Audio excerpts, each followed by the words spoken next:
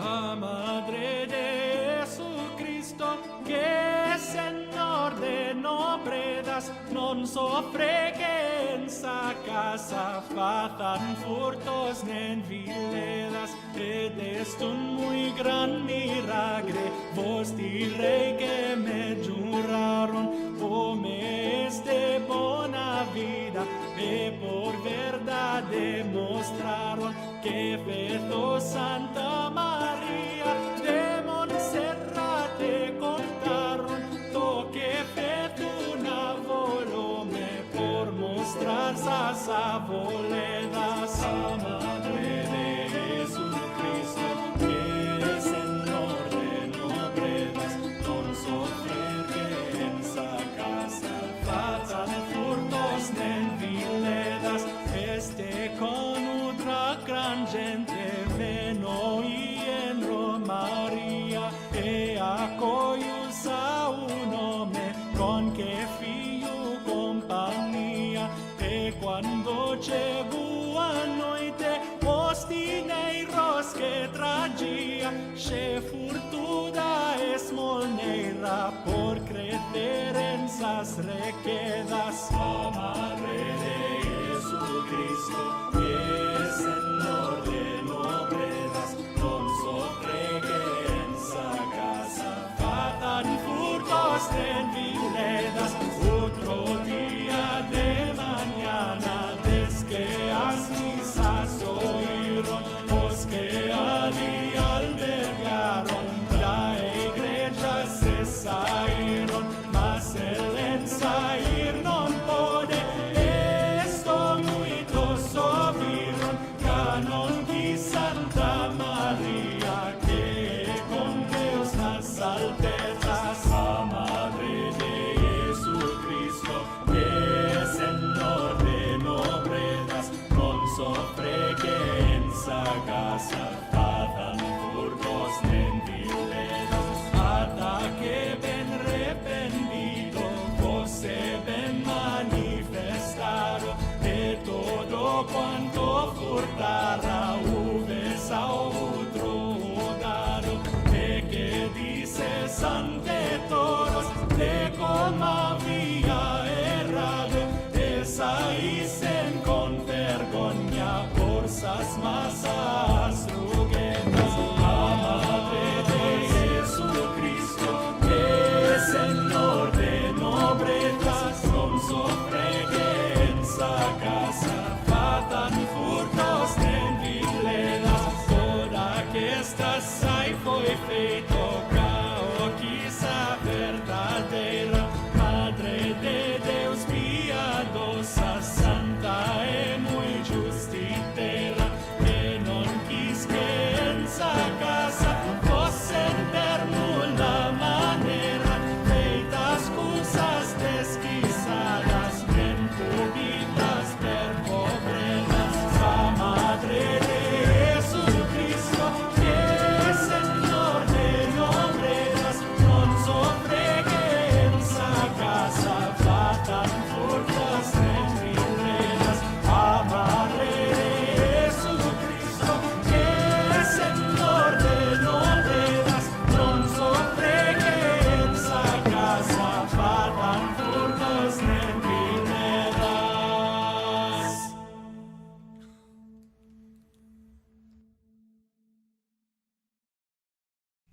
Yo!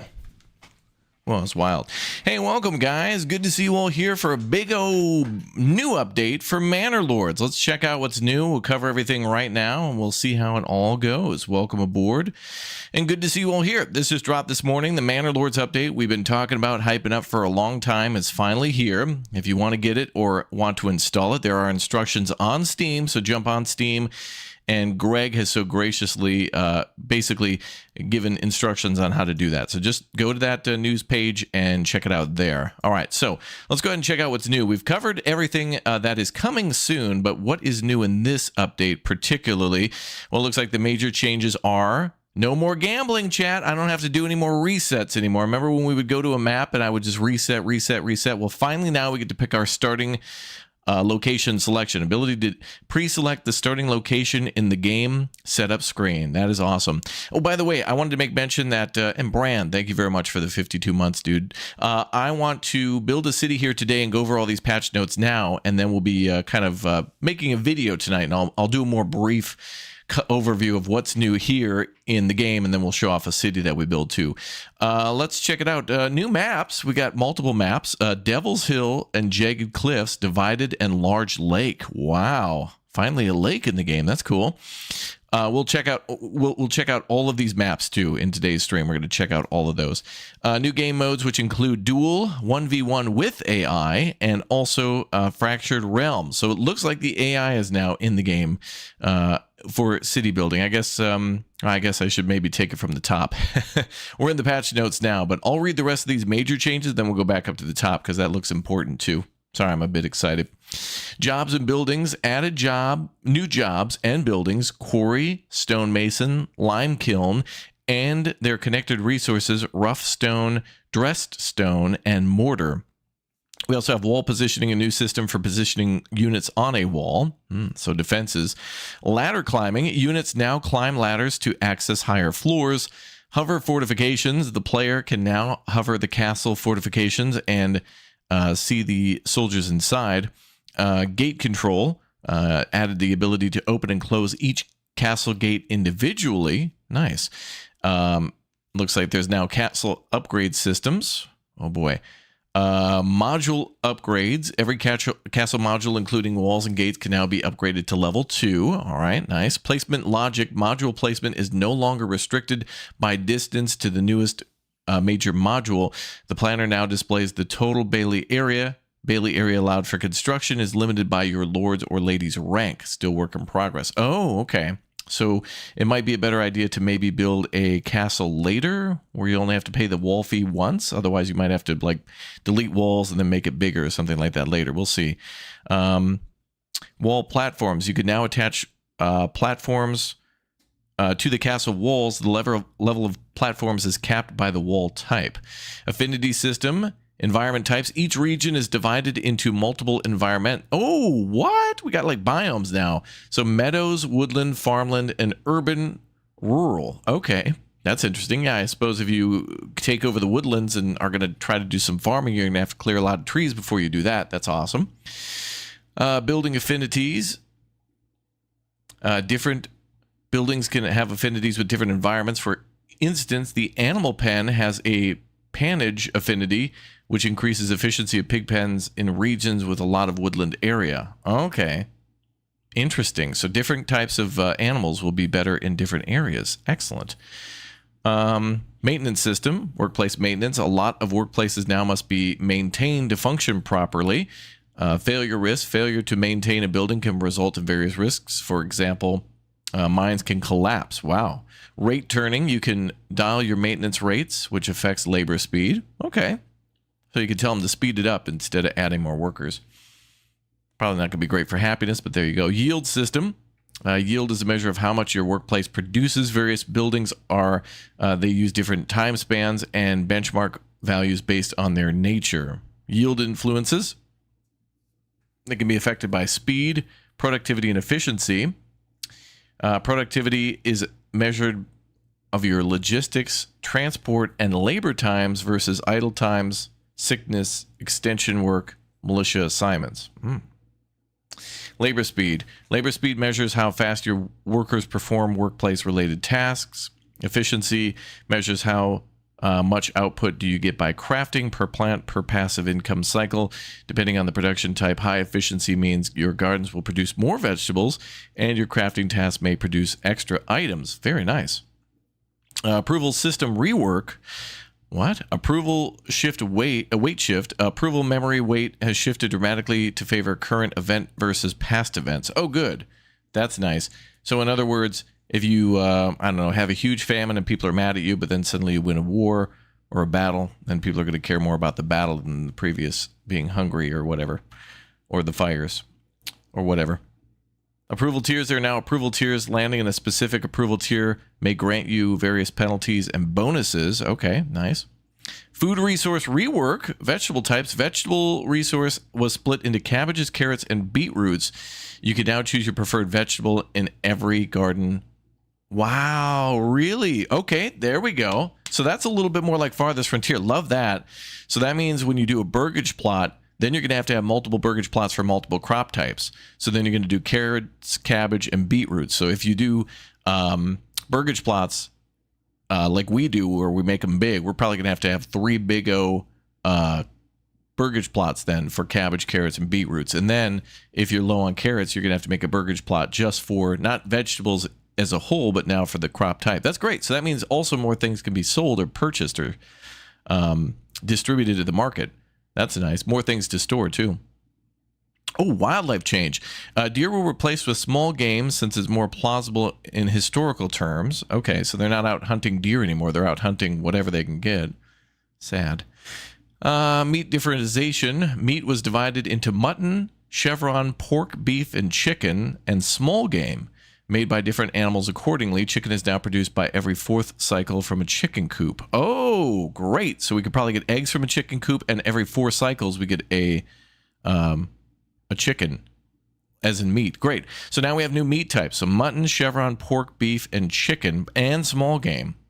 And that's interesting because it says here, okay, now we have sausages that are made from pork and salt. So sausages can't be made from like game meat or chicken or something like that. It has to be pork and salt. So you can't make sausages unless you have a pig farm. So that's interesting. So keep that in mind. Orchard types, pears and, is that quinces? I've never even heard of that before. Added to the orchard resource types. Okay. So now we have apples, we have pears. And I think at Manor, in Farthest Frontier, we have peaches as well. Mushrooms experimental. Mushrooms were added back. So I wonder if that's A, something that can be farmed, or B, gatherer hut, which would be interesting to have mushrooms and berries and other things rather than just giant berry bushes. But berries are important, though, for the game because they're also not only just a food, but they're for dyes, too. Berries are for dyeing and making certain fabrics and stuff. So that's an interesting thing to consider, too. Regional development and system rework. To a lot of players, the development tree was a weak point of the game and described as an immersion breaking. Therefore, a new, more grounded system of development perks was introduced. The player is now faced with more realistic choices at each settlement level development, and those choices reflect the settlement development stage. Okay, we got to build a big settlement then and see what each of those different tiers are. Very nice. You make marmalade with that. Oh, really? Oh, okay. Perk design. The perks are also designed to be more nuanced from game design perspective, so the choices are less obvious. Rollout status. Since it's still in progress, only the first batch of perks origins is available. Oh, okay. So just keep in mind, when we see the perks, then there's only the first tier for the beta. So this beta, by the way, could be a thing for the next month, 2 months, 3 months, maybe a week. Who knows? Maybe we'll get some more news on that as we read more. But just keep in mind that because everything's in development, it's going to be some time till we know. Policies removal. Policies are temporarily removed. Okay, still undergoing rework. Okay, so there's no policies, but there will be. So that's good to hear. So there are perks. It's not complete. Also, there's not policies, but they will be in there soon. I also think I read something about for anybody who's going to come here and ask, can you continue your cities and stuff? I think this is it's going to be such a big update that your previous cities won't work when it's released, and it's the same with the beta. If you already built a city, you'll have to start back at the start. Okay, let's start at the beginning then. That was some of the major patch notes, but this probably could lead to some more, and this is talking about AI cities as well. Hello, everyone. Sorry for taking so long this time. I'm rethinking what went wrong to ensure it won't happen again. I focused on expanding the developer team and tackled way too many issues at once. Right now on the left of my screen in the engine window, it's a graveyard full of perks that didn't work out and that were eventually discarded. I needed to align visions with new designers and the new programmers learning the code base that was basically a giant solo dev spaghetti. Also led to a bunch of problems. There were also some major refactors done that will be hopefully completely invisible, but without them, the AI towns could not function properly, basically how data is organized internally. Some tasks appeared to be innocent and ended up being huge rabbit holes. From now on, the goal is to focus on smaller sized updates, but uploading more frequently, sharing with bug fix and polish and the rest of the development perks in the beta. You'll find the first 9 perks. Okay, so we have 9 perks unlocked. But some of the things I think eventually accomplished that we could try in the beta. Good progress on AI-controlled players and AI towns. Ooh, the AI can't challenge the player yet, but it's getting closer. Its towns look relatively natural and organic, which is a major goal for us. Great. Okay, good to know. The new progression system should work now, feel thematic, and the choices should be less boring and obvious. A lot more depth overall. There's maintenance, efficiency, yield, productivity, dynamic population growth rates, various approval effects, environmental affinities, and most of these things work based on the modifiers that could be stacked together for ultimate results.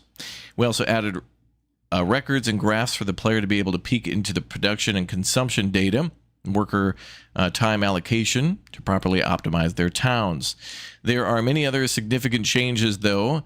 They will feel a work in progress, like the ability to upgrade to a stone castle, place your soldiers on walls, and peek inside the towers.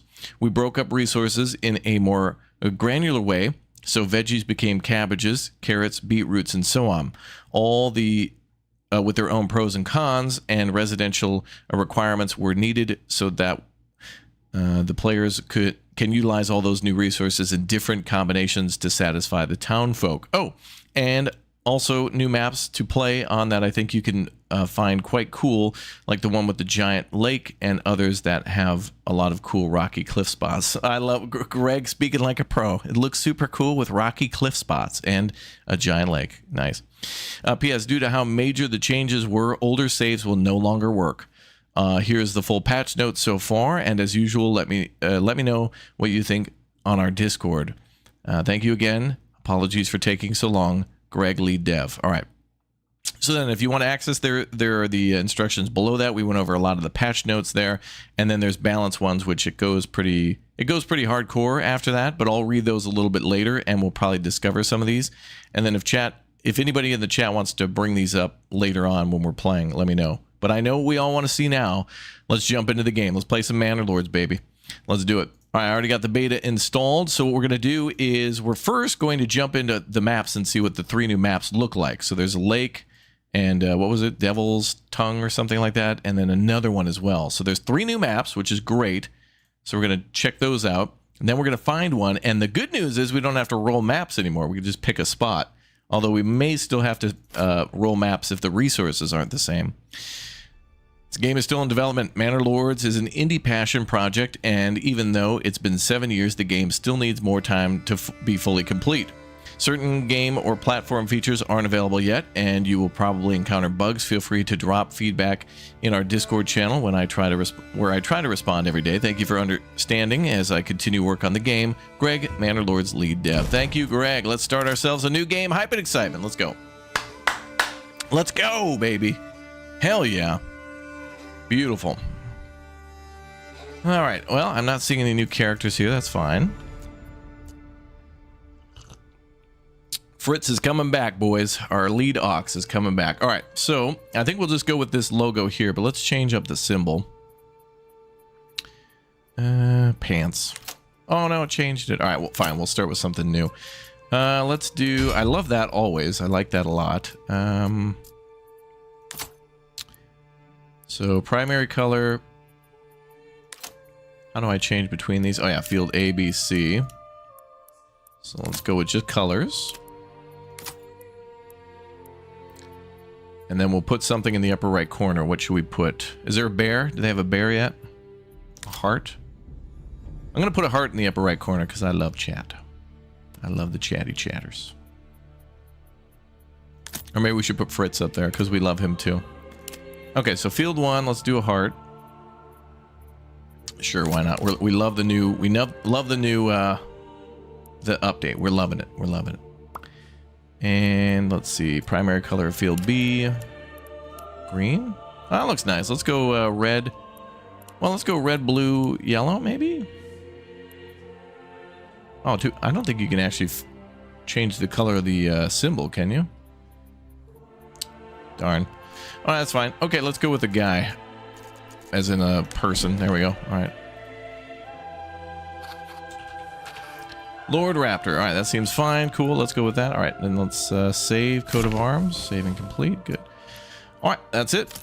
All right, let's check out the new maps. So first of all, remember Greg said that there were new game modes. So this is new, a duel premise. Your family and your rivals share a long, bitter history, and it seems the next chapter will be written in blood. Conquer your rival. Oh, Liechtenstein and Switzerland. Yeah, it's a long rivalry. Fractured realm. 4 major noble families were guaranteed rights to settle these lands with too many claims and too little space. Ambition brews. Alliances will form. Betrayals will sting, and war seems inevitable. Oh, interesting. And then there's the On the Edge and the Restoring the Peace, which are old. And then also Rise to Prosperity. So these first 3 are old, but these 2 are new. So a duel just puts another AI player on the map? His name is Fritz, lol. Alright, let's go with 4 and see what happens there. And then there's... Okay, so here's the maps already. So we've seen this before. Germanic Valley, High Peaks. That really reminds me of, like, Slovakia or something. Winding River. That's also old. Devil's Hill. That's it. Dominated by a huge central hill which overlooks the surrounding regions. That looks cool. Alright, we'll have to take a peek at that one. So that's what the map looks like. Looks like 1, 2, 3, 4, 5, 6, 7 regions there. 3, 4, 5, 6, 7, yeah. And then the big hill in the middle. Jagged Cliffs is also new. 2, 4, 6, 7 regions there as well. And it looks like players are kind of more towards the middle there. Like the maps kind of go towards the middle. That one says filled with rocky cliffs and valleys. Nice. Divided.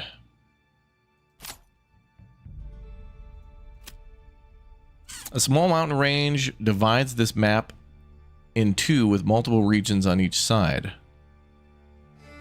Okay. And Lake Lem. Large lake covers the center of this area with many regions surrounding it. I think we're going to have to do the lake. I think we're going to lean towards the lake for sure. Oh, that's great. Okay, so there's a big river up here, but then it seems like there's a small, like kind of a stream that comes down here. May actually be a break in the streams too.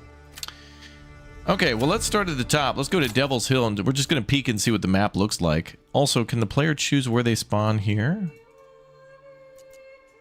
Oh, AI opponents. There you go. We have AI opponents now. Crazy. Wow. Oh, and their aggressiveness, too. Although, I guess, arguably, we had AI opponents before, but they weren't on the map. They would just kind of invade with their armies off map. How do we change our starting position? Oh, initial bandit camps. Good. I'm glad we can still do that. Wait, any... Conquest, domination, growth. That one, Fractured Realm highlights when you choose that one. Interesting. Anyway, starting season, royal tax. Oh, we may have to play on the high difficulty too. Although maybe we shouldn't do that until... Maybe I think maybe we'll just play on an easier setting to see what's new. And then, you know, when the beta is actually released and balanced, then we could do that. Because, you know, everything's just not balanced at all. Is there a way to change our starting location? How do we do that? Oh, you click it. Oh, okay. All right. So if you want to move, you just click and drag the shield. That's all you got to do. Okay. All right. We'll start in the middle then and see what that's like. Okay, let's go to Devil's Hill. We're just gonna peek at the maps, and then we'll kind of pick a little bit more decisively later. Also, pay attention to this loading screen. Look at this loading screen, and then go and look at Farthest Frontier's recent update and their screen of a horse and a kingdom like that. It looks exactly the same. Farthest Frontier is giving a nod to Manor Lords that way too. It's very cool. All right, so what do we got here? What is this place called? Trufflesburg. Oh, they actually put some things on the map now. Oh. Okay, so there's like mushroom. Okay. Oh, I see. Wow. So you can tell what's on the map by zooming in a little bit, but if you zoom out, you can see the painting.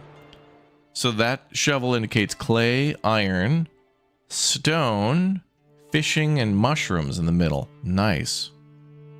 And what does the map look like? Oh, I love the little streams. I still wish we could build a bridge for smaller... Like, I think if you build across these little streams, it just puts it in the water. But I wish we could build, like, a little bridge above it. Maybe you can do that. I thought that was kind of only for the rivers. So, clearly, absolutely beautiful. And it looks like a lot of streams. Big O hill in the middle. The hill's great. That's going to be interesting to build a village on. And also to fortify.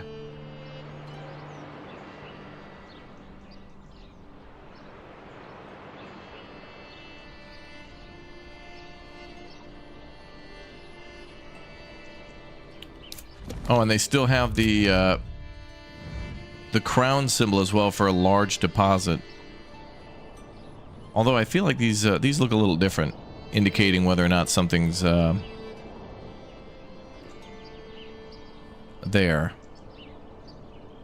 Oh, whoa, whoa, that's different. Eel. We have eel now.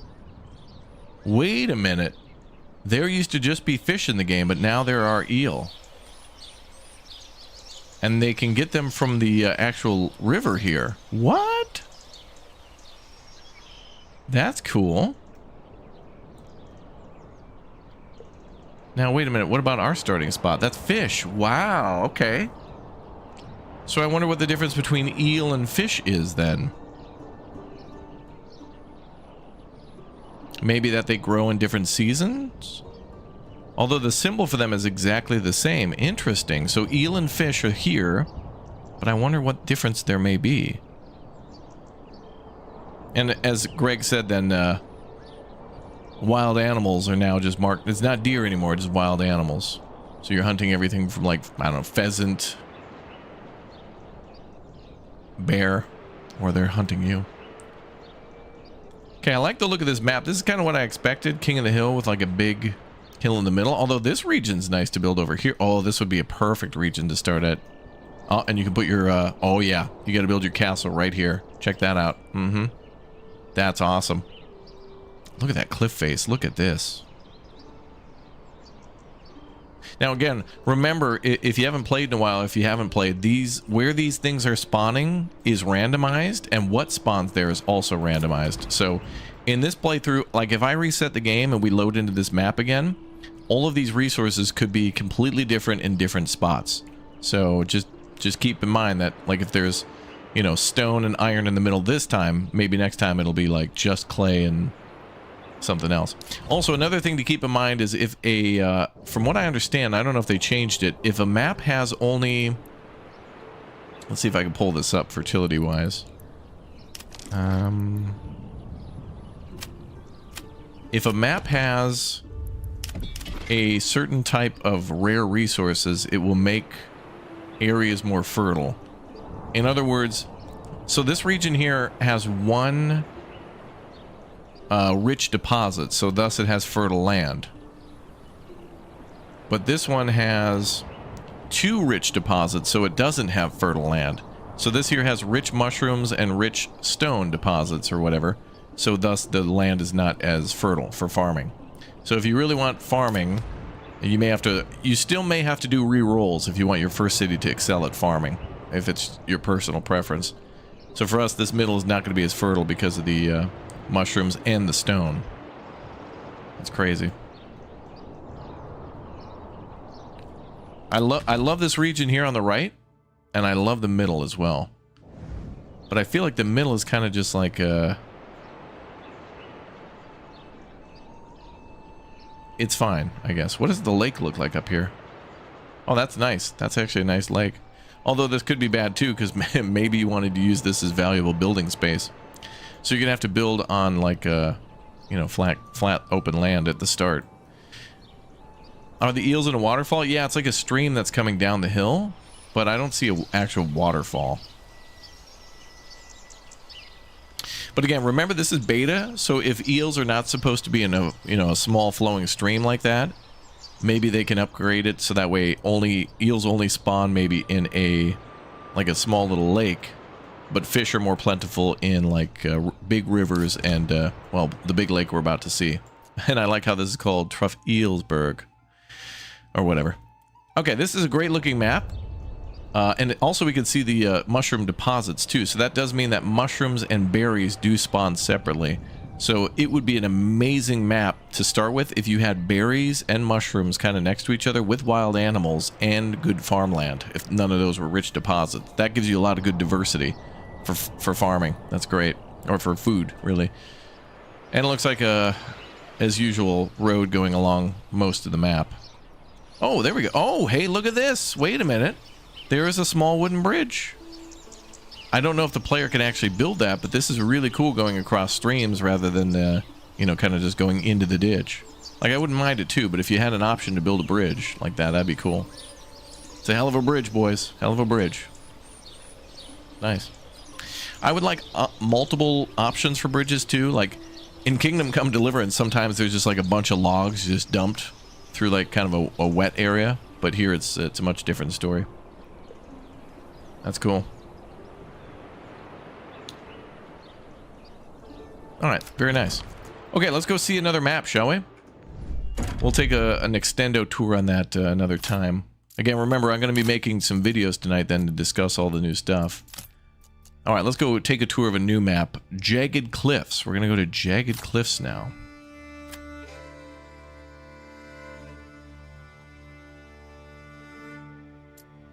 Let's see what this looks like. Time for a bridge. Yeah, so I'll do top 10 bridges in Manor Lords review, and then it's just like 3 bridges.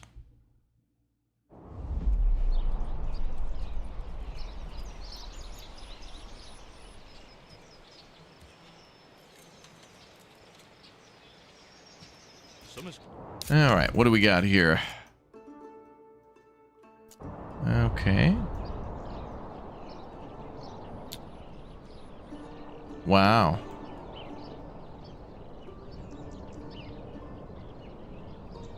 Got some beautiful cliffs there. Yeah, wow, really. That's a great starting spot. Then this one's a little more flat here. This would be a great one to expand into, go from here to here. Oh, this is interesting as well. We got like a little winding stream between those two, but look at that. Gorgeous. I wonder, have the AI cities gotten started? Are they building anything? Oh, yeah. Oh, yeah, look at that. The AI is already starting to build.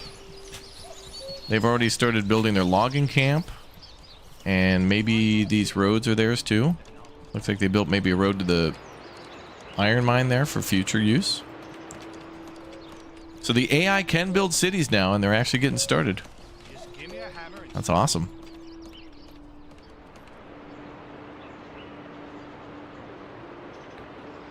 We got a glorious big old hill up there too. Absolutely glorious. Let's see here. Okay.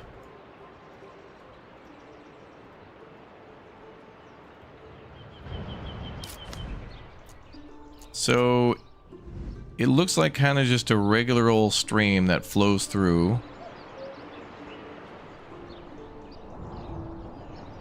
Oh, nice area here for a hill. Look at that. Ooh. Good manor location there too. Damn. And there. Oh, this looks great too. All right, there are plenty of wonderful places to build like a church or your manor or just parts of the town. And I love the random spawning of the lakes too. That really makes things look nice. Every time you play, it'll be a little different. Looks like lakes are rather plentiful too. They kind of used to be more rare. But I'm seeing like lake here, lake there. There's another one up there.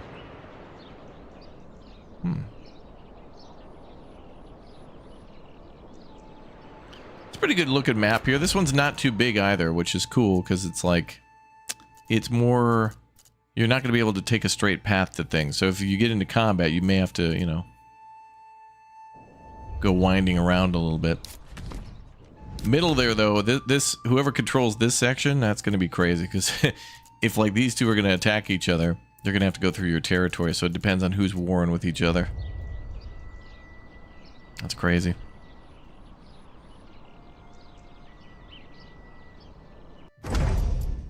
Okay, that map was kind of reminded me of that other map, the one with the cliffs too, except it was more square rather than rectangular. Let's check another one. So that was Jagged Cliffs before it was Devil's Hill, now divided. Small mountain range divided the map in two, multiple regions on each side. Take a peek. Take a peek.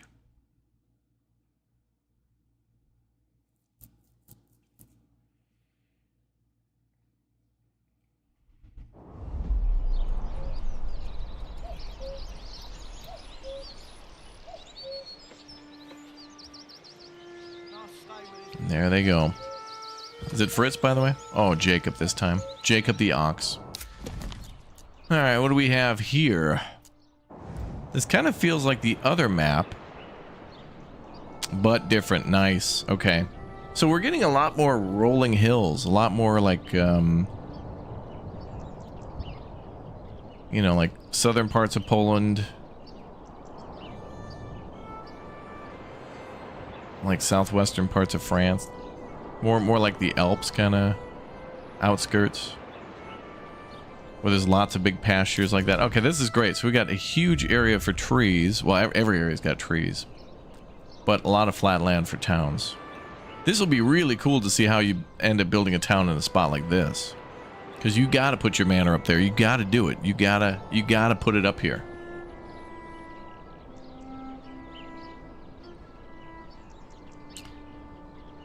Just look at all the great space to build. Insanity.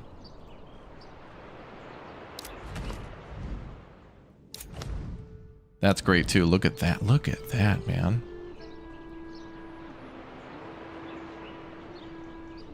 I feel like what needs to happen with your manor, I'm not sure they mentioned this, but I need to see like by doing how it works out. I want to be able to paint our Bailey like land first and then fortify it. So like if I said, okay, this is all of our like, this is our manor, right? And we get to paint that, then we can put a wall around it like how it is in Foundation. Because you're not, more and more I think I'm less and less interested in building a manor that's just going to be a circle or a square. Like here I mean all you'd want to do is just follow the edges of the like cliff line here. It's perfect. Bum, bum, bum. Amazing. What? Okay, that's clay? Clay. Wait, did that say sulfur? Oh, surface deposit. Okay, I was going to say. Actually, wait a minute. Don't we have limestone now, too? Maybe stone is also, for now, just stone and limestone are lumped together, maybe. Look at this. Look at this. This is an interesting spot to build in, too. That may be the same spot as before. Well, it is, yeah. But I'm looking at it from a different angle where it's like, wow, I'm seeing the hill here now. That's crazy. So what's going to be really interesting here is if and when forces from off-map attack, or when forces attack between the regions, like what way are they going to actually take? Like I would hope that there'd be a higher priority for the AI and for you to take roads, because maybe they can march on them because they already lead through these areas. But I would like that more so than people just randomly going through trees and forests. Like this way would be faster, but it's like steep and treacherous, as where you'd probably go this way where the road actually goes around, which would be a very cool thing to be able to build your fortifications near too. That's crazy. Another great spot for castle. Great. Anything that's just open like that is just perfect.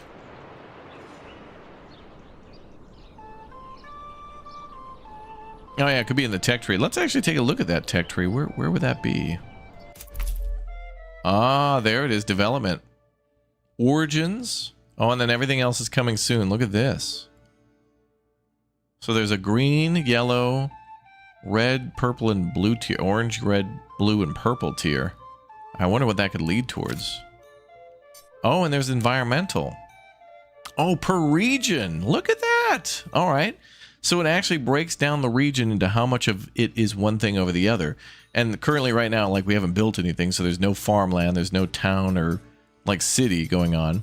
So right now it's 56% forest, 43% like grasslands, meadow, as it says. That's cool. So that means, oh my god, that gives you bonuses for leaving the land alone sometimes. So here, apiaries, because of pollination, and yeah, it says both, oh, extra crop yields and extra pollination. Oh my god. Woodland bonuses then are, yeah, for the pigs. Swine grow on fat on mast and acorn. Thriving ecosystem, bark gathering too.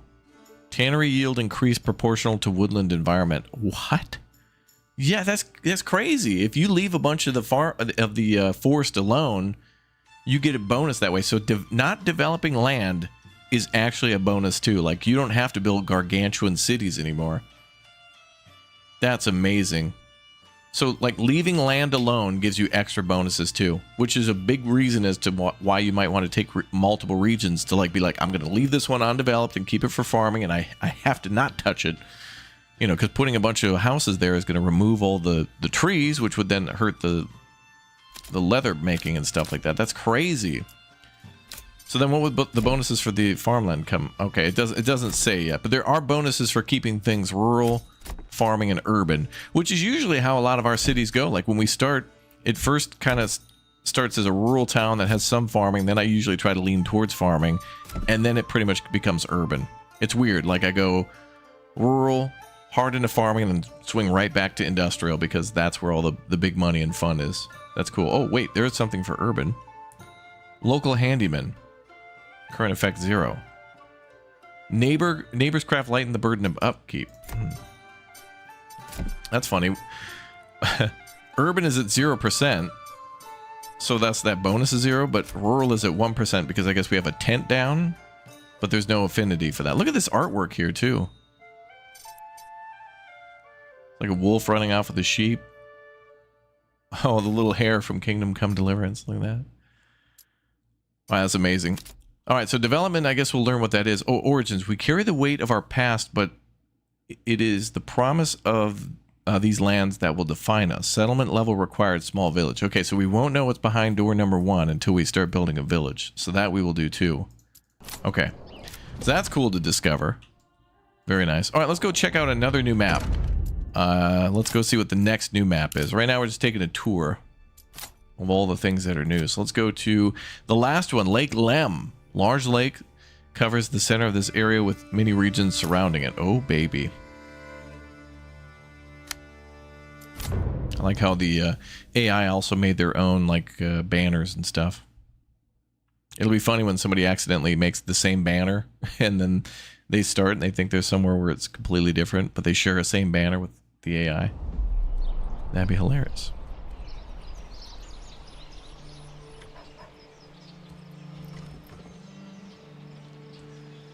All right, where do we got here? Oh, look at this. Okay, we got a little stream going the whole way to the Big O Lake. Looks like the lake is divided. It's like Italy, Switzerland, Germany. They have a border like that. Austria, maybe? Somewhere, I don't know.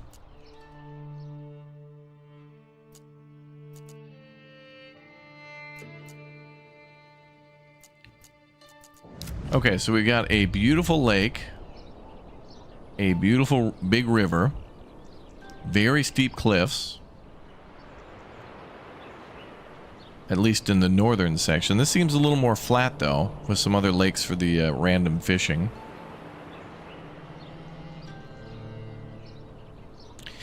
This would be a map type, too, where I think everybody, it looks like every one of the regions but one of them is connected to the lake.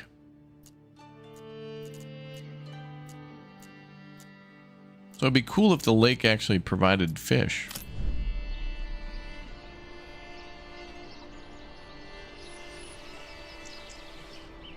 But it seems like there's only eel here along the shoreline, which I guess makes sense, because if the eel are all over here, you probably wouldn't find them in other places too, because the lake kind of has its own ecosystem too. So eels can be in a lake, or in a stream, or maybe even in their own small lake too.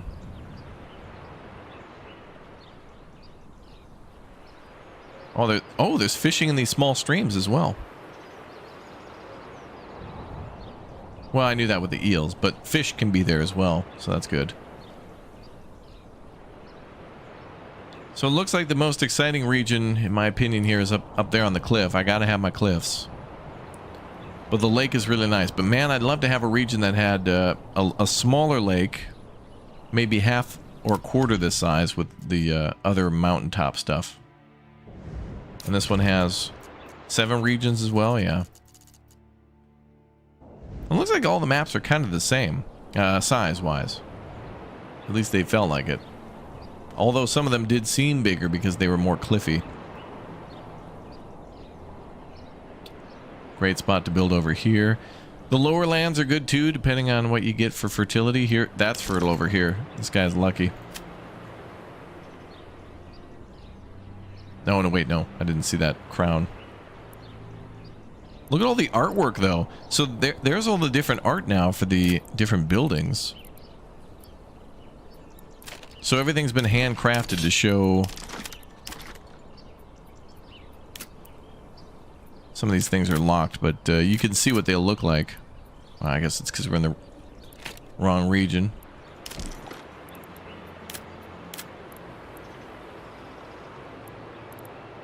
Oh yeah, the bakery and stuff. Look at that. Yeah, they did a pretty good job of using the art to simulate what a charcoal kiln... Yes, charcoal kilns are not locked behind a development tree anymore. So now you can just straight up start making charcoal from day one. Bloomery as well. And also that must mean that we can make armor and stuff too, right? Maybe that's at the smithy. Anyway, very cool. It seems a lot less restrictive than before, because before you did have to have kind of like your farming town and then your blacksmithing town, and blacksmithing town was probably best if it were attached to a iron deposit with rich deposits. This is how it was. A siege camp, work in progress. Placing nearby friendly units allows utilizing siege camp. Oh, that's good. Then you can send your units to that, and then they can occupy that space. And there's the manor, relatively unchanged. Settlers Camp 2. Oh, there's the church. And it looks like the pricing is about the same too. Oh, there's your corpse pit. That's nice. Small tavern, yep, all upgradable, of course. Yeah, the unrestriction of the charcoal kiln and all that is huge. That is a massive development. Ah, and still 2 things here. Oh no, only 2 cosmetic things still. The shrine and the ability to erase shrubbery.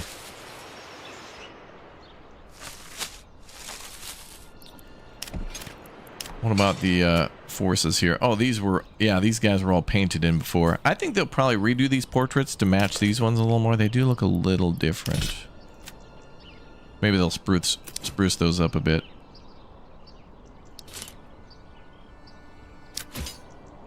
And what about the ones we can buy? Yeah, that all looks the same too. Bear. There's a bear.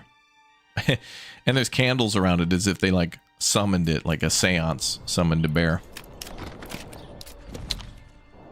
Okay, so yeah, unrestricted for now, yeah. But let you know, we'll see what happens with the beta, you know? Like it could be unrestricted forever. Maybe feedback will come in and be like, "We love that. Keep it that way." Who knows?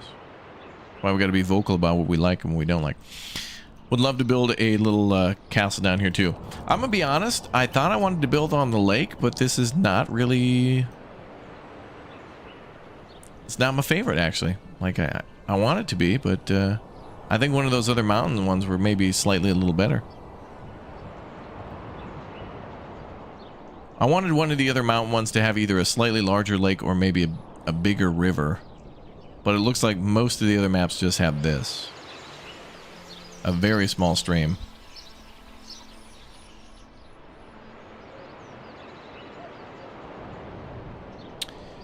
Well, I think it's time we start for real and start building in Manor Lords for the new update then. Head back to the main menu and actually get started for real for real. Okay, let's do it.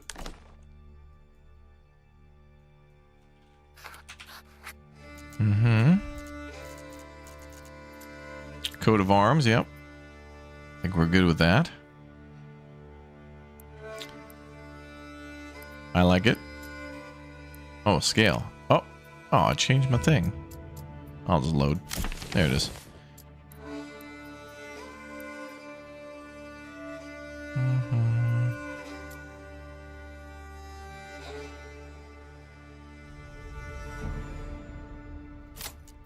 All right, so first of all, we have to decide game mode. Usually what happens in Manor Lords is that we can't ever expand because the AI will usually take, even if we play on like a chill mode where they're supposed to calm down, they take over the whole map within like 10 minutes. And I don't want them to do that, but I still want to see what the AI does. So let's do a duel. And then we'll pick a different map for that. So between Devil's Hill was pretty cool. Jagged Cliff and Divided were more interesting. I think it's going to come down to Devil's Hill and Jagged Cliffs for me. And I think the most difficult one to build on is going to be Jagged Cliff. So I think we're going to build on that one just to see what happens. And then I will choose to build... Oh, that's interesting too. You can start you can choose multiple starting points for your settlers camp.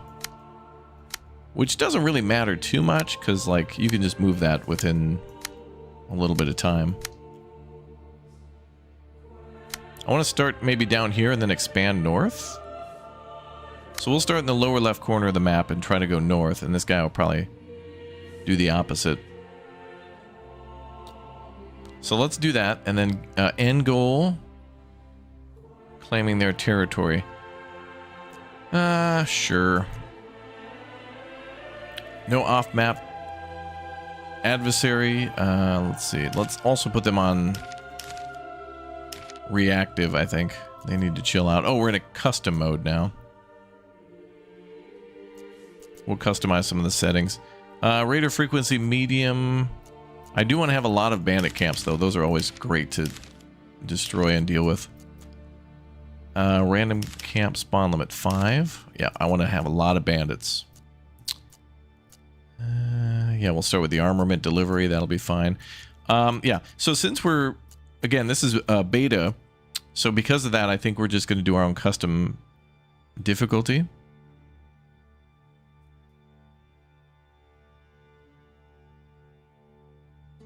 And then we'll take it from there when it fully releases. When it's, you know, when the beta is fully released, that kind of thing. Okay, so starting supplies. I think all that's fine. Weather events, fine.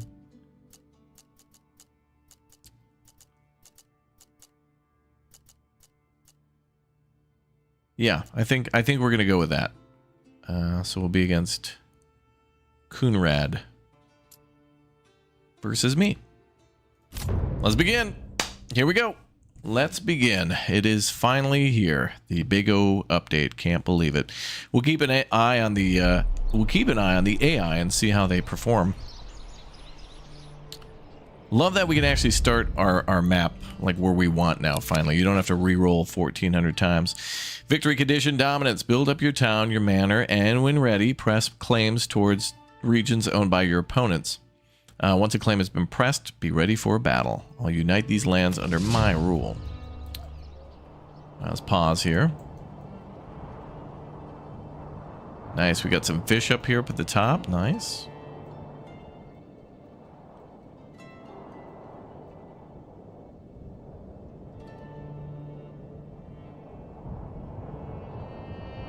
So that's where our enemy is. North is interesting too, but alright, this will be fine.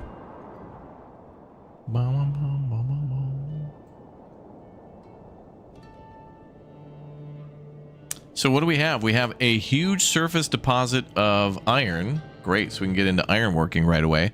We have a huge deposit of fish, so we'll have plenty of food. Then we've got some clay for roof tiles and stone for our manor. That's a pretty good start. Although, oh, and we have some mushrooms too. So we don't have wild animals, and we don't have, what was the other thing I was hoping for? Fertility, because we have 2 rich deposits. But the fish will make up for that, and we can always farm in a different region. But I think we'll do our farming maybe down here, or something like that. You love the choir of this game? Me too. Alright, so there's our starting point. So let's start thinking about our town.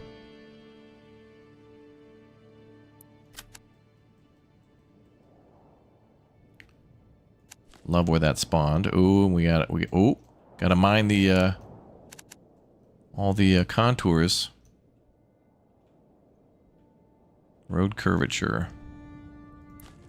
Oh yes, okay. Oh boy, our first day. It's been a while, so forgive me. I gotta figure out where we're gonna put the church too. Maybe a church up here. I think what we'll do then is we'll cut down this forest to begin with.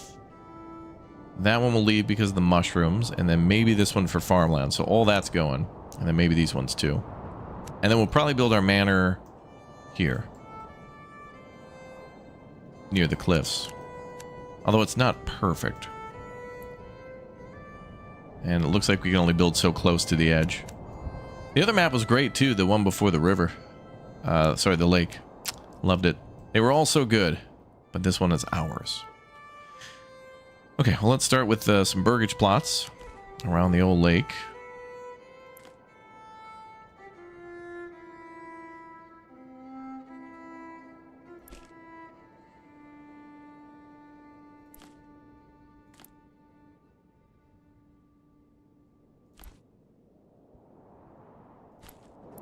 So we'll start our road there.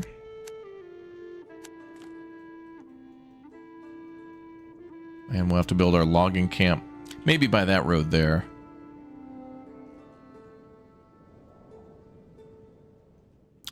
It's going to be a long start. We're going to go nice and slow. We got to savor this, man. It's been a long time since we had a big new update.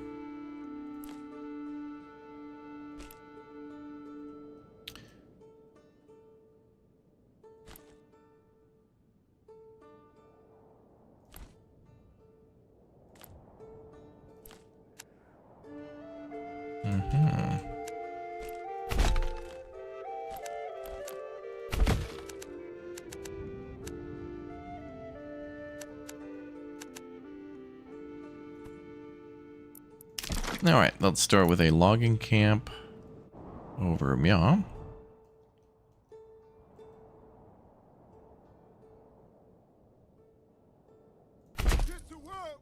Then we also need our parking spot for the animals. Where's that? The old hitching post. Okay. Let's put that over there. Come on, people. Get to work. Do 2 of those. And then we're going to have to start thinking about burgage plots too.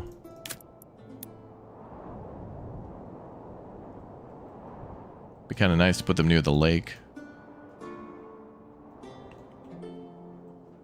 It's actually relatively flat land here. This is perfect for a whole town. But we'll build more of a city up there, I think.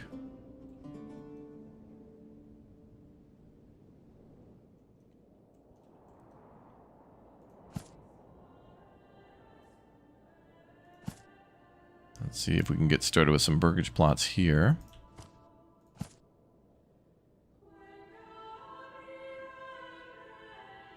Okay, we have to have the materials first. Got it.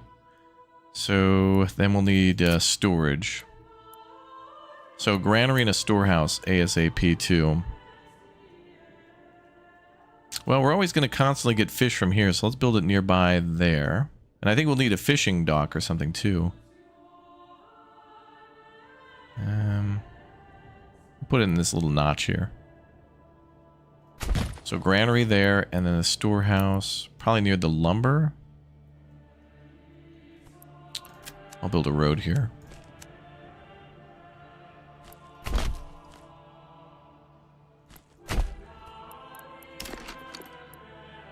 And we'll do a storehouse there next to it.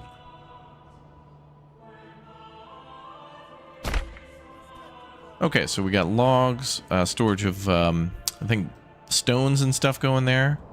So it's kind of close to our iron and, well, there's not too many stones, so it's fine. Let's see, what else? Livestock trading post, pack station, those won't be needed for a very long time. Oh, we got our well as well. Well. Marketplace 2, Burgage plot level 1. Look at that. Look at the art on that. Nice. Got the chicken coop there. And Burgage plots can be upgraded to have a chicken coop too, and it's neat to know that they produce meat that way now as well. Windmill, sheep farm, pasture, farmhouse, and field.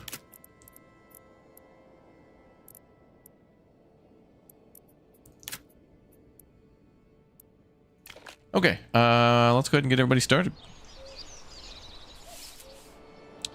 Now, how much coin do we have? Start with nothing at all? Not a penny.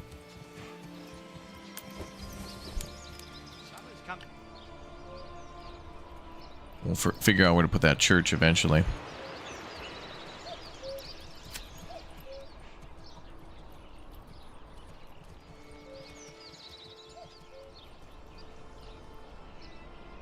What is it?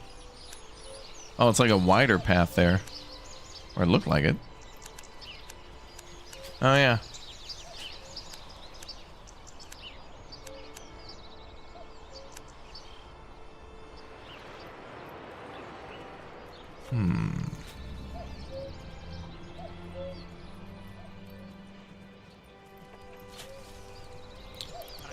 How can I take advantage of the fish?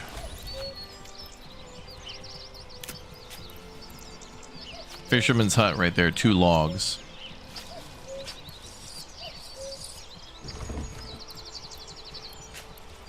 Oh, yeah. Forger is for mushrooms and for berries. Yep.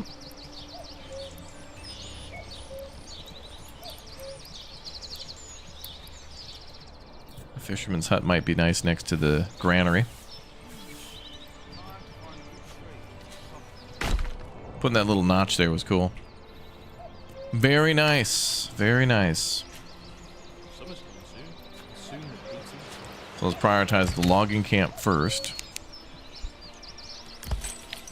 And then the hitching posts.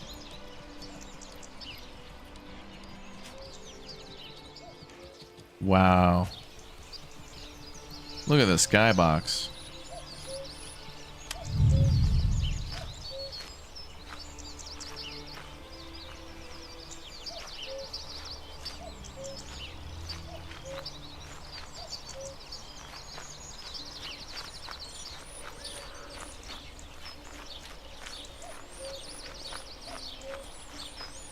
Think about all the gun stores, liquor stores, Walmarts, and 24-lane highways we're gonna build, brother. Goddamn.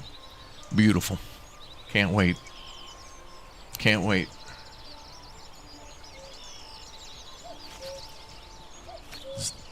I can just see it all paved now. Wood needed. Yeah. Yeah, we're gonna need a lot of wood. Outfits and such look the same. Animations all still pretty solid. Nothing lost, nothing gained there, but still good.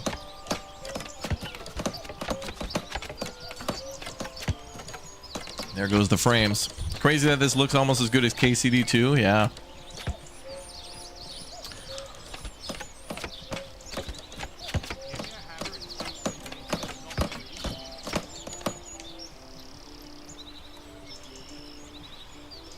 Yeah, KCD, if we can get to the point where we can build in this game like it's Gutenberg and Kingdom Come Deliverance 2, that'll be perfect.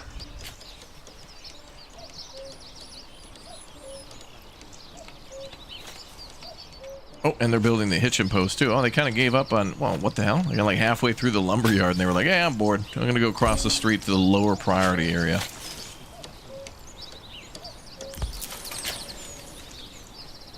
Well, Won't I be in negative coins, though? Splendid work on the roof, good sir.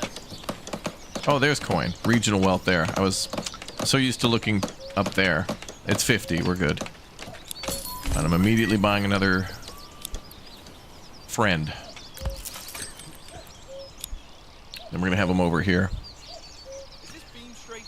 Then we'll have to see what the price... So now with burgage plots, we have to choose between cabbage, carrots, and beetroots. So we'll have to see what the difference is for pricing, if at all. There's a cost. We'll see. And we got to get those supplies stored before it starts raining. Yeah, we got to get our survival skills up, so we got to start spamming and picking up chamomile till we get our... And then we have to walk across the whole map over encumbered so we can get our strength up. Kill a dude in 2 hits because we carried a bunch of armor across the map.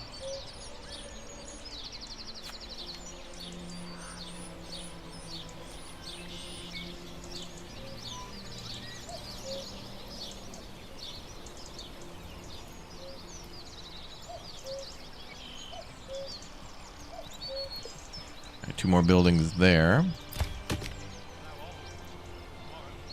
One tool to build that. We have... Where are our tools? There, 19.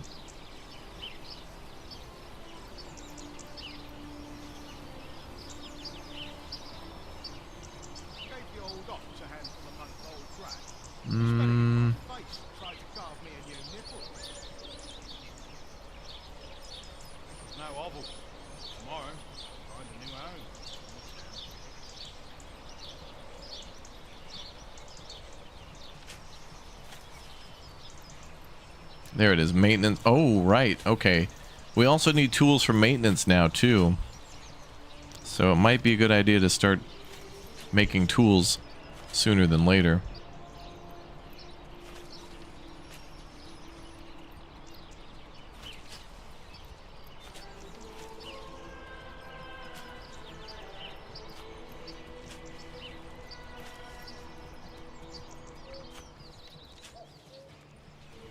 Oh, also, there's that day-night cycle still too, but you gotta turn that on, but I'm alright without that for now. Okay, and the supply of fish is growing.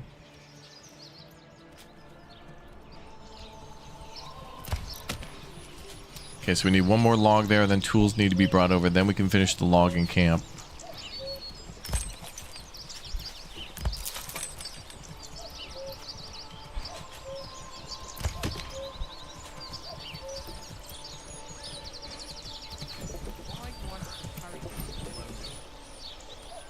Alright, so that log brings in the rest of what we need. Cool.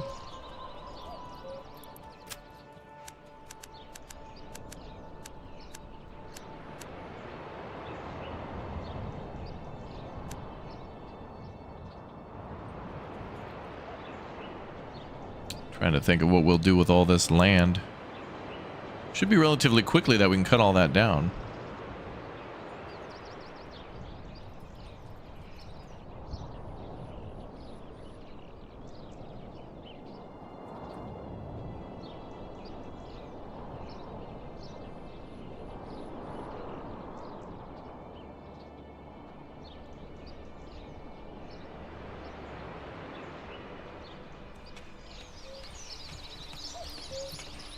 Oh, ah, there it goes. I do hope we have enough wood to finish this building. It's been most embarrassing to run out halfway through. Who's using the auger? I need to drill holes for the pegs.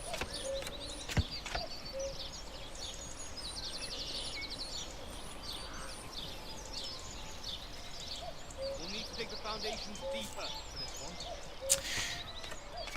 Animations look better. Yeah, maybe. It's been a while since I've seen this one. What we'll be doing, by the way, folks, is tomorrow I'm going to be building a city all night tonight with you.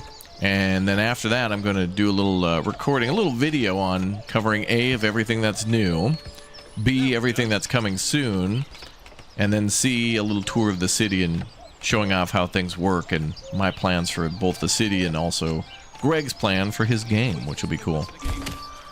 things that they have planned. Not only for this beta, but also future ones too. Seems like he's always a couple steps ahead, you know? He's got plans.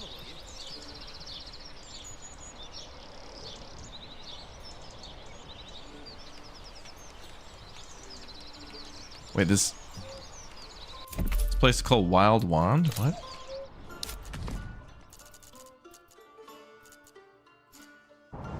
Weird.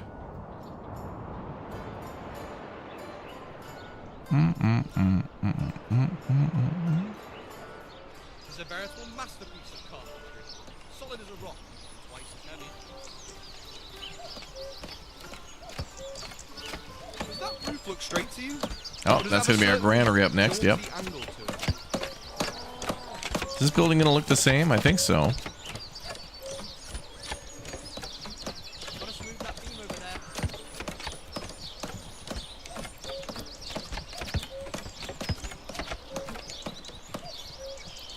Gave the old ox a handful of months old. Okay, so 2 more logs on that and 2 more stones need to be delivered there. Oh, there. Okay. So there we go.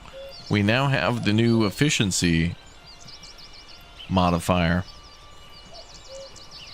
Goods produced in the last 30 days, nothing. Efficiency 1. No modifiers.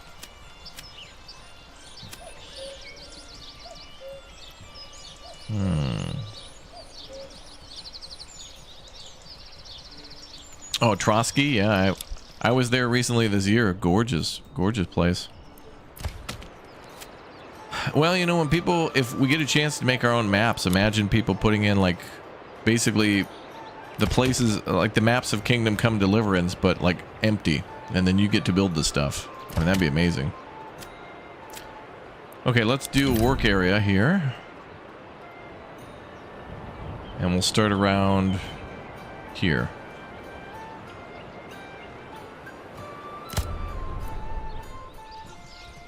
When we get a chance to start cutting down trees. Right now, everyone's just building. Bum, bum, bum, bum, bum, bum.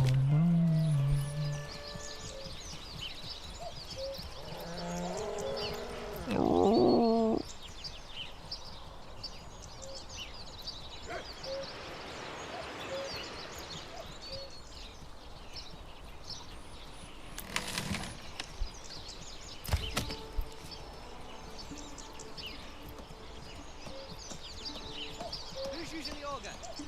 I need to drill holes for the pegs.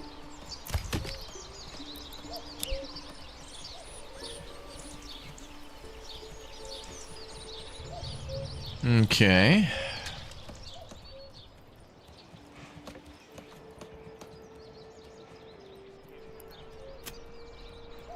Trying to think of where we're going to put our first burgage plots. Maybe over here.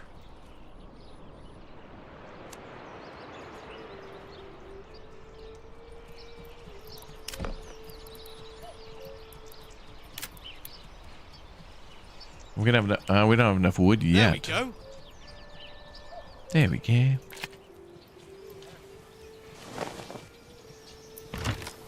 Five logs there remain.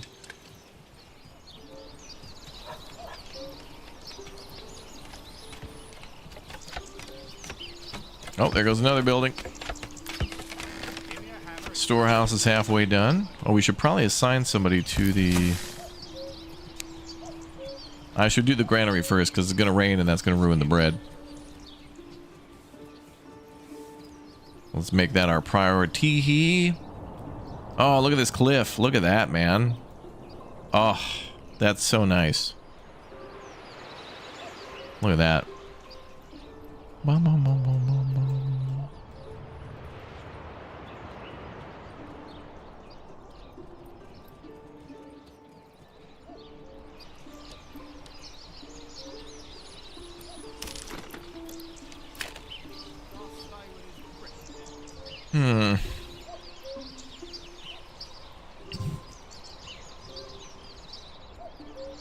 Oh, actually, wait a minute. Let's check out what the AI is up to. Where is he? Oh. Okay. Oh, all right. Okay. The AI is doing something. Look at that. The AI is finally building their first city. Check that out. Burgage plot there. 2 hitching posts there. Another burgage plot across the street, and a logging camp too, and the granary nearby. Look at this. Oh, and they basically got what we got. This is a damn clone. So we got the fishing hole and the granary and the logging camp up. We've done the same. Very interesting. Wow, okay. So the AI actually builds its own cities. That's awesome. Not so lonely anymore. That's cool. We'll have to see. So we'll have to keep an eye on that. Like every so often we'll check back over there and see exactly how they've laid out their city. It looks pretty organic. They've done some organic stuff going on. That's not AI, that's just Greg playing. Yeah. Yeah, Greg logs into everybody's game and is secretly playing in the background.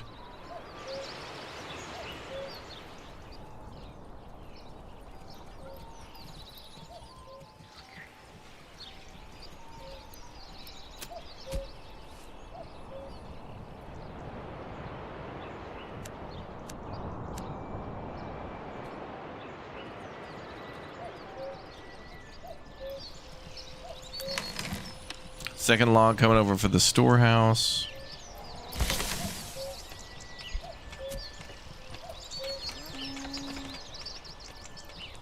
Game still seems to go rogue and do whatever it wants with priorities, I think.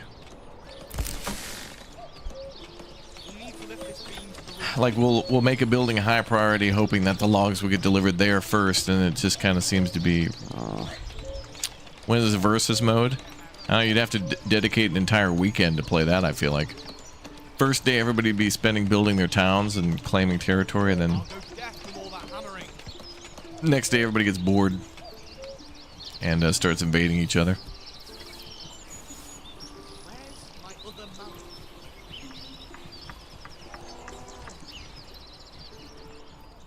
That is so cool to see the AI actually doing stuff on their side, building.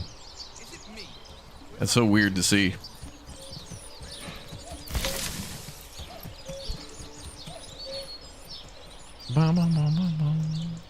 Where's my other mallet? Other mallet.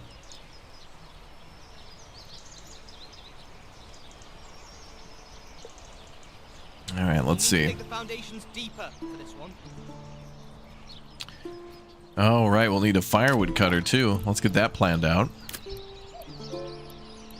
Where's that?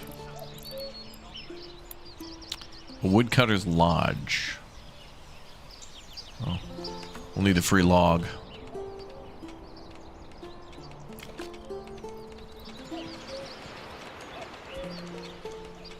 Just saw Astroneer new DLC next month. Oh, cool. I love Astroneer. I don't think enough people play Astroneer. It's an older game, but it's when it's old and it's fun. There you go. Forget to brace the frame of the door. We don't want it to sag. Raptor, come and see us in the Czech Republic for Con Morhen. Ooh, the Witcher Festival. What? Oh, I'd like to do that. I would do that. I want to go to a Renaissance Festival type thing too, and I love the Czech Republic so much. Come along, lad. I'll have to see if Tom likes doing that stuff. Anything for a Kofala run.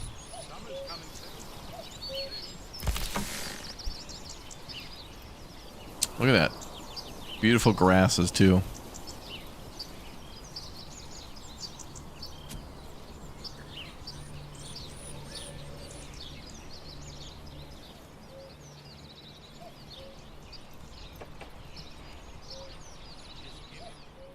Tom from MySpace. Tom from Poland. Tom Gangsta, the creator of a bunch of Men of War Assault Squad maps and mods. Now he's making cool stuff in Blender and furniture and stuff. Dude's a genius, man. Pass me the hammer, will you?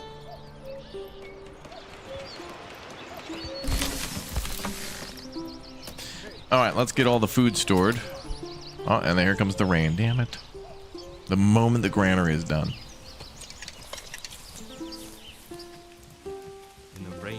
know there's still work. Yeah, they'll get it.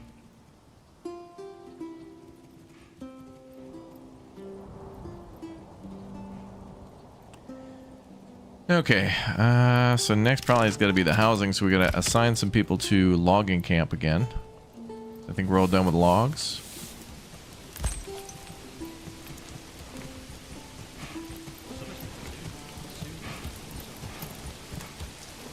Let's demolish that. We should get a free log out of that. Oh, and actually we should have our second oxen on the way too. Ooh, look at the road. It's flooded a little bit.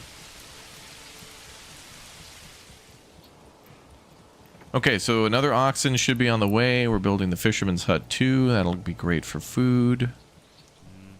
Time to find a good tree.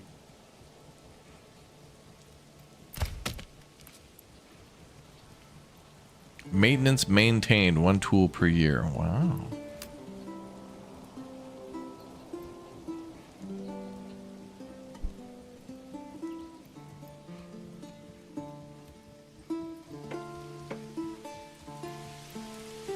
Firewood and stones are... Oh, they got all the food in storage. Good. Or at least they're transporting it now. Let's go. Let's get a hand in, people. Coif's not a chair. Let's go. This is heavier than it looks. Beautiful. Is this a midsummer game? Yeah.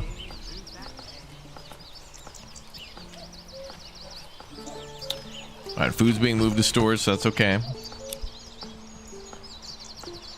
Fisherman's hut will go up soon. Oh, I can hear the chopping.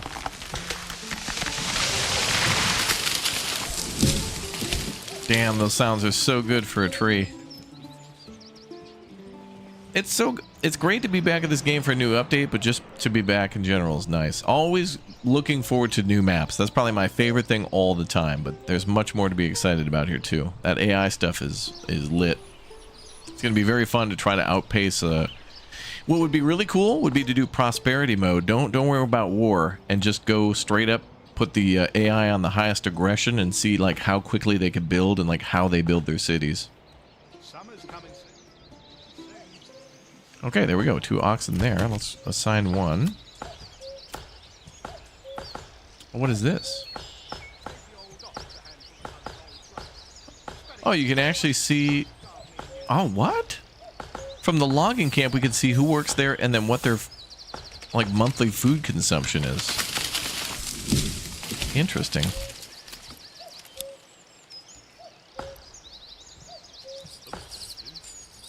Okay, so I'm going to assign 1 oxen there. Get another family assigned.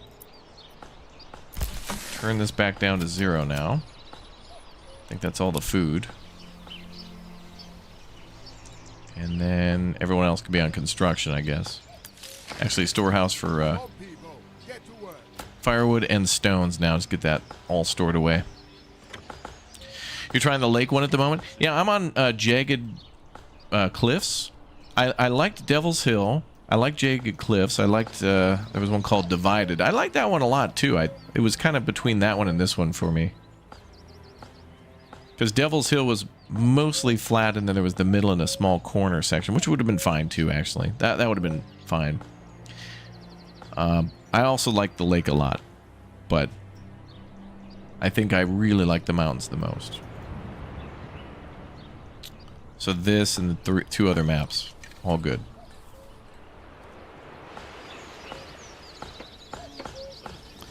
So what's going to be our primary food? Fish and mushrooms then? Oh, it's like a gosiotai. All right. Get out our chopsticks and start making some food. Yeah, the different elevations look good. The verticality and stuff here looks amazing. Plus, if I was to build a... Like, what would be so cool is if we're playing multiplayer and you can see me building my town, and then in the background you can see a neighboring town go up like over there. Like, this is going to be a great region to occupy too. There's nice land for farm down there. For farming. Probably, well, I don't know. We're going to have to see in Manor Lords now if we can still not make enough ale and bread and stuff, because no matter how many times we've tried, it's just so difficult to like, you know, make enough bread and make enough, especially barley, to make beer. But I think the chokehold, the problem with that always was like the, I think you got to work in reverse. Like, do you have enough inns? If the answer is yes, then it's like, okay, do you have enough, are they close enough to the storage? And like, do you have enough people working at the inns? Like usually you have to have an inn to level 2 because you need so many people just to transport ale from storage to where you're getting it. Like I've made ale and imported it and tried to set up everything beautifully where it's all optimized to have like a, you know, the storehouse next to the like all the breweries and all that stuff together. Yeah. Oh, oh, you started on the same map just over here? Nice. Yeah, I was thinking like I wanted to do like upper right corner here or down there. I just went with here because I kind of liked how this spot looked right here. Just like that. I don't know. Like, we're just gonna have to play this every day, chat, and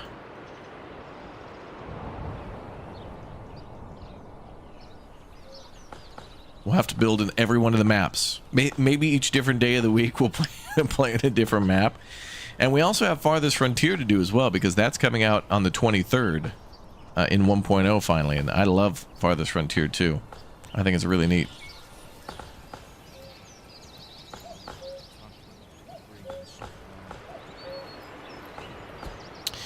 You always run into the ale problem too, yeah. And we've tried everything, and you know, there's ways to make it better, but it's never fully solved. So hopefully in this beta, that won't be a thing anymore. We'll see.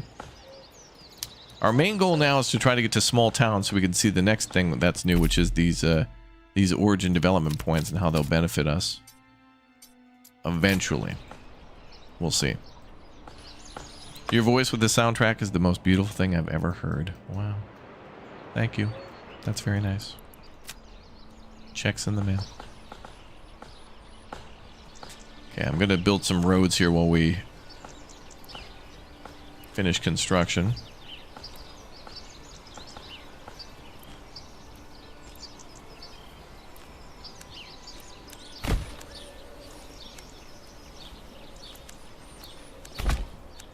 Okay, and then I think we'll do some burgage plots here.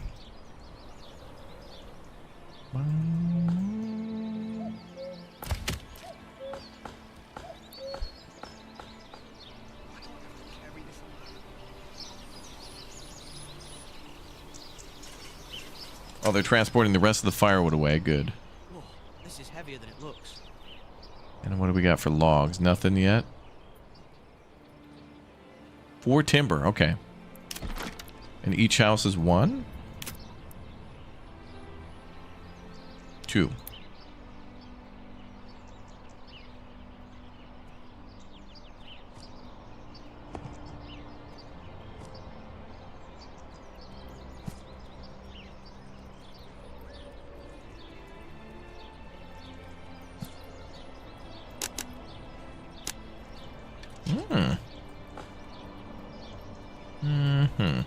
We're gonna have to do some more separation roads here.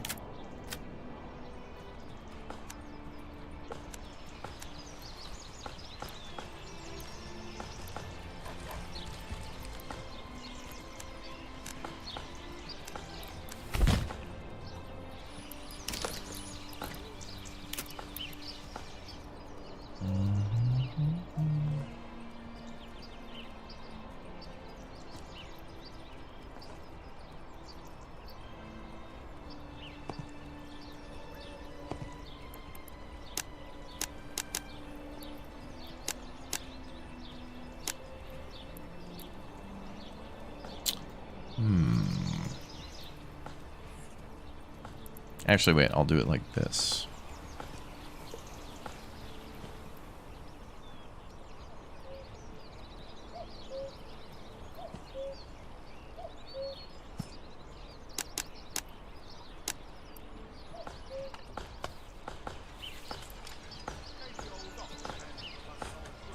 We'll start with those two.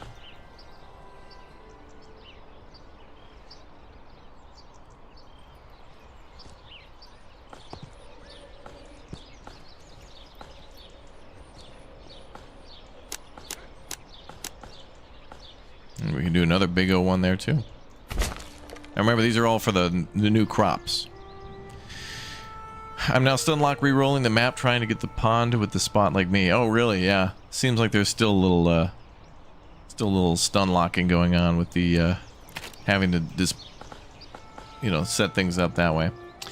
Okay, so now we've got all these plots set up, and then we need to have Summer's coming soon. Soon the beating sun. 2 of them work and 3 of those go there. Okay, cool. Unless they didn't store the stone. Oh, okay, we'll need 1. Cool.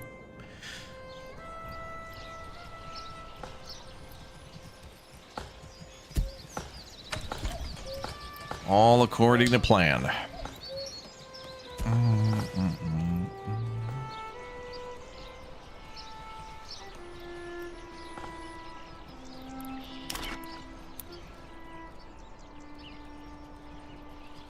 And then Just give me a hammer and something needs to not move.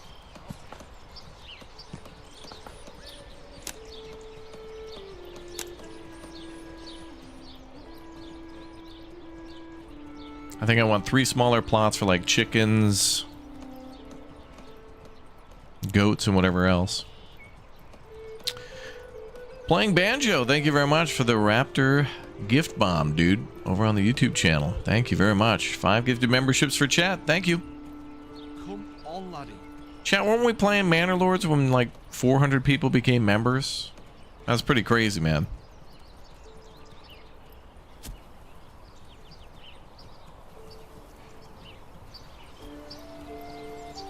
Okay, we need 2 more logs, then we can build those houses, and then we'll kind of just sit back and watch the magic happen. Can I stay where there's drink? And then we'll have to get on with the church. I wish the maps had a seed number for resource placement. That would be smart. That would be nice. And that way you can get the exact experience you want. It's okay if you're playing, you know, like in single player to get exactly what you want. I think it's fine. Alright, wooden church will be 5 logs, 20 timber. So we'll need our... That's how we get more people to move into the city too. Remember, we gotta have Jesus. He needs to approve the town. He comes out and fills out the paperwork. Summer's coming soon.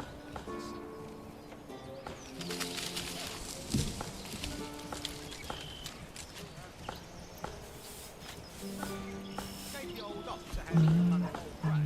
He spat it in my face and tried to carve me a new nipple.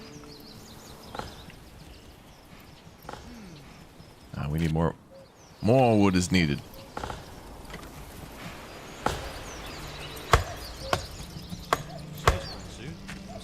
I wonder if there's still that glitch where like a big tree will fall and then it'll just be there throughout the whole save. Where there's like a giant tree that just kind of tips over. And then there's this like grass sticking out of the ground. It's like a square plot and it just blocks roads and stuff. It's a visual thing, but it's still annoying. 5 new citizens in Raptoria. That's awesome. Thank you very much for the 5 new memberships. As a reminder, too, you can watch over on Twitch for drops and whatnot. !Twitch in the YouTube chat. And jump over there as well if you'd like. And then if you do become a member on our YouTube channel, we'll have our Discord updated and stuff very soon for some cool stuff. Don't forget all those juicy perks. Juicy. Alright, construction finished on the fisherman's hut. We'll have food through the winter. Although I wonder if we can actually fish in the winter.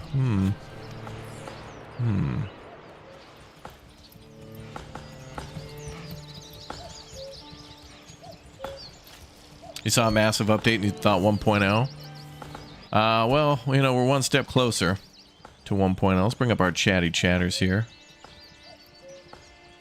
There we go. Chat is filled with hype and excitement. Additionally, if you want to see some of the real-world places I've gone to, you know, inspire me to build really cool towns and things like that, you know, I've been all over Poland, Czech Republic, Slovakia, you know, Belgium. Japan, all that kind of stuff. And we'll go again too. So exclamation point Instagram, and follow me there now. So many people do, and I thank you. It's very cool.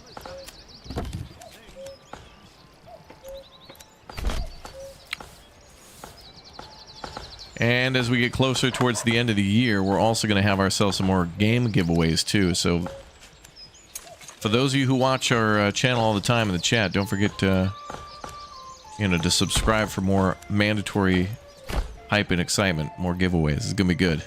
You're going to like it. Is that road not connected?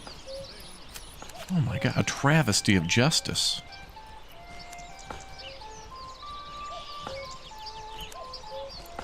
Oh, that was a close one. Almost had to shut the stream down. Whew. That could have been bad.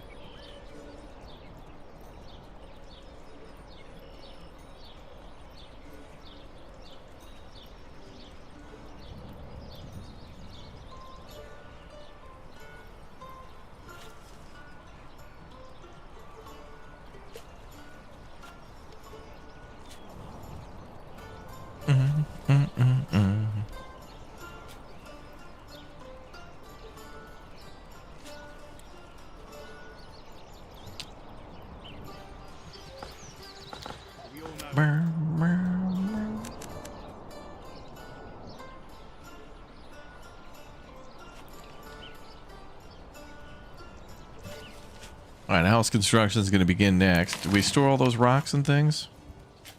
10, 20 for the firewood? Okay, good. Then let's get them out of there, and let's build a logging camp. I mean, a 5 woodcutter's lodge. Bro. Oh, good, Uthras. Thank you. Uthras, have you streamed this today, or?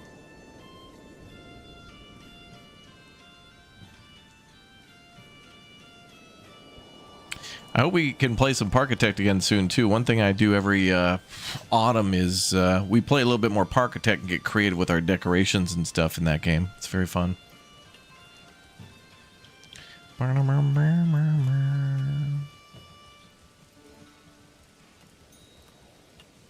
Oh, doesn't this game look nice?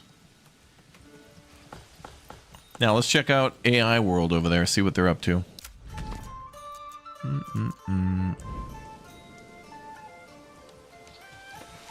Got 3 burgage plots up. He's got a saw pit going. Food. Ooh, making a marketplace over here. Look at this guy.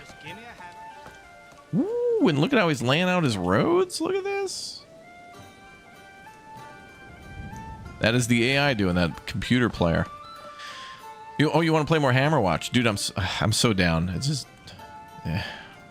Next year, maybe. It's too many games.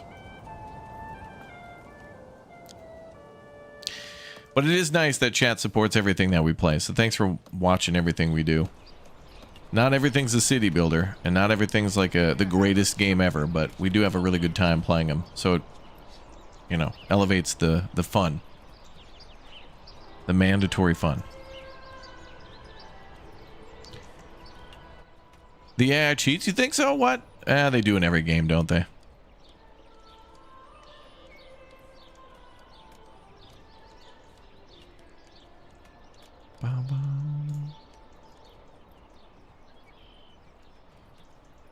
Let's see.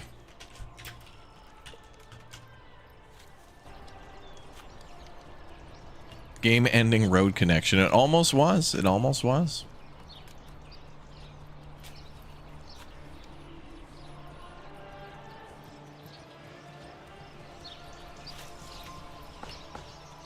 Just give me a hammer and something needs to not move. Actually, wait, we don't need that to be a high priority.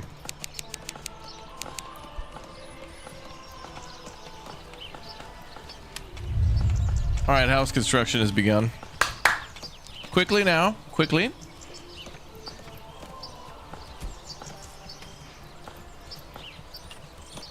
Ooh, here comes the ox.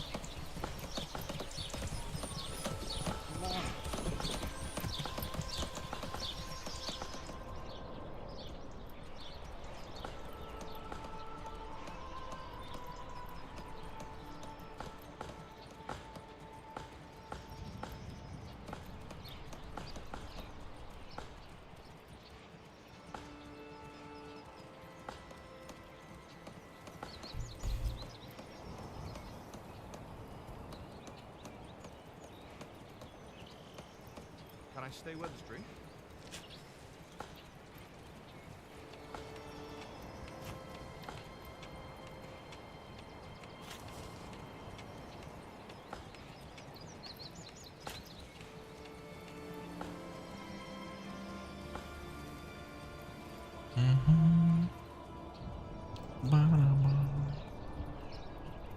Ooh, look at all the food we got. Berries, mushrooms, sausages. Oh, they do break it down that way too. Small game, mutton, chevron? I was saying chevron before. I didn't. Pork, beef, chicken. Oh, they also break the fish. Look at this. They break it down. Carp and eels. And then you can, quote, smoke fish. Can you not have smoked eel? I wonder if in this game you can actually smoke eel and then it just becomes, quote, smoked fish. I wonder if that's an option. Carrots, cabbages, beetroots, then pears, quinces, and apples. Then rye bread, wheat bread. What? They have different bread types? Rye and wheat bread. Wow. I mean, before it was just bread was bread, but the fact they broke it down is kind of cool. That means there could be different prices to buy and sell, which I would hope rye bread would cost more because it's... Well, actually, in the previous version of Manor Lords, it was harder to get rye bread because it was a different unlock. But, yeah. You got to see the second screenshot I sent you, instant thumbnail. Are you giving permission?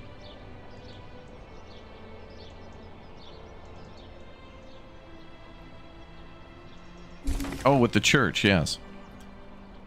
Isn't there, Luthers, isn't there a button to remove the HUD and stuff? I think there was. Chat, does anyone remember the button combo to remove the HUD to take screenshots?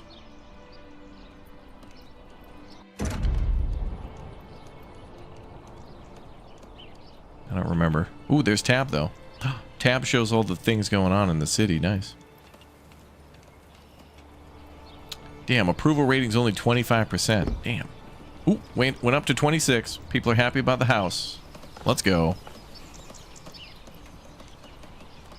Will I play more Ghost of Tsushima tonight? I think what I'm going to do is I'm going to play this until I get bored of it, so we're going to be here for a while. It's going to be a long stream. And then after that, I'm going to record a video, probably of this, and cover all the stuff, just to compact it for people who don't have all the time to see all the things new live. And, yeah. So I'm hyped and excited about that. Alt F4 chat says. Okay. Oh, the stream, dude, the stream crashed. Wait a minute.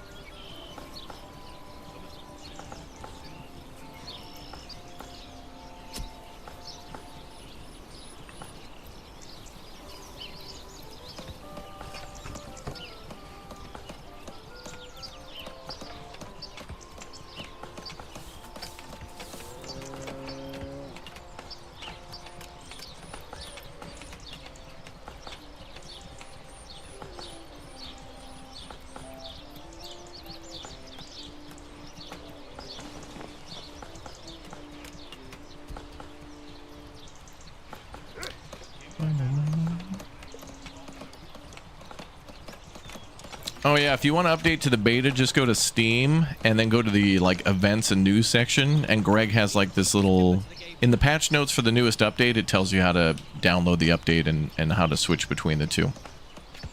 But just keep in mind, if you've wanted to you'll have to kind of start a new city. So if you're already playing like the current version, not the beta version, but the current version, there could be a chance it could corrupt your cities and stuff like that. So just read those instructions on Steam. Otherwise, oops might happen. Just back your stuff up is all I'm saying. I don't want anybody to lose their cities if they're not like in the beta or something. Okay, another house is going in. This is outstanding, folks. Outstanding. All right, I have a question for chat. Chat, what is the first city builder that fully stun locked you into city building? Like it was your first city builder game, and maybe you played a couple 2-3 beforehand, and maybe you were too young to really get it or didn't care. But then there was one game that just locked you in. What was it? Banished, Ostriv, SimCity 4, SimCity 3000, Tropico, Workers and Resources Soviet Republic. Maybe it was Manor Lords. Maybe you never played a city builder before Manor Lords. SimCity 2000, SimCity 3000, Banished, yep, for sure. Or maybe I'd even say like Civilization kind of qualifies into that because, you know, maybe you played a lot of Civ and then you were, or like Age of Empires and you were like, well, I like building all the buildings, but like I want to build, I don't want to always go to war, or I want to do it more on like this scale. And then you found like an early Anno game or something like that. Yeah, Anno 1503, yeah. There's probably some games that segued you into that. RimWorld? Yeah. I mean, if you want to qualify that as a city builder, yeah. I think that's okay. I even think like games like Transport Fever qualify as a city builder too, although not traditionally one. Every time I go to play like Transport Fever 2, people will be like, is this City Skylines? Like they'll see the UI and they'll see me building roads and like everything's kind of laid out the same. The UI in the game kind of looks the same if you're just looking at a picture of it and you haven't seen it before and you're like, is this a city builder? It's like, yeah, okay. It's got those elements there. It's got the elements we love. Stronghold, yeah, that's a good city builder. Frostpunk, yep. Yeah, that's more like gritty survival, you know? I think I do lean a little bit more towards liking city builders where it's not just based on taxes, but getting the ability to build things. And that is cool. You could do that in City Skylines as well with some of the DLCs to be able to build factories and warehouses and store things and import, export, you know? That's very cool. And there's also that series out there called, The Guild as well. Has a little bit to do with it. Yeah, yeah, Age of Empires too. I remember liking Age of Empires and like being really good at it, and then at a certain point being like, well, and also with Stronghold, like when I would build in Stronghold, it's like, well, I just want to build a cool looking castle, and when the game doesn't let you do that, then it's out for vengeance. But yeah, this could be a wallpaper right here. I'm gonna charge for these wallpapers. Everybody in chat owes me 1 like, 1 subscription, or 1 follow to even look at my screen.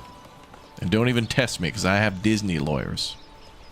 They're like super, like methed out lawyers with magic powers. Okay, our house is done. I'll go deaf from all that hammering. So now we can add the extendo plot, but what I really want to do is see what we do here. Oh, vegetable gardens need 2.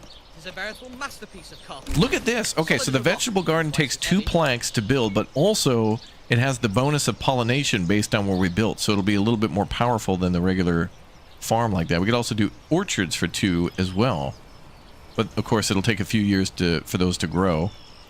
Then we could do an apiary there. That'll probably benefit all the crops around. Oh, dude, that'd be great to do an apiary and then have them pollinate all these other plants, and then... Damn. Crazy.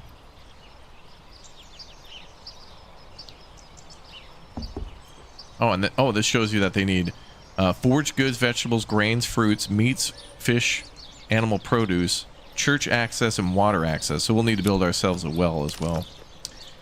But I think we'll save for the church first, because the well's a pretty easy 2-3. We're going to let everybody keep building here for a little bit. But we will... Alright, I'll put down a well now, but I don't want them building it yet, that's all. Oh, also, we need to figure out where to put our market. Oh, right down by the granary would be good. So then we'll put our well down here, too. So then how do we see underwater water?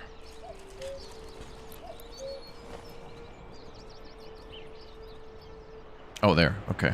Well, that's it? And there's no underground water literally next to the lake? Okay. Very limited on water here.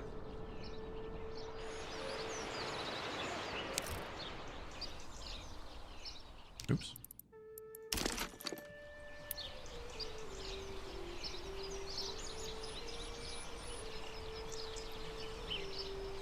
And maybe we'll put our market down there eventually, too. We'll probably build several small markets. What's up, Anna? Welcome back. Hello. Just watched your Town to City video and bought the game because of it. Well, thanks for saying hello.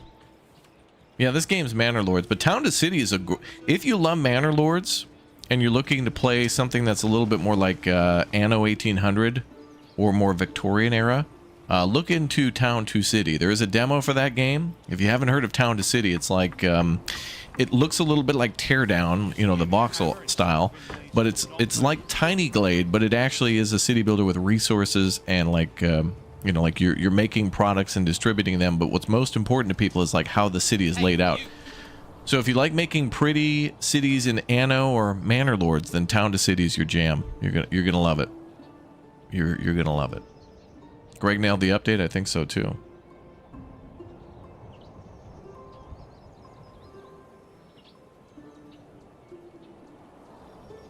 Well, I like how it shows that we have 2 oxen up there as well. Oh, livestock breaks it down. Oxen, horses, mules, sheep, lamb, goat, pig, and chicken as well. Mm-hmm.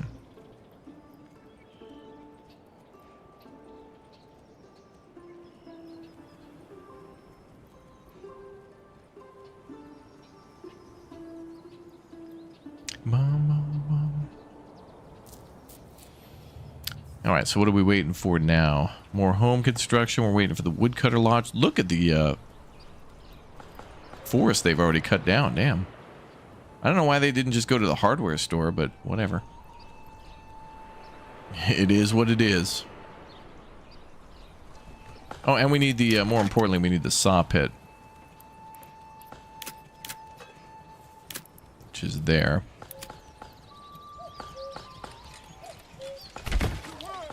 I'll build that one up there. Let's check out the AI builder. What's he doing? So the AI can now build their own cities, and look at that.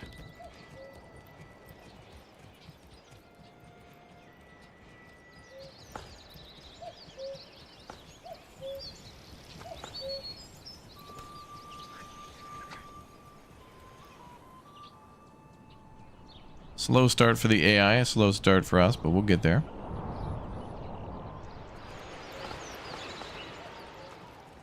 Couple 2, 3.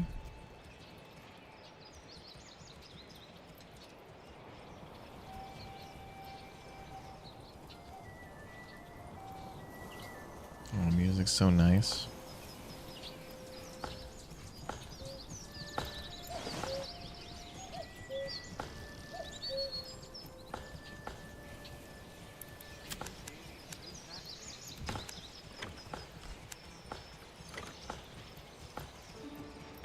Oh, that's weird. Oh, okay. We've seen this before where we'll build some curved roads and the game seems to build the fence. The burgage plot, as you can see, is shaped like that. And it hugs the road, but the fence is built like in a straight line. So the fence is kind of like encroaching. Yeah, the fence layouts are not correct. But we've seen that before. They seem to only build straight on the side of where the house is. Like it's just a straight line. Man, this early access game with a opt-in beta is absolutely garbage. Dude, this game's broken and they're selling this for at least $1. What the hell? Outrageous. Oh, another house going in. Dude, we're making rat tie. It's going in.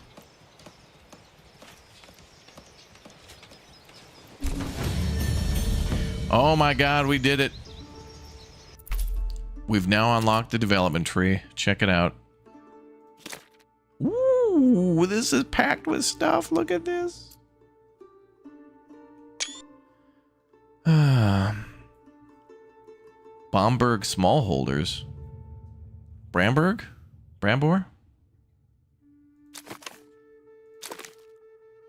What is all this? New upgrade smallholding. Enables converting burgage plots level 1 with backyard extensions into small holdings. Like artisan smallholding families treat their backyards as permanent job, increasing their yield. Oh! So you can make it so that way somebody's a full-time farmer or like raising pigs and that'll increase their output. That is interesting. Love that. Approval from bonuses for food variety plus 10. Increased success chance for planting. Wow. So we have 1 of 9 bonuses to choose from. Of the Vogtland. New upgrade hunting hound. Increased export price on minor trades. Increased capacity for forged good deposits. Really? Decreased agriculture efficiency, though. A woodwright journeyman. Improved bowyers and joiners. Oh. Reduce fuel consumption from wood by 50%. Damn. Increased militia combat effectiveness. Good for early combat, then. But decreased mining gathering speed. So stone cutting. Only stone. Oh, mining and stone cutting. Okay. Interesting. Yo, Japik, thank you very much for the follow. Thank you. Regensburg Guildsman. So all occupied burgage plots produce +1 regional wealth per month. Damn. Upgrading a burgage plot to the next level requires half the construction materials and regional wealth. Woo. That's really good for early, like, upgrading to a big town. Salt and iron ore import value -30%.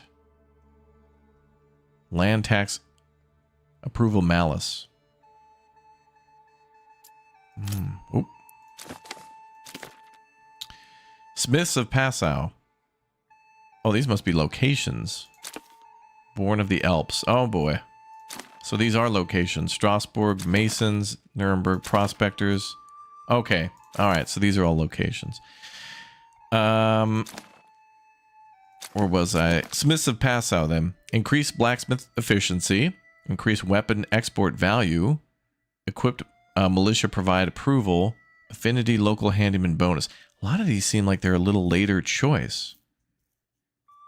Like, I feel like choosing this one now is a little early. You know, like, we built 5 houses, so it's like, it's a little early to start thinking about blacksmithing and weapon exports. I mean, we got a couple, 2, 3 other things on the list first. Born of the Alps. Clothing durability increase. Sheep are more resilient. Efficient hunting camps.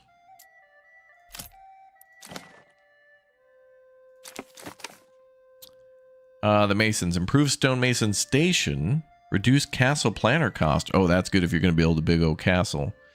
Ox handler speed increase by 10%. Decrease labor speed for hunting and fishing, though.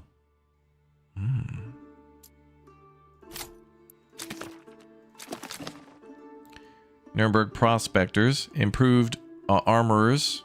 Improved mine integrity. Mining import discounts. But increased retinue costs.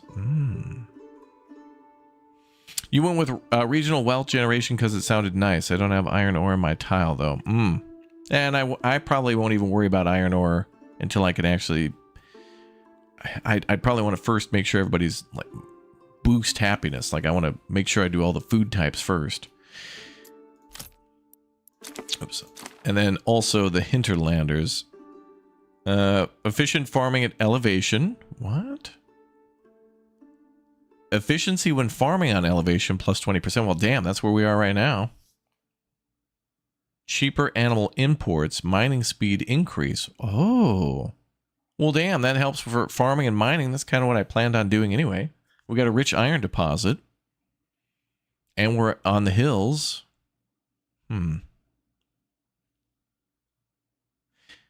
So, chat, if I unlock one of these,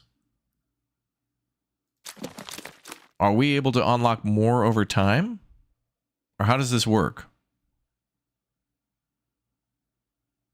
Oh, that's true. Yeah, we'll need tools to craft, so iron will, yeah, is more important.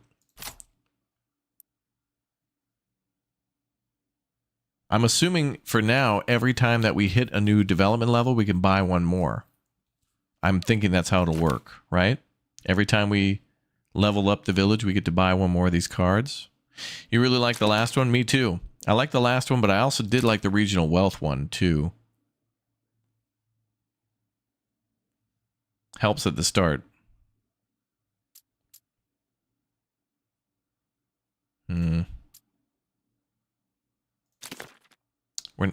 A lot of these things we're not doing yet. Like farming, we're not doing yet. Mining, we're not doing yet.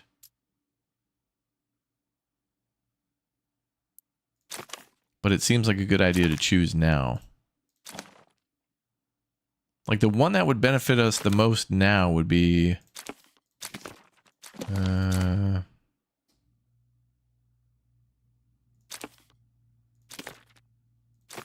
wasn't there one on gathering? Oh, decrease. No, that's a decrease to it.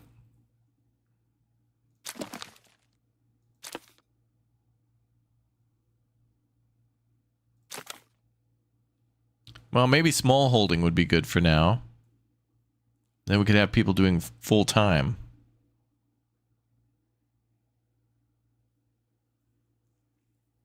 Oh, I see. We get one choice because we're deciding their origins. Okay.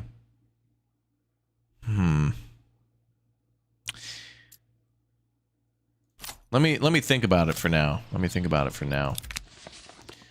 Armament delivery. A strong militia is paramount to the survival of any settlement. Luckily, a shipment of weapons has just arrived, and you will now be able to create your first militia banners to serve and protect your people. However, we'll need more weapons to equip all people as the settlement grows, either by making them or importing them from other lands. Another thing we could do, too, is we can start doing that combat and start knocking down these militia camps, too, or bandit camps, and then start making money. All right. So we get to choose one. Damn. I need to think about it. Because it's like, if I choose now, there's certainly a lot of things that'll boost us now. But then if we wait, some stuff later on that'll help out too. It's a hard decision. If you had one shot, one opportunity. Knees weak, arms are heavy. Pasta ravioli. Pesto pasta spaghetti.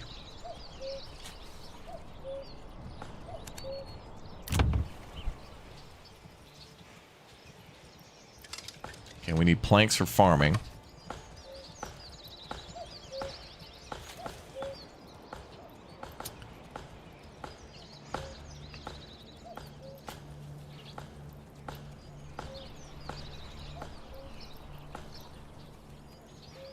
Yeah, we can see the AI towns now. We just kind of took a look at it, so we'll take a tour over there soon. Very hyped, very excited tonight.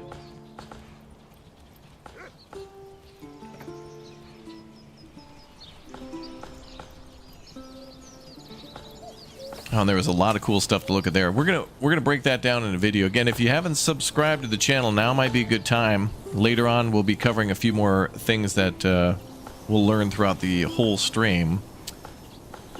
And we got this new Manor Lords update now. Then we got Farthest Frontier on the 23rd of October, so not too long for that game hitting 1.0. And then we got Pax Romana in the middle of November. So pretty much the next the whole rest of the year is just going to be packed with City Builder hot, fresh, raw City Builder action. It's going to be the freshest raw of City Builders. Get ready. Brace yourself. Well, the AI's town looks pretty decent so far, but we'll check in on him in a little bit. We'll see how he does. Okay, approval up 48%. Beautiful. Let's make that a high priority. I need those planks. Oh, and look at the little lake. Isn't that nice?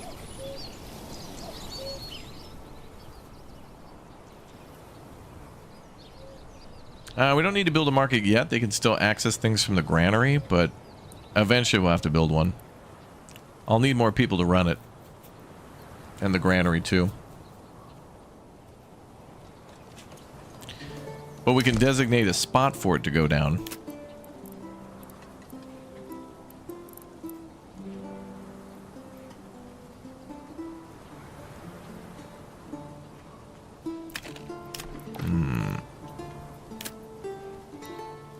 Marketplace. I'm thinking we want to put it like down here.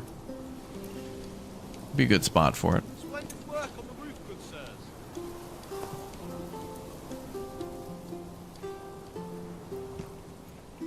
Wow, damn, that's a... Actually, I like to build it near the church.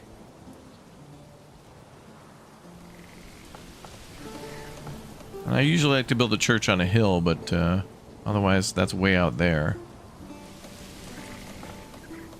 We could put our church over here and then... I think we should put our church here and then the market, like, there. Apparently, if you look at really close to the pond, you might catch a glimpse of a fish.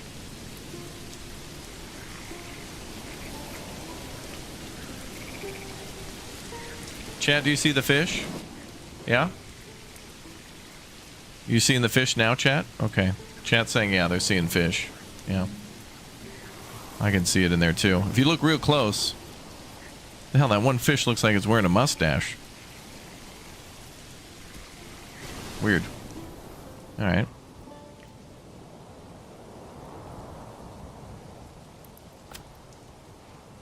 Alright. I do want to make like a main street, though. It's hard for me to get away from my dark ways. It's a candy fish.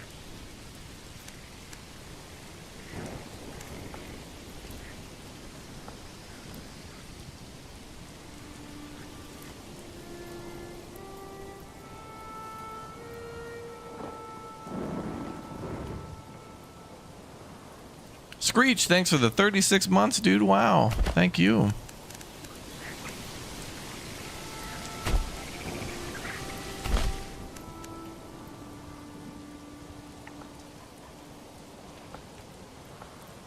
Maybe it was a Swedish fish. You know, those are like candy, right? Svensk fisk? Jävlar.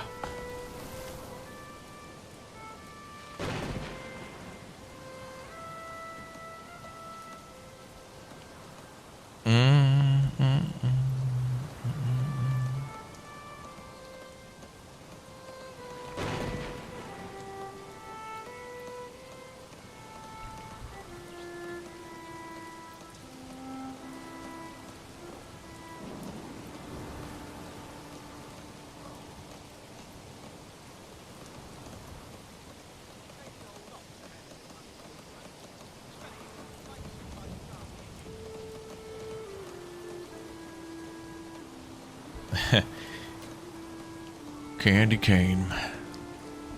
You're late on the live gameplay. That's all right. We'll forgive you. Is this beam straight? It's all good. Pretty straight.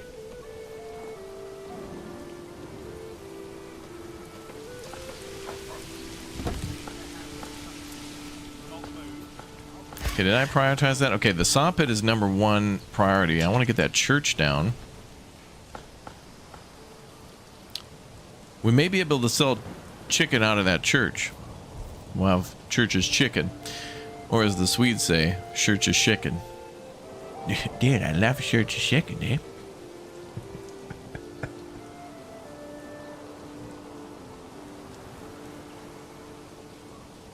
I was searching for a church's chicken. I was searching for a church's chicken. Got him.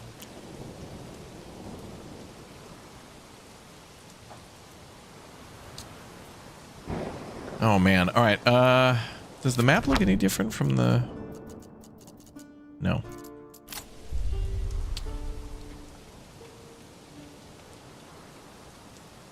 It's only May. Wow, wait, we've made a ton of progress in this game. What the hell? It's not even the summer. And got housing for an extra person too when the church is ready. The goal is to try to get the church up before October.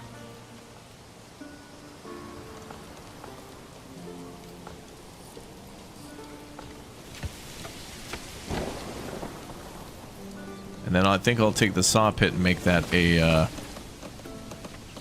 I'll give a oxen to that, I think. Church's chicken, yep. CH is sh.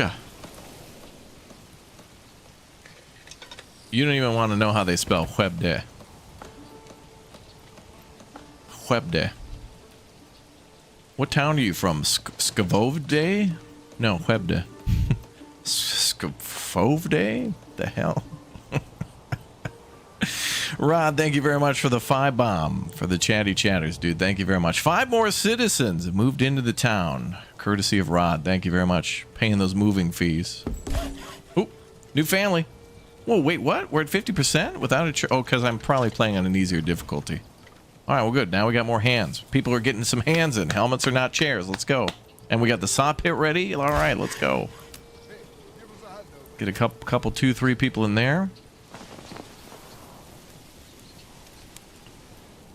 Beals need a bit of a drink. So could I.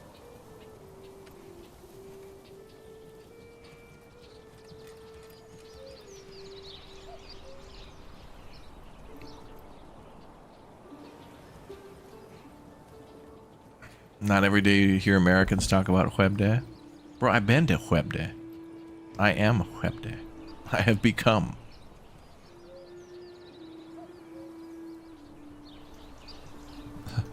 Even when I look at it, I know how it's said, and I can't help but just say, why is it Skvode? Why?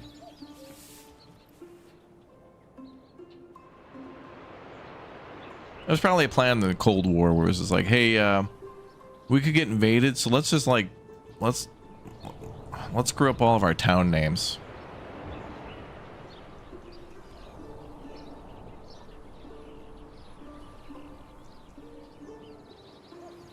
Let's make them think they're accidentally in China. We'll go with Yon Shopping and stuff. Like, what the hell?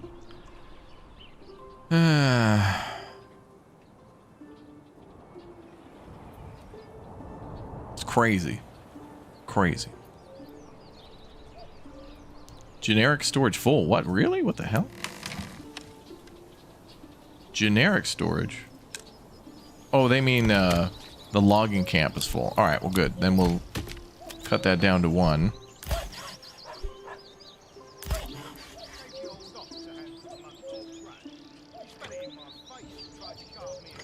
And then for now, I'll remove and replace that. Okay, all right. So the sawmill is going to be kind of working at reduced capacity.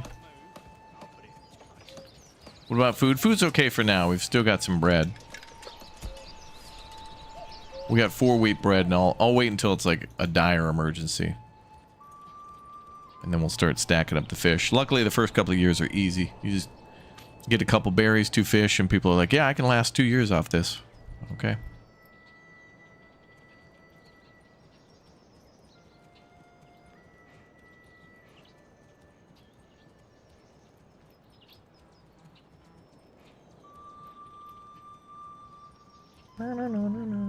Doesn't this town look pretty? It's Prettyton. That's the name of this town.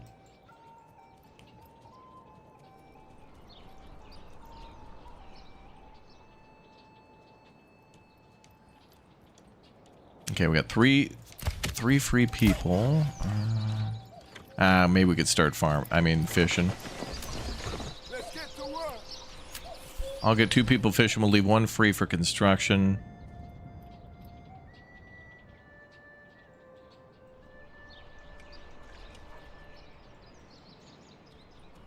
And we got that. Oh yeah, we got the well that's going to be built too.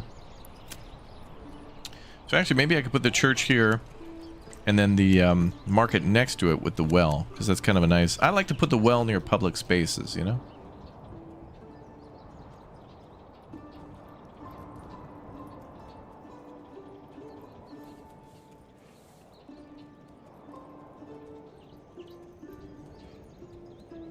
Mm-hmm.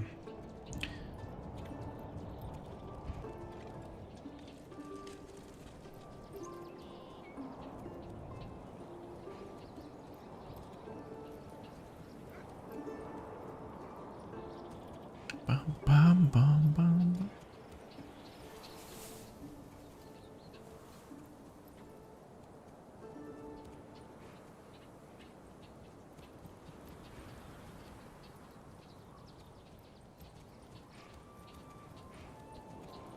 Does the red X next to the barrel mean 0 food? It means we are on like our last month of food. We don't have food for next month, but it'll be fine. Trust me.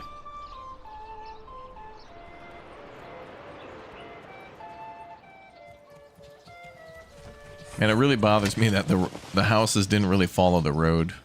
And I don't think I can rebuild that road either, because if I try to build it through here, it'll be like, nope, you're building in the burgage plots. Like, that's not... That's okay. They'll have to fix that.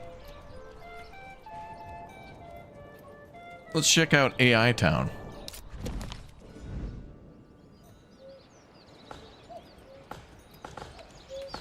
Look at that, the AI is making a town.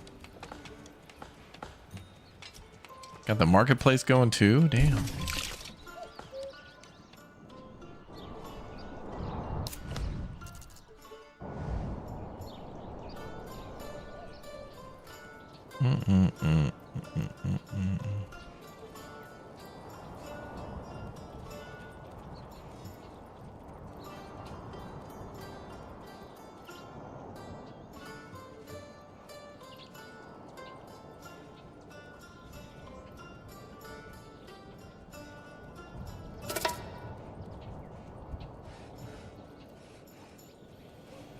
Oh no, bandits stole some of our firewood, those turds.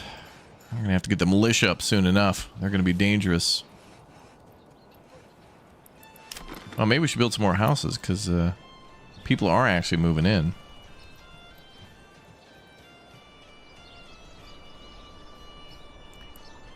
Let me, I think we'll continue this road through here.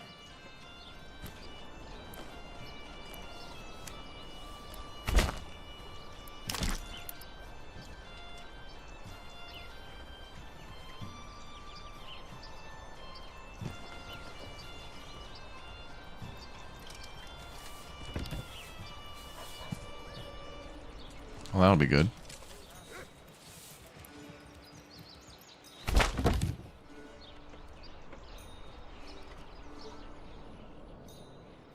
Maybe I'll even build a path through there.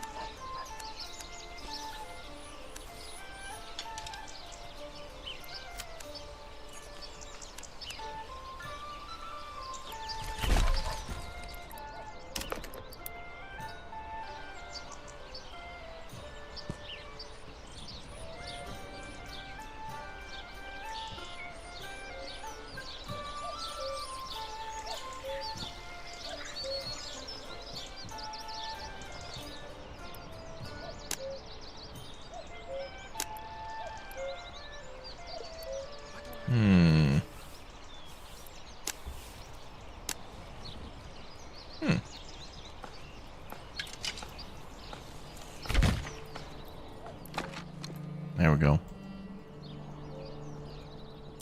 Bum, bum, bum.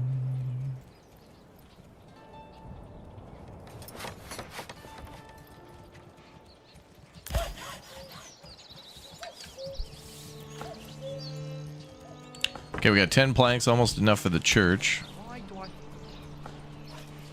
Yeah, I played the new Anno game. There's some videos on the channel of, well, we have some live streams of the demo. I've also been able to play more past the demo because folks over at Anno gave me access to the game a little ahead of time, back in like May of this year. It was kind of more of a complete version of at least the first initial area known as Latium. So like the first map area that you get to play in. And then I also had some final thoughts on the demo where I thought it was pretty dumb that they restricted it to an hour. I think they should have just capped everybody at 2, you know, like going to like level 2 settlers or something like that in the different maps, and then didn't time restrict it. So more people could learn how to play. I mean, buy our game, but also don't play our game. Like, just look, a game will sell itself if it's good. Just let people, you know, let people play. Let them have a chance at it.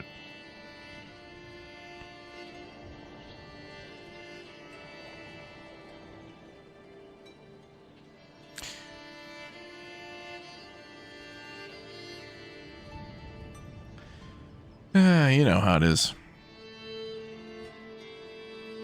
All right.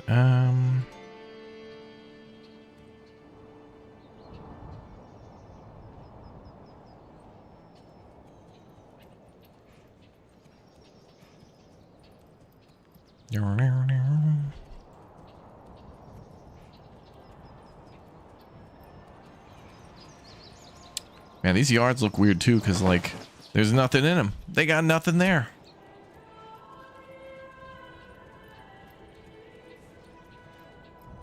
Oh, we got our planks though. Hold on. It's time. It is time. Look at that. Look at that. Okay, we got to leave that tree in the background there. And then room for a road.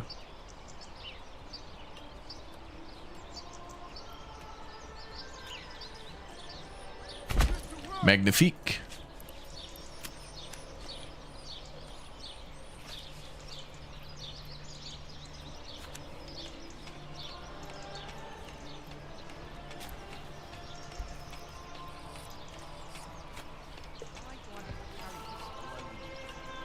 Now let's see.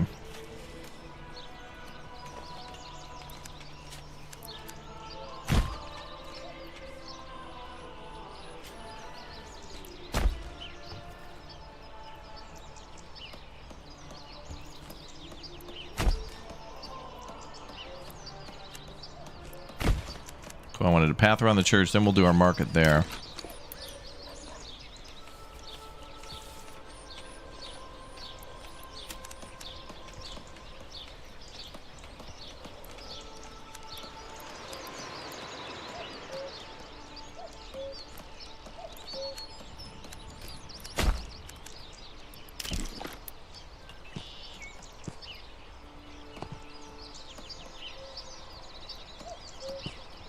That's a lot of spots for a market.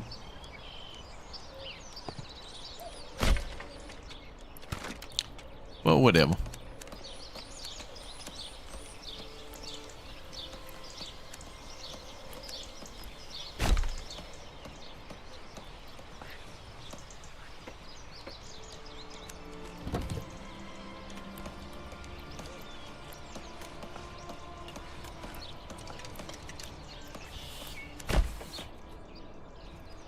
Careful with that beam there.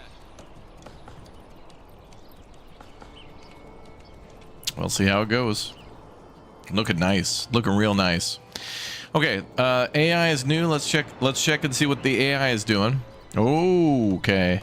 Oh, they got their church up too, damn. Oh, they're just finishing it. Just finishing their church. Couple tier 1 burgage plots there. All right, they're a little ahead of us.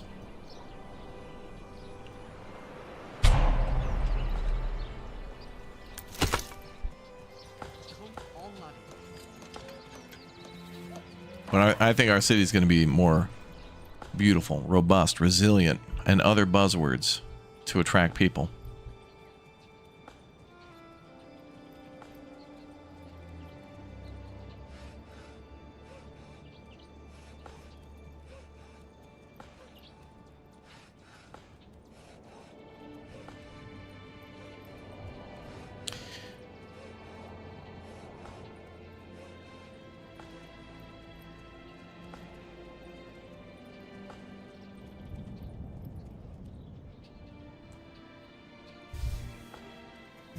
I have hundreds of hours in this game. I think I'm pretty sure I do. I've been playing like the demo and then the day one release. It's cool.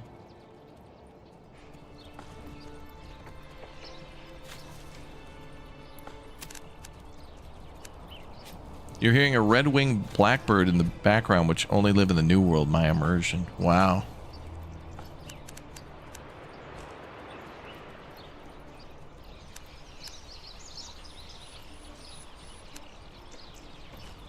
Hey chat, remember when we finally build a tavern, we get Tavern Banger. It'll be amazing.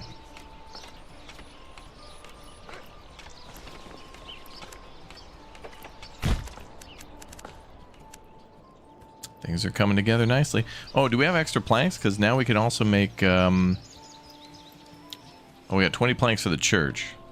But once we get extra planks, then I can start converting all these to burgage plots. Then we get...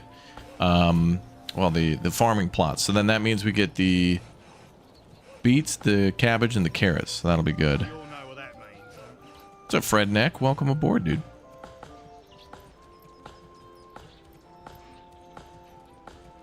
Can I stay where there's drink?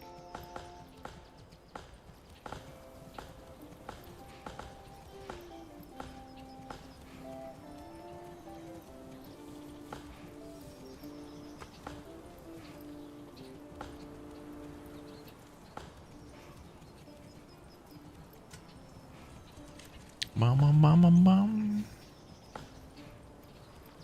Oh, you lost the big wars all the time in this game. It's not easy. It's not easy. Okay, we're at a 53% approval rating. We've got one unassigned family. That's for construction.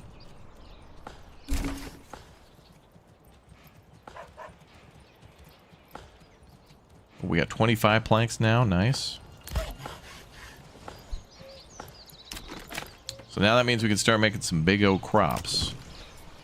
Let's convert to a vegetable garden here. Hell yeah. Vegetable garden here. And also here. Now chickens produce meat every 4 cycles. So we may as well get started early with the chicken coop, however. Oh, animal pen, but then I'd have to pay for that too. Trees take approximately 2 to 4 years to fully mature. We should probably start with a orchard then there. Let's try to get those in.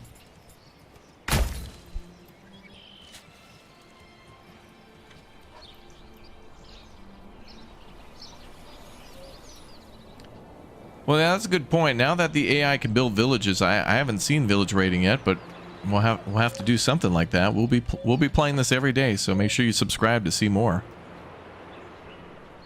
We'll do a full campaign. We'll play this whole map and answer a lot of the questions before the beta is like officially out. Gave the old ox a handful of money.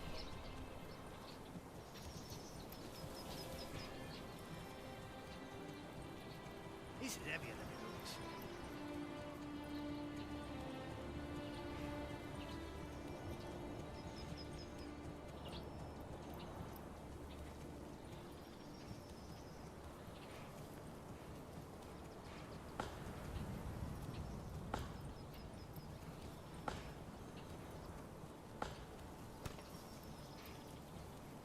Oh, I hear more cutting.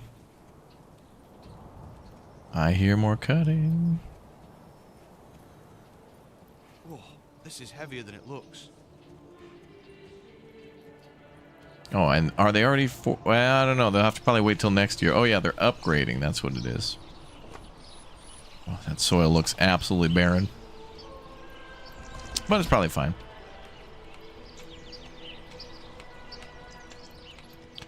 Bum, bum, bum, bum.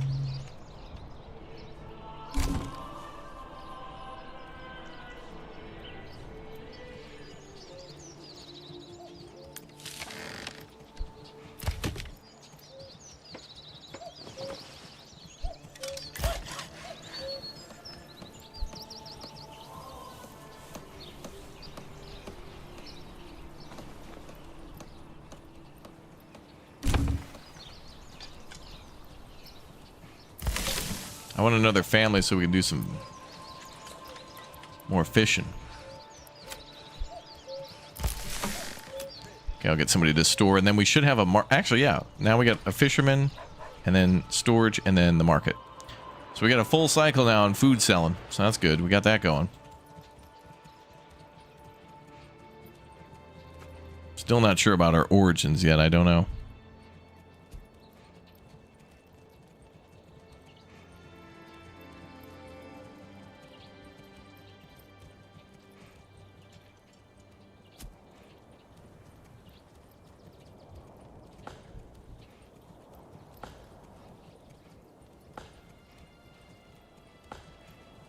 Pebble farmers? Yeah, we're growing pebbles here.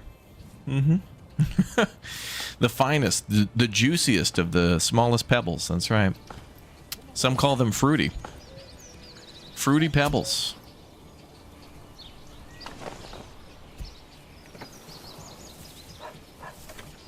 Oh, wow, another house going up too. How many open homes do we have? +6. All right. Let's get that church going, though. I want to have that requirement filled.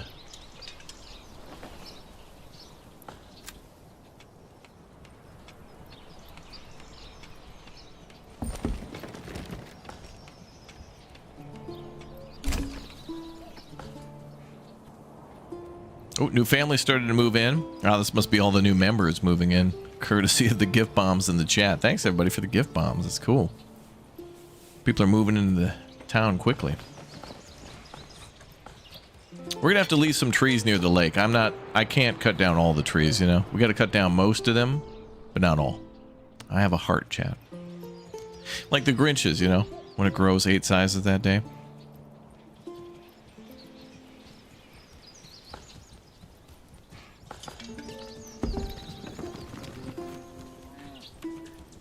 Oh man, people are moving in. And then of course we can also add additional plots here. Oh, we could choose. Look at this. Oh. Purchase seeds, carrots, cabbage, or beetroots for 27. Oh, wow. Takes 10 weeks to grow. Wow.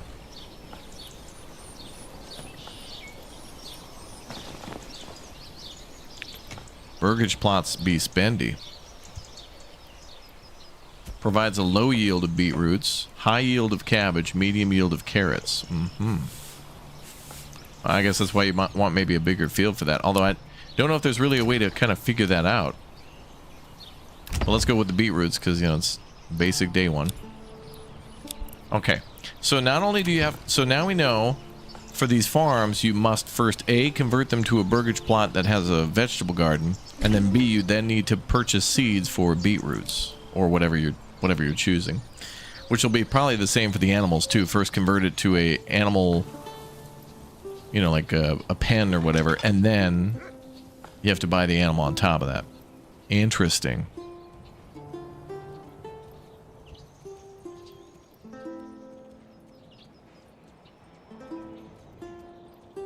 Capital gains tax. Oh, we need to get our firewood going too. Okay, they've almost got that building ready. 15 out of 28 logs still there.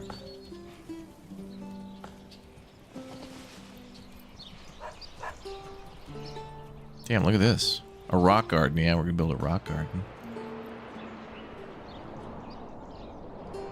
Ooh, AI's gobbled up half his fish already, this guy.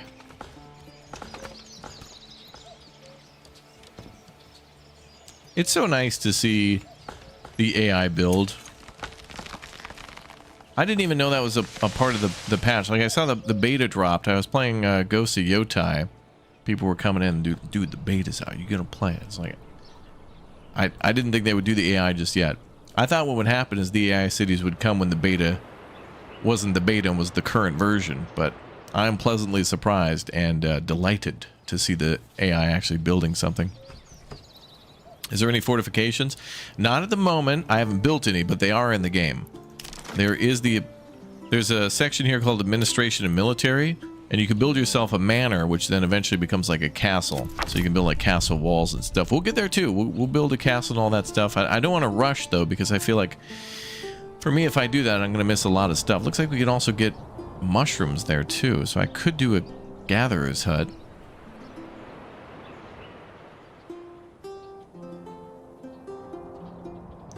Bum, bum, bum.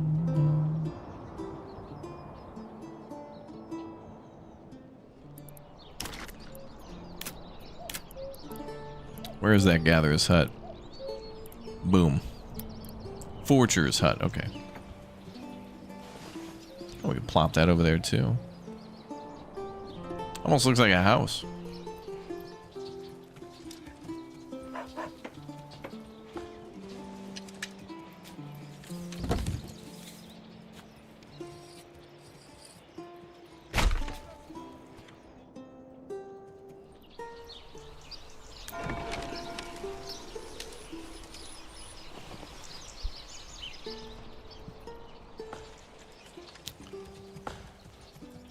I don't think we need any oxen to build the church because it doesn't take logs.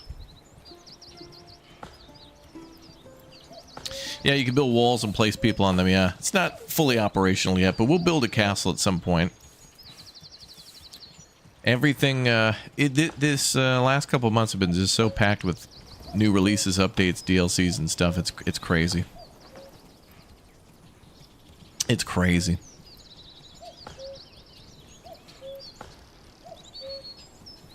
Do we have any fish? Yeah, there's fish that are in the fisherman's hut now. Has 20 in the pantry. And then they're being distributed to the granary, which I think is just immediately selling them to the market. Which they haven't built their stall yet, but it looks like they're just about to. Someone will come over and build a stall and they'll sell fish. So food is not a problem. It won't be a problem. Anybody who's starving in our town will be punished with death. It is a crime to starve in our town. Yes.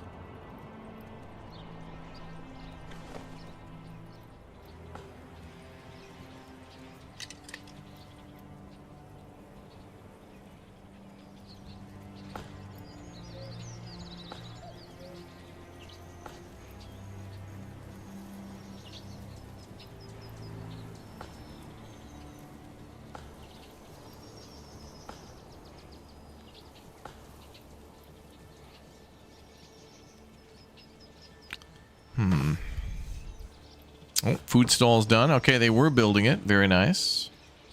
They were building that.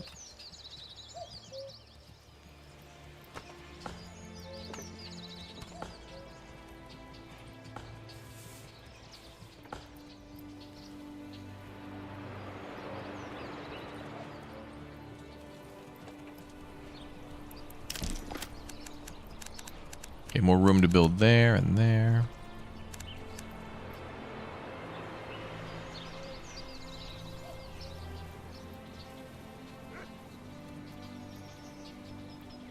Is there not a range anymore for the market? There might be, but with the bait out, I'm just gonna assume that everything's kind of like the same until I kind of learn if it's different. Especially when it comes to ranges and like how much we need to make. Numbers of stuff and things.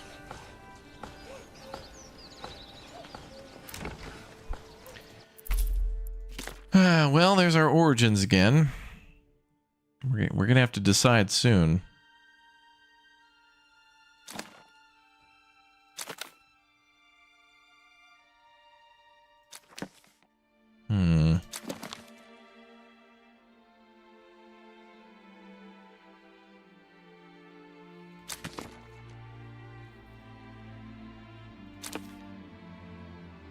Regional wealth from burgage plots. Reduce plot upgrade cost.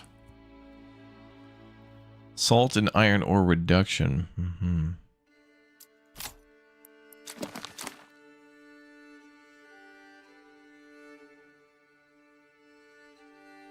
Pass out might be nice on that one. Oops.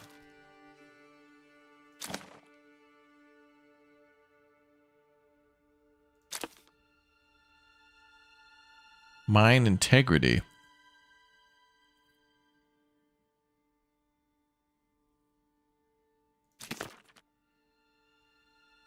Cheaper animal imports, mining speed.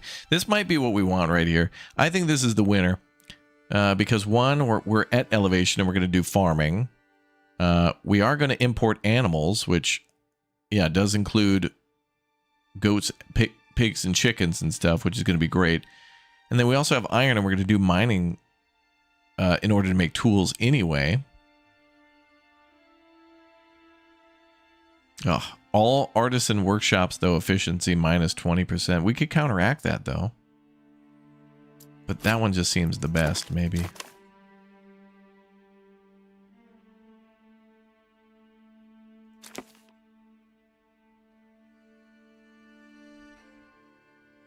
Like, a lot of these are okay, but that one just seems the best. I think we'll just bite the bullet on that one. Actually, you know what? Let's just save real quick.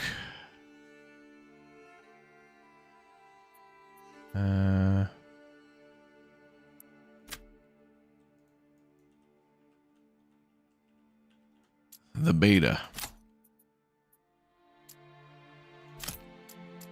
I'm going to save. We'll make the decision. If it sucks, we can always roll that clock back. Are you sure you'd like to unlock? Yes. Oh, so every time you upgrade, you will be able to pick different perks eventually. And then these ones have like 2 sets of it. Crazy.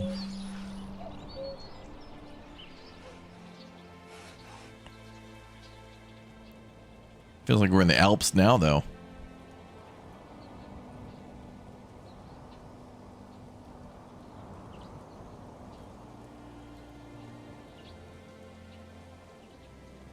No, you. Yeah, we make some funny save files for sure.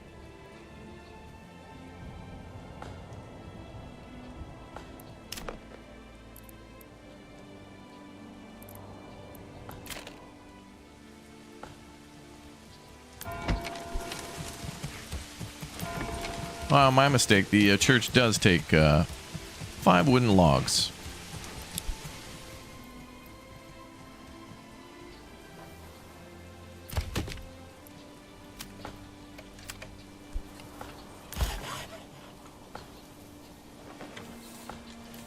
Okay, I want to free these people up for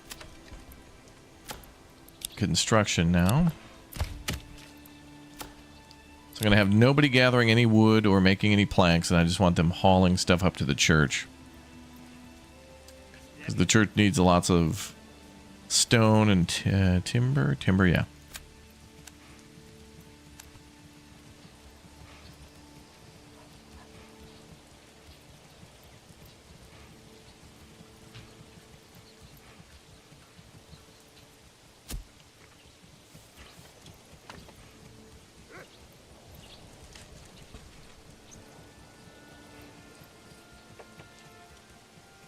Bring this here, move that there, on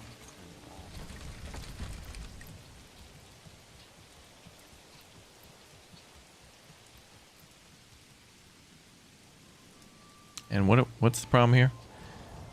Supplies, okay. So it's probably going to come down to firewood. Which is being built as well. Alright, good.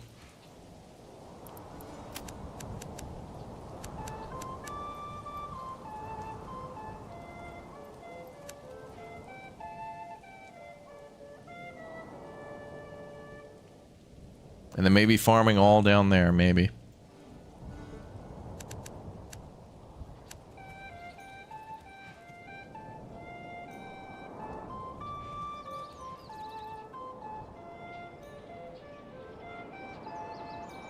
Public order.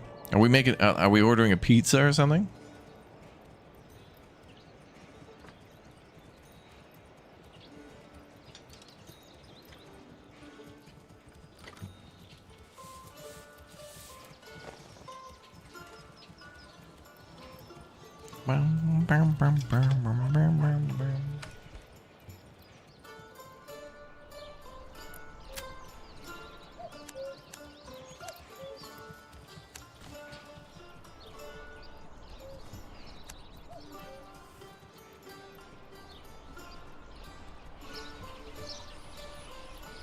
Okay, so our fish stall is up.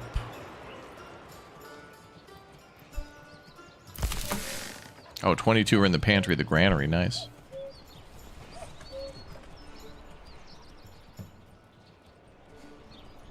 We'll be able to fish a long time, I think.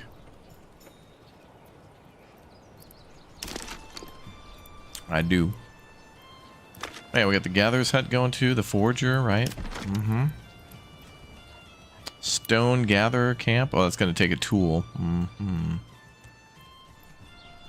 Well, we will need it when we upgrade the church. Do we have a clay? We do have clay, yeah. That'll be something to consider. Right over mill.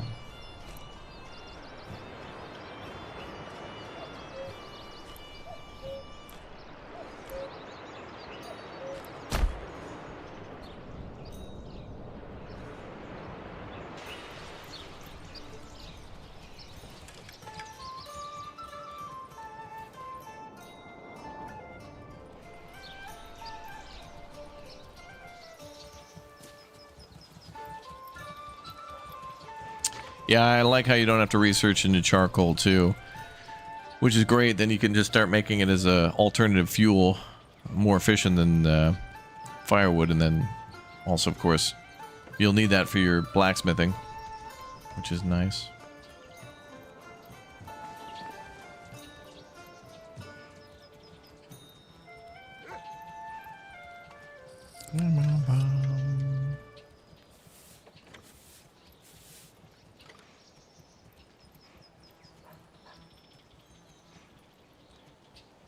Yeah, AI towns are in. It's pretty cool. Whoa, this is heavier than it looks.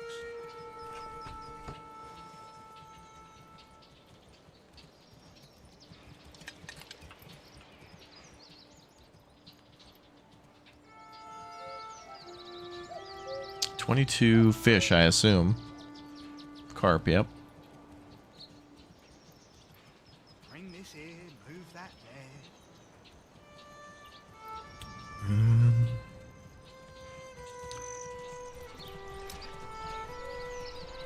Gave the old ox a hand on my old brat. He spat it in my face and tried to carve me a new nipple. Oh, good. The oxen are coming back and forth with the logs. Good.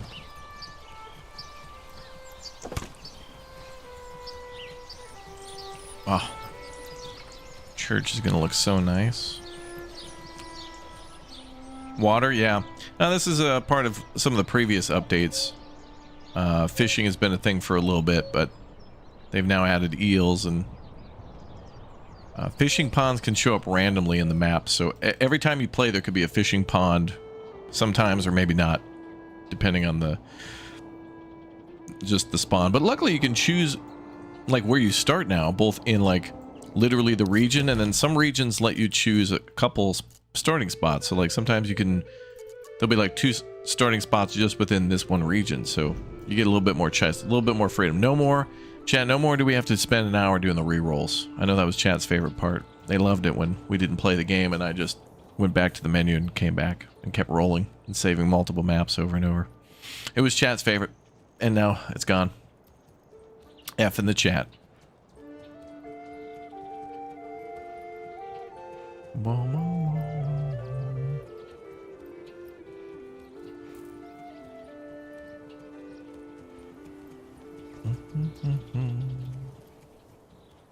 Are you going to revisit this weekend? Awesome. Good times.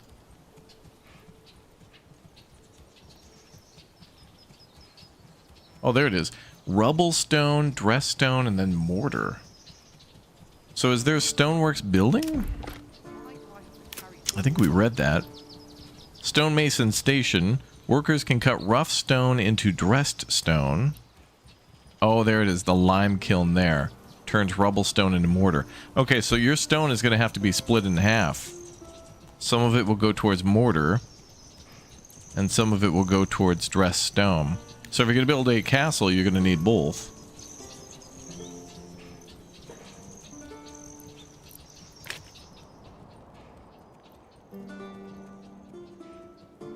So keep that in mind.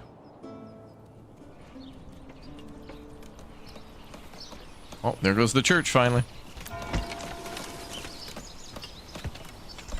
That's why I took everybody off construction of everything else except for food. Because each person's got to bring over a stone and a plank, like one by one.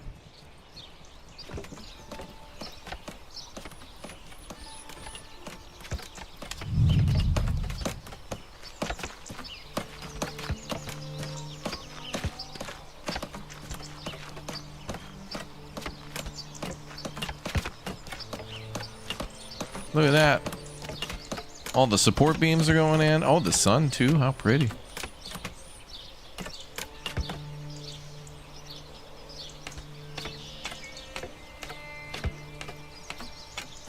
Let's straighten this up.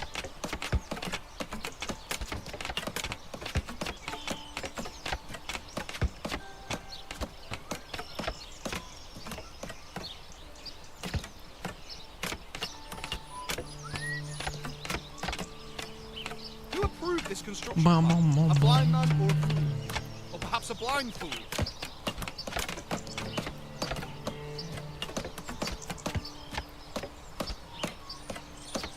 Did they add special CK23 features as well? Oh, you mean for like Dynasty, like family and stuff?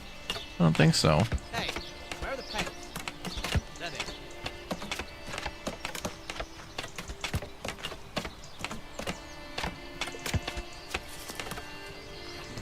Nice work. Wonder where I want to put my manor. I think eventually we'll probably just put it over here. Yeah, it's a good spot there. In the corner.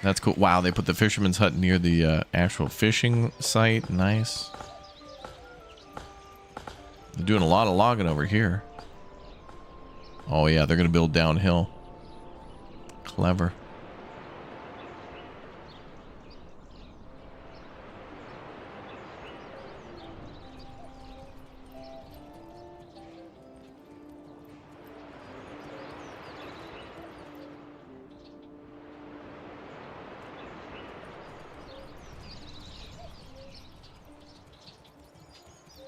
Careful with that beam there. Church is almost done. We just got to finish up the fence around the church. I do hope we have enough wood to finish this building. It'd be most embarrassing to run out halfway through. Bum, bum, bum, bum.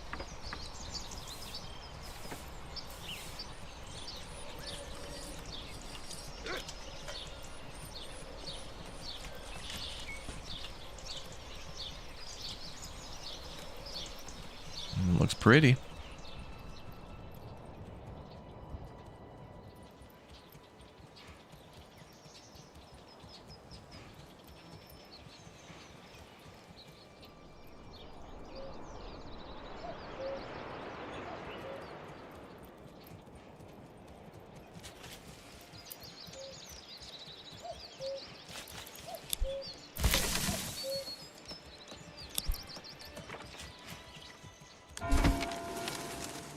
Church is complete. We did it.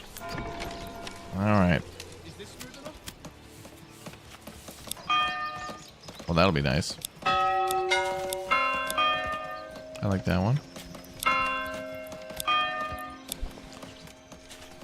We'll go with that one.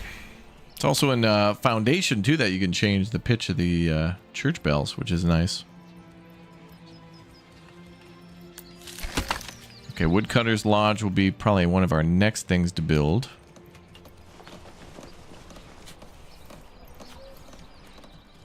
And then also the Forger Hut.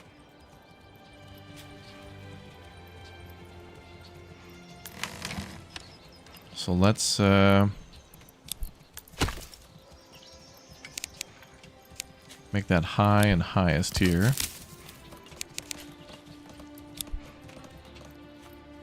Maybe we try to get some more food supply up.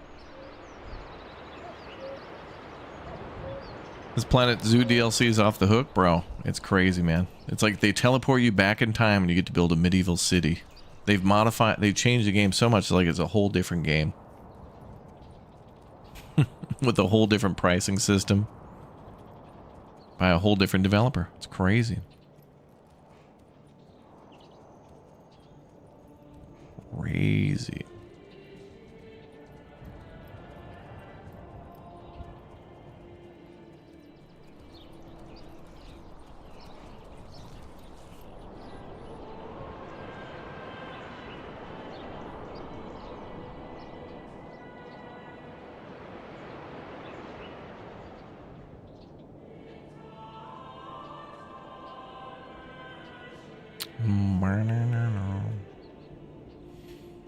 There's a bear in your town? Oh no. Don't tell me that. Is this gonna be like Farthest Frontier now with a full-scale bear attack? Don't tell me that.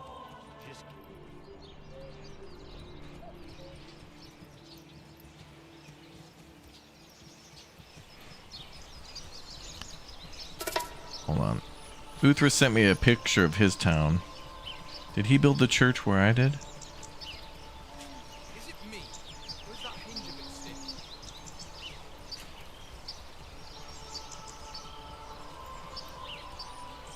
Uthras actually managed to build his church like here in the rocks? I wouldn't do that.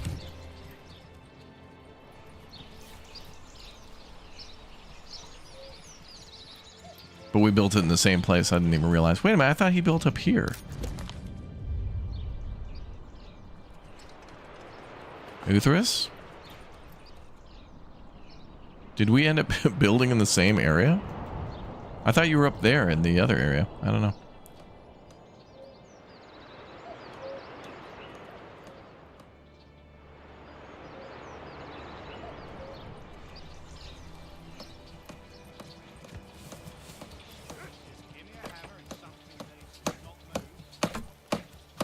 You start on the lake map. You have an iron mine, clay pit, and fish pond. Nice.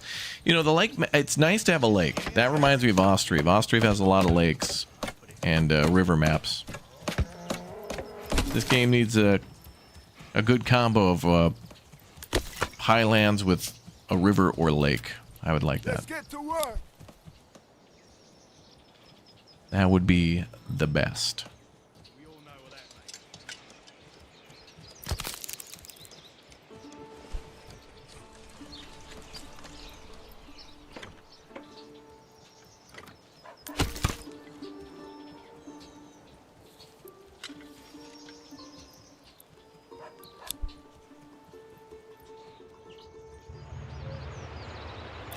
And we also have to build the trader's post up there.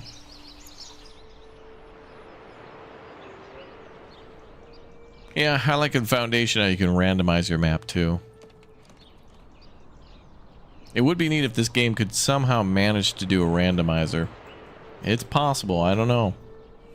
I like doing that too in like, you know, Transport Fever, making maps and just using the sliders and seeing what it comes up with. Always fun to do.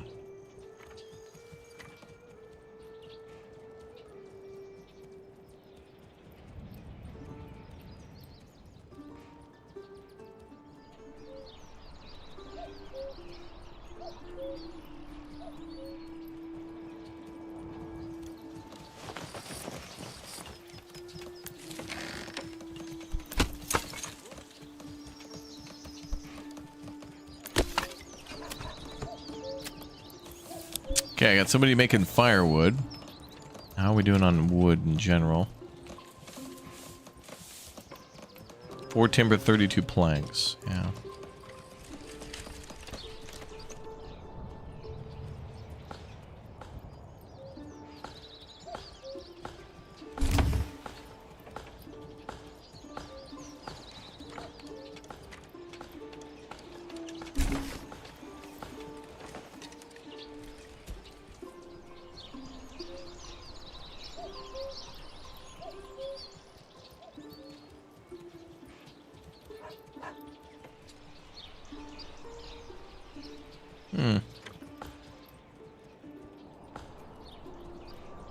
And we built all the house. Oh, good. Another house is going in.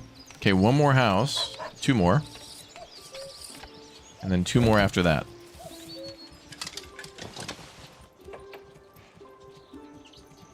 And we got to work on some exports. So maybe fish.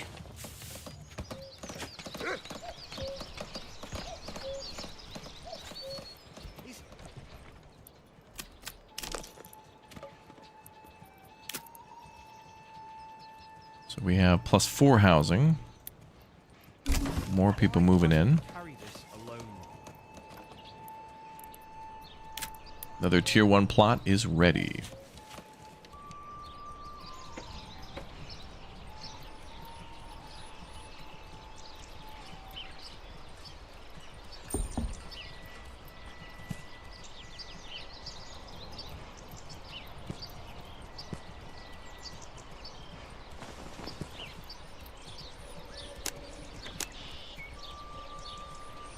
Ah, we'll need more logs for that. Alright, we'll have to get people on logging again, too.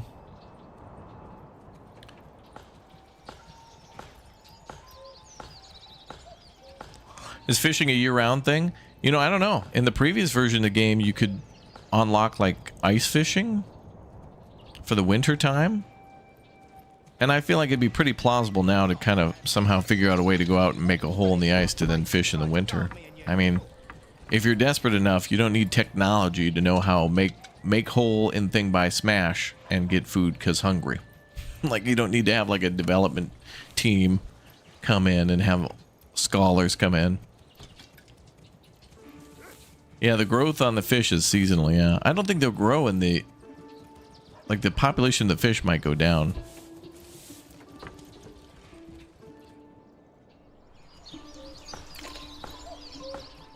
We'll see.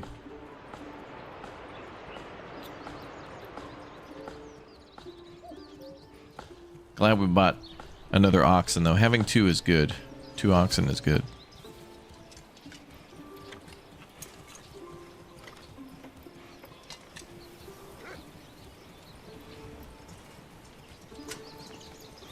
Bring this here, move that there.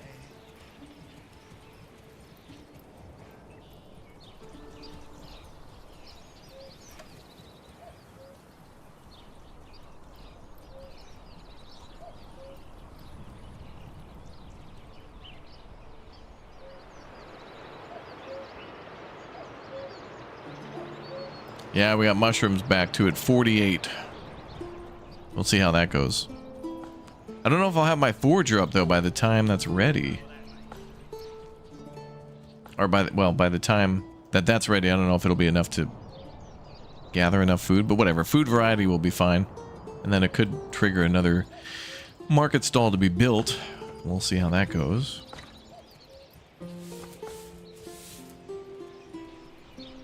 More houses are going in.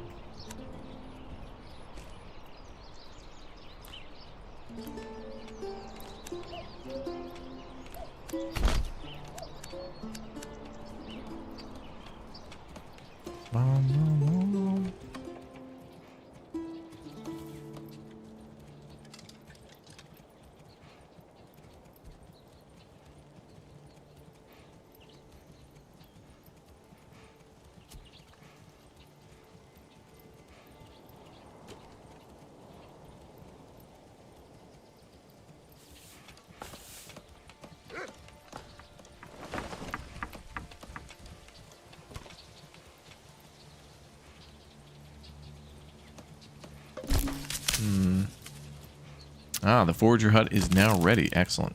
So then I should be able to set a work area for that. I'll just set a direct work area because there's really not anything else they can gather but the mushrooms.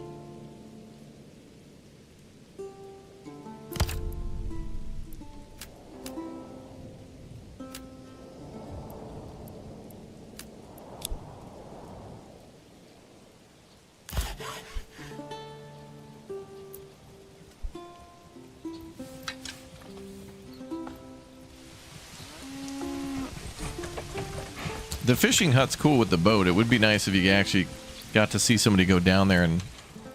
then again, it would depend. Like, you probably wouldn't need it on a river, but the lake would work well. That's just kind of a little pond, really. Ice fishing is cold, that's right, but so can your beer, brother. You set a 6-pack outside, brother. You're good to go.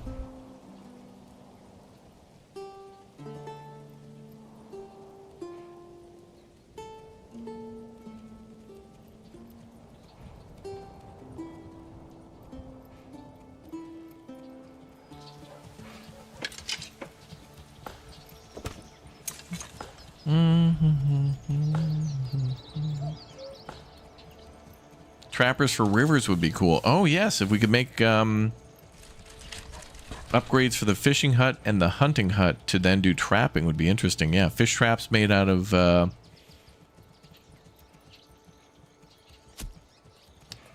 trying to think if we have any sort of fabric other than, I don't know, if there was some sort of weaving of baskets and whatnot would be cool too. Like, they have that in Farthest Frontier, a basket maker. And in this game, they do carry baskets too, so it would be cool if you could get somebody to make baskets to increase efficiency, and then also to make certain traps. Because then you could do a small game trap like that, maybe. But then again, the hunting hut could make it itself.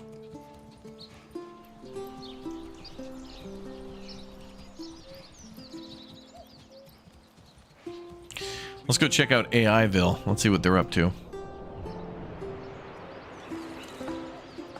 Ooh, oh, they already bought their seeds for their burgage plot? I can't see any more info about what they're doing, though. Can't click on them.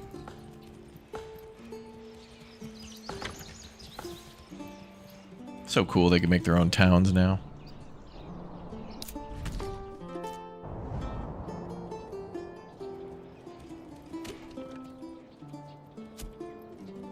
Oh yeah, animal trapping for furs? That would be cool.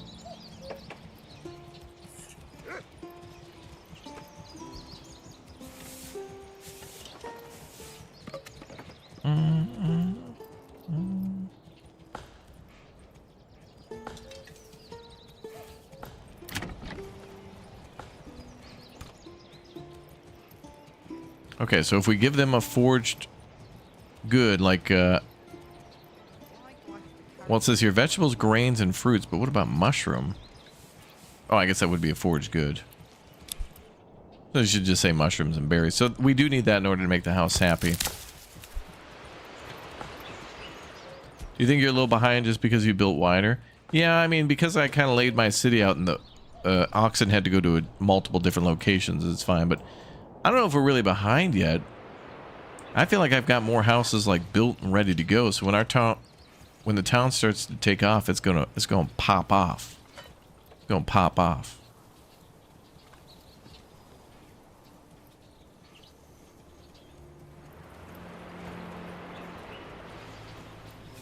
Big town.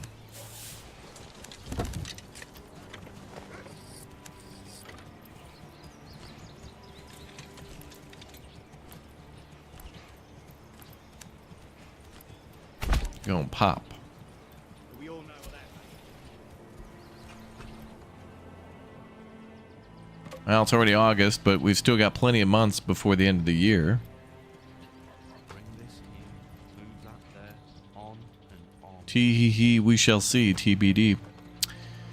Is Greg still soloing this game? No, he's hired a team of other developers, and what's been taking so long, apparently, according to what he wrote in the recent update, is that because he's been working on the game 7 years solo before releasing it and then looking to hire people, he now has to kind of train everyone on what his code is and like how he basically has to open up that box of spaghetti and try to organize everything so people can tell what they're looking at when they're working on the game.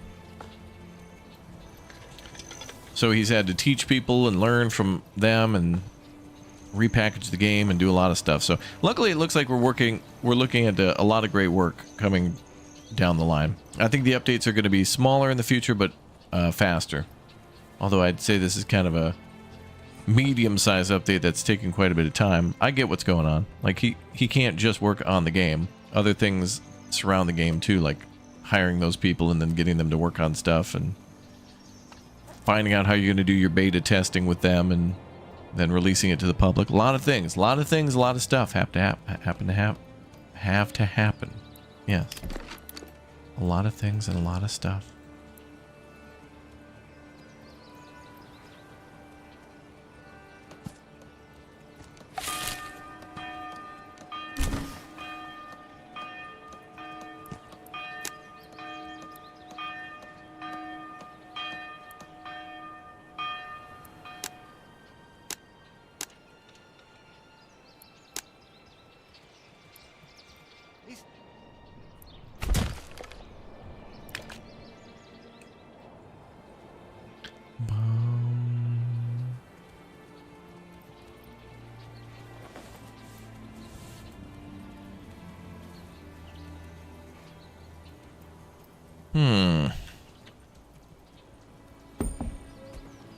A new family started moving in. All right.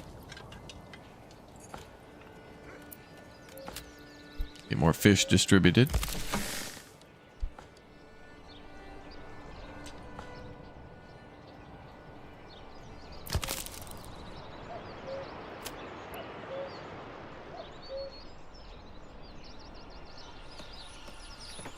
Somebody walking out of the woods there with mushrooms.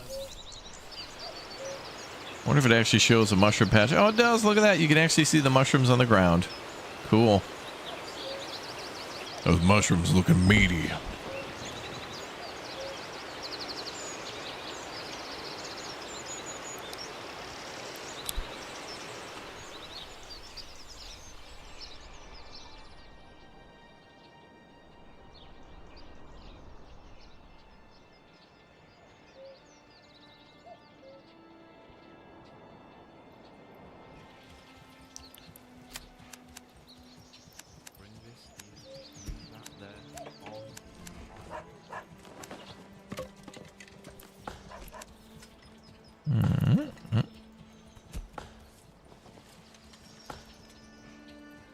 Mushroom stew for dinner. Well, yeah, mushroom and fish so far.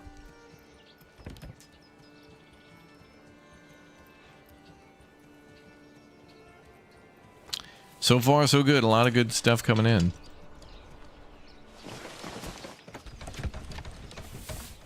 Oh, and another house being built.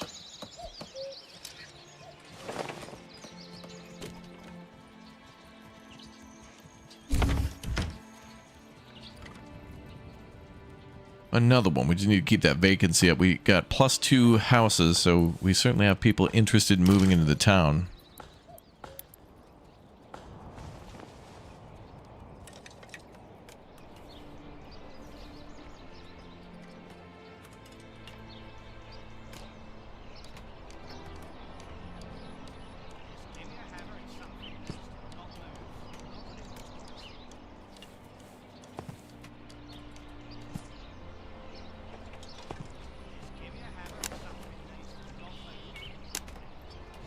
Okay, we'll need a lot of logs for that. A lot of logs.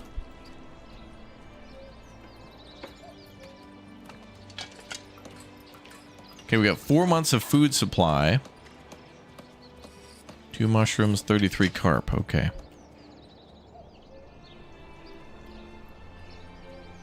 You want to call the town Shelbyville? Are we going to build a monorail through this town? Monorail. Monorail. Mushrooms with roasted cream.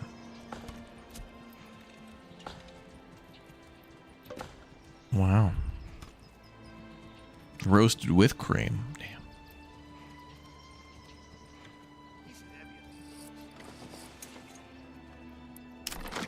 Damn. Wow.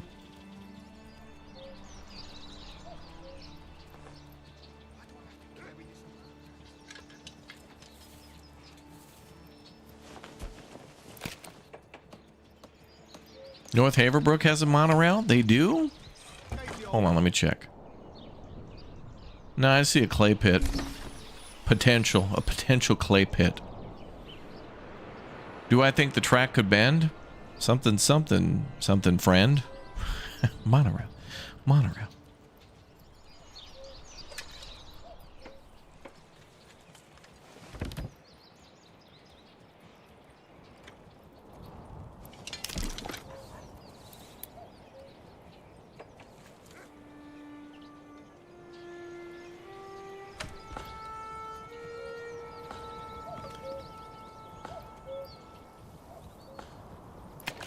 Okay, we're gonna need more timber. I'm prepping food for the winter though, but I think we have enough. Okay, it's September. I'm gonna go ahead and start scaling back on the fishing and the foraging a bit. And start going back towards logging.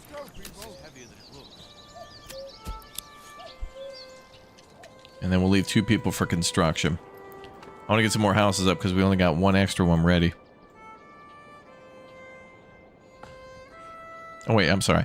4 are ready and 1 is being built, but I think I want to have like 6 at all times because they could come in pretty quick based on our approval rating.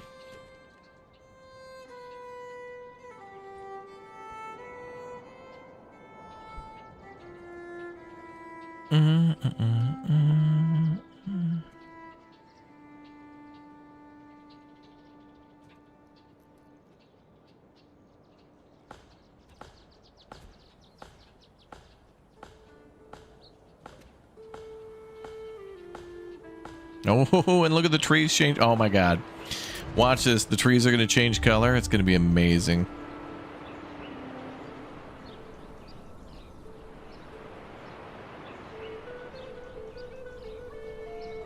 Beautiful. Oh wow. We almost picked all the mushrooms too. We're down to 19. Do we have enough food for the winter? What's called DoorDash or like Uber Eats or Grubhub or something. We'll get it delivered.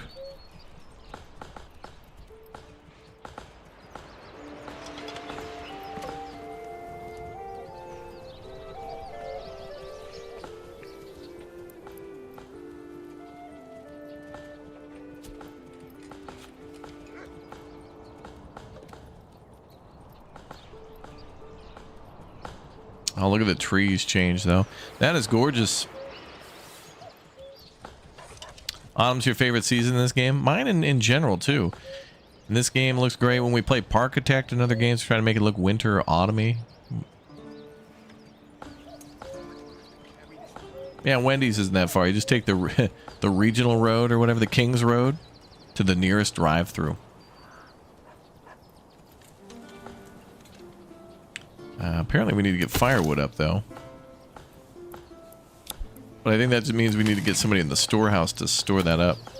Oh, right. If we actually, that's a good point. I need somebody in there to sell firewood and fish and mushrooms. So we're good.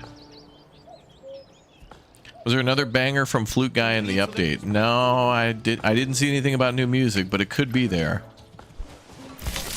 I looked at a good part of the patch notes, but not all the little details. Not yet.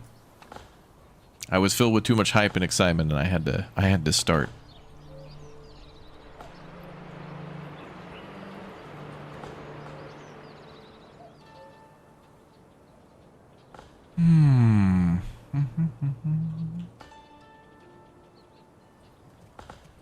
Oh, and look, yep, the market's growing.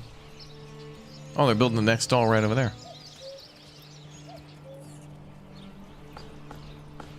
Bring this here, move that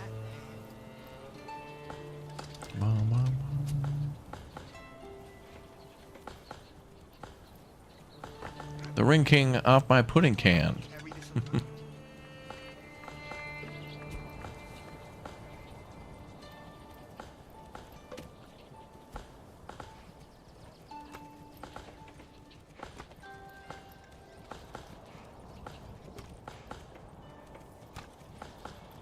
This is heavier than it looks. The King's Road only leads to Whoppers. Oh, Burger King, yeah. That makes sense. We'll name our streets like Flame Broiled Way.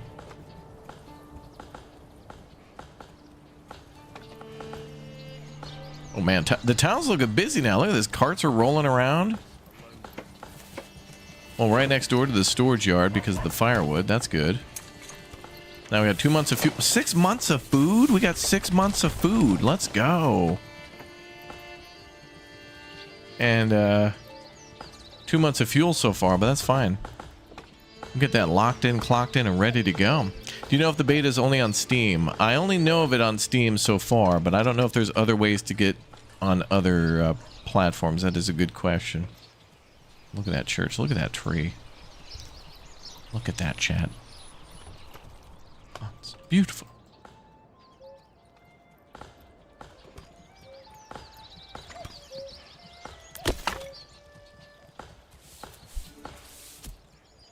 So if anybody else moves in, I got to put them on probably firewood. What are we doing for planks? 32 planks? That's pretty good. Oh, and we got to do that trade depot, which is almost done. They're just installing the ISDN line. Perfect. Now it's in. Okay, we can set up our trade. What can we trade? I wonder how trade is done now. Let's straighten this up. Looks like it's... Okay, yeah, kind of the same. Rye... Wait a minute, that's a new item. Rye sheaves? Rye bread. Pelts, iron ore, can't do that. Can't trade that. Fuel. Could try to... Oh, you know what? We could do... Oh, trading charcoal could be a very good major trade.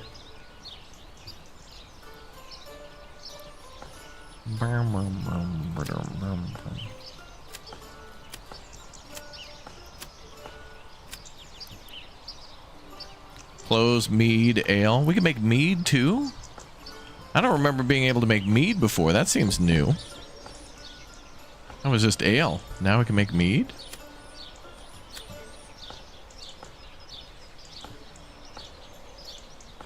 Still probably more than... Yeah. Great profitable idea to export roof tiles. We have 115 clay. But that's iron surface deposit at 1,000, babe. We're going to be shipping out tools. We're going to be shipping and dipping. No, we're going to be dripping. All the clothes we'll be able to buy have the finest of silks.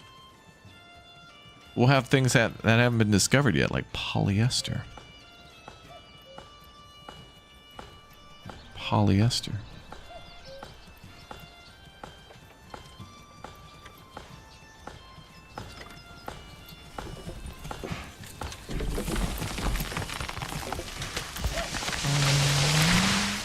There goes another tree.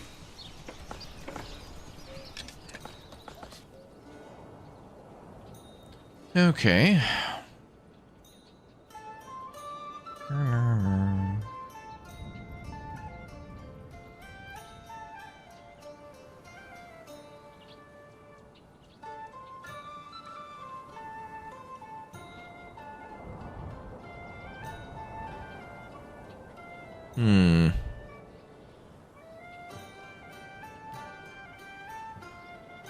Oh, another house got occupied. Okay.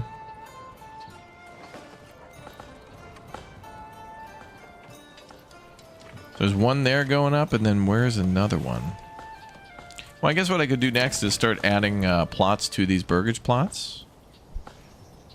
But I do want to build houses that I know will upgrade to tier 2. I'm going to keep some tier 1s down here for farming, animals.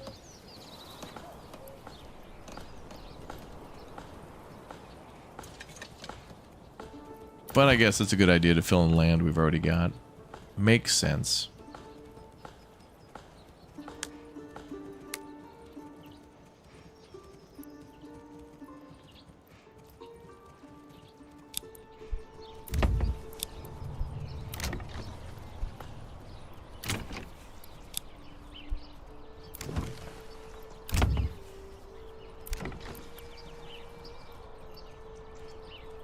Pollination. Oh yeah. Oh, I need more. Wow, that has gotten much harder. So now, because we need to buy seeds for everything, we need so much more money at the start to just diversify with apples and carrots and other things like that. That's crazy. So we're gonna need money from raw resources right away. Maybe actually planks would probably be a good thing to export. Planks might be a good thing to make a ton of and then stack up. That'd be a good start. I'm gonna go ahead and have them start working on planks so I could do an export with that. That's probably a small trade, right? Yeah. Get ready to export those. I mean, I got to trade planks for like food, seeds.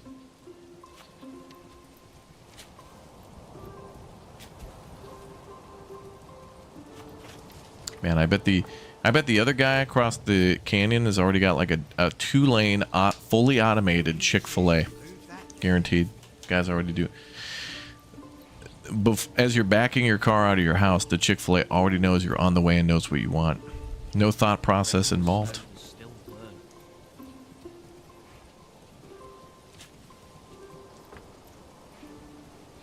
Pilot your automobile and filet knows what chick you want.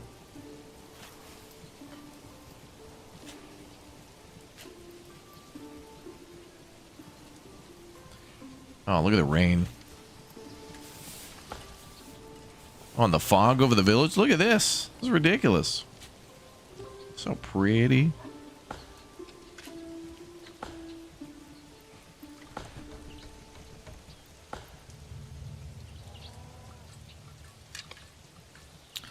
It's still Chick-fil-A. Let's get a Popeyes here. Well, you know, I mean, remember, we're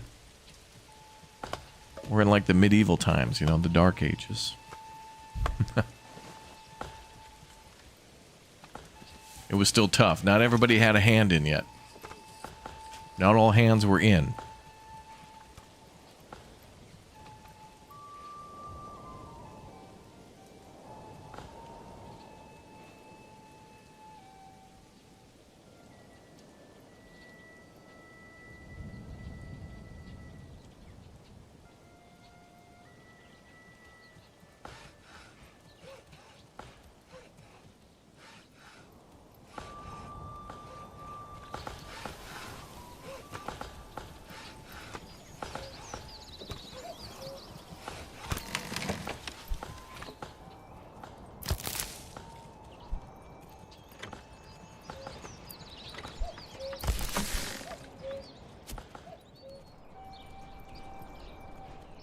Spicy new fish sandwich from Chick-fil-A? What?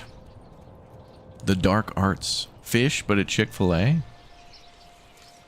Strange.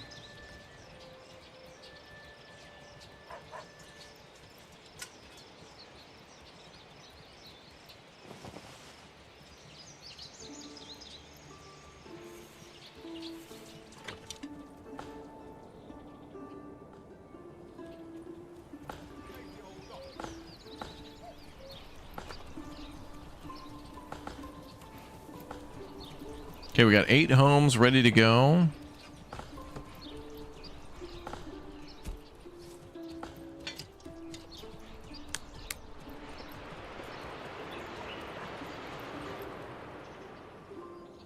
Down to 3 mushrooms left.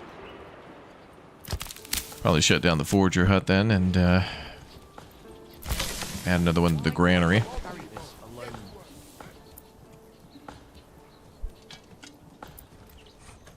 Okay, so we got to get more food stored and sold.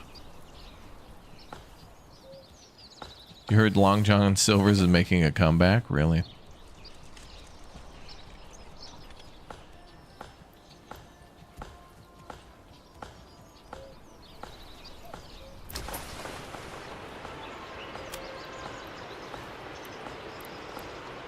Fresh start.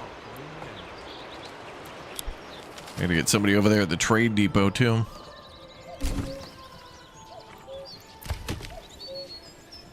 do I have to carry this?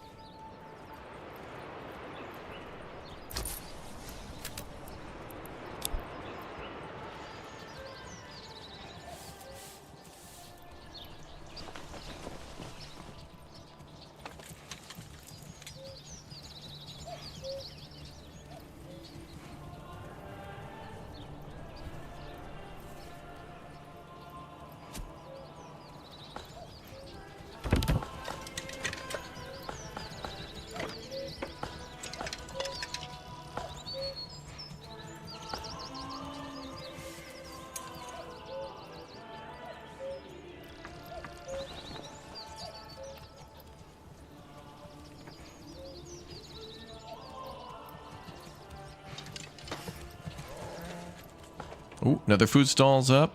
Oh, wow. Okay, so now we got fish, firewood, and the mushrooms being sold. Very nice. Okay, we got some variety going.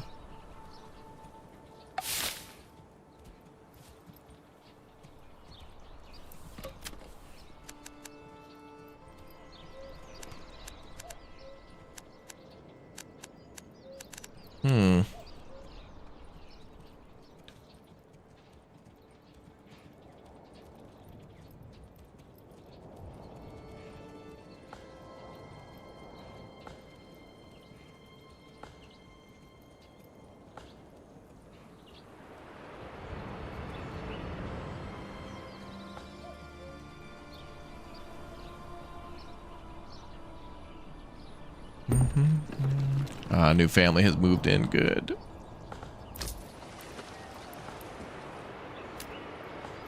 We gotta go for trade. Oh, and then we could buy a horse too.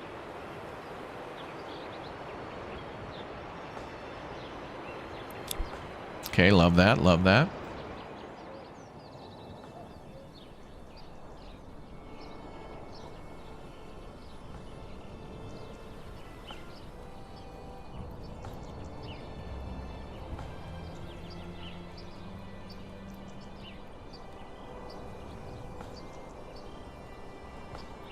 Love it.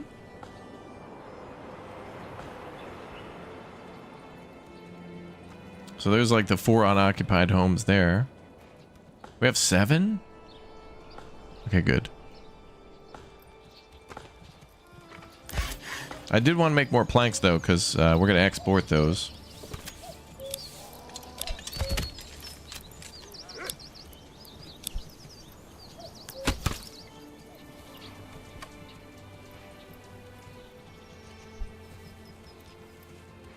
Let's go over to AI Town.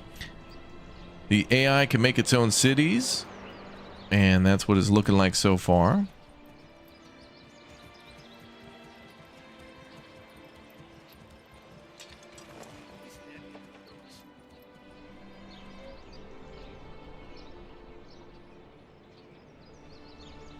I wonder when they'll start to do industrialization or farming. It's kind of the same with us too, so we're just kind of, we're waiting, and so are they.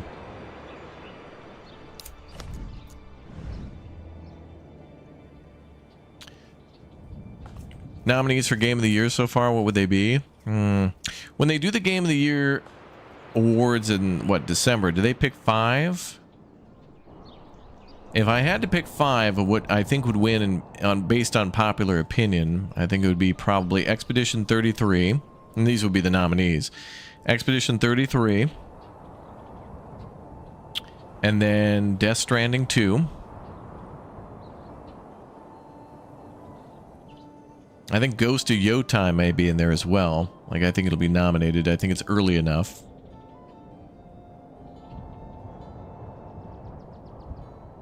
Kingdom Come Deliverance 2.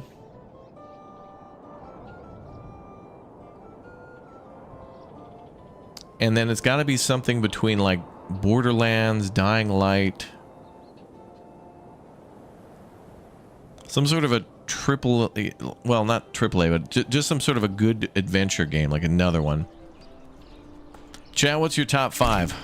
What's everybody's top 5 for what they think will be, you know, your top 5 predictions for chance to be game of the year? Dune?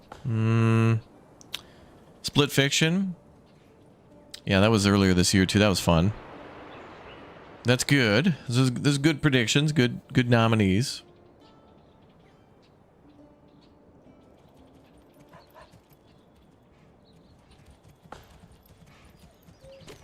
Abiotic Factor. Interesting. I don't think they'd ever allow that to happen.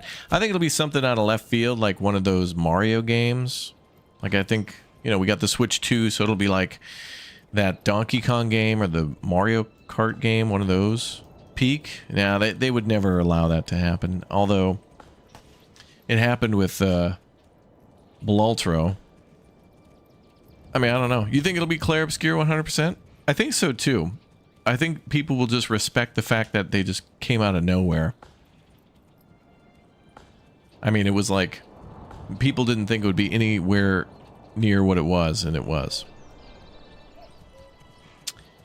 I don't know what my last one would be, though, but it would have to be something, you know, and I'm just trying to predict what I think it would be.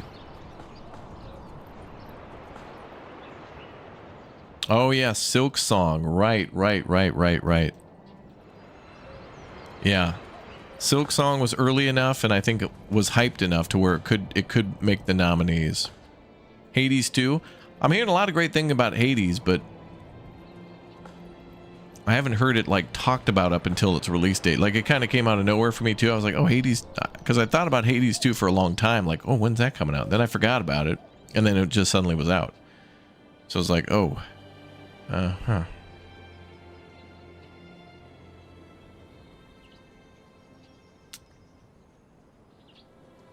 Oh, the Mafia one, yeah. Mafia: The Old Country. Very fun, that game. It was really nice to do all the missions and stuff, and it was a fun linear playthrough. I appreciated that they did it that way. That was nice. Oblivion remastered. I wouldn't put it past them. Remember, they tried to do that with Resident Evil 4. They tried to have a remake be nominated for was nominated but didn't win Game of the Year. But I feel like at this point, with so many remakes that come out, why don't we do a category for Remake of the Year? And why not for a DLC of the Year? I mean, Kingdom Come qualifies for a DLC of the Year with the Legacy of the Forge DLC. But then remakes, I mean, you know, yeah, Oblivion was fun to play. I'd never played that before, only because of the remake. Metal Gear, also with the Metal Gear Solid 3 remake. That was fun to play as well.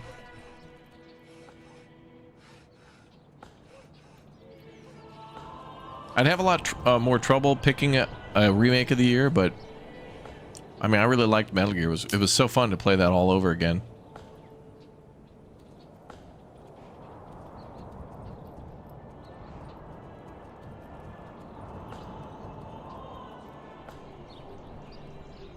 What's still coming out this year? I can't keep up with the delays. Well, we have Moonlighter 2 got delayed until November, but that'll come out. We have Farthest Frontier, which will finally hit 1.0 towards the end of this month. We got Pax Romana next month. But I think, you know, October and November for us here on this channel is going to be packed with tons of, like, city builder games and stuff I know chat goes insane for. But then, you know, all of October and November will be covered with those, but I think those will leak into December as well. So the whole rest of the year is locked down for us. and then maybe there'll be something coming out of left field in January and February. But I really hope some games really slow down. What I think might be happening is because of Grand Theft Auto, a lot of games were trying to finish up by the end of this year. They were back before this year began. I think a lot of people were convinced that Grand Theft Auto would come out this year, so they tried to release their games early before that window, and a lot of them probably tried to make it like later this year. So I think that's why all these games are hitting now, is because one, they always hit this time of year anyway, but I think they're just hitting extra hard because of GTA, and I think that'll probably be the same problem next year too. Where we'll probably get a lot of games beforehand and a lot of games after as well. But yeah, PAX demo was not good. Yeah, it was too restrictive with the time. I don't know who approved that, but it was not the right decision to make. That was a good decision for Gamescom, where you have limited computers and people wanting to play. Limiting everyone to an hour is generous for a city builder when there's thousands of people wanting to play. Are we making coin now? We got 21 coin. And we got bandits trying to steal our damn beetroots. Can we get some more veggies here? Cabbages are 49. Jeez.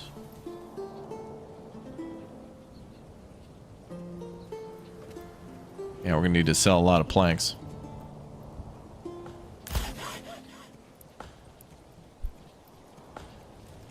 Seven more living space. And no timber? One now.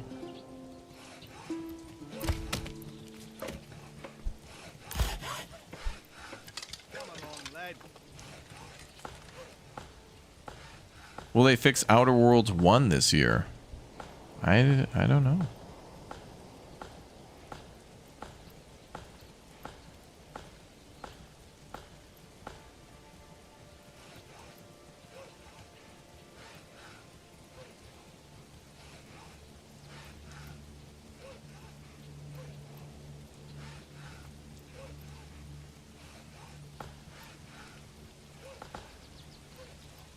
I think Caves of Cud should be Game of the Year. Oh, really?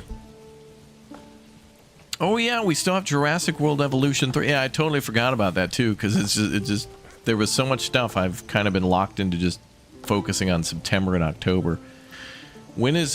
I made a video, too, kind of talking about the announcement. From what I've seen for Jurassic World Evolution, looks very good. Looks like there's going to be a lot of detail you can put inside the parks and inside the enclosures now. So, I'm very much looking forward to that, but I don't even know the release date.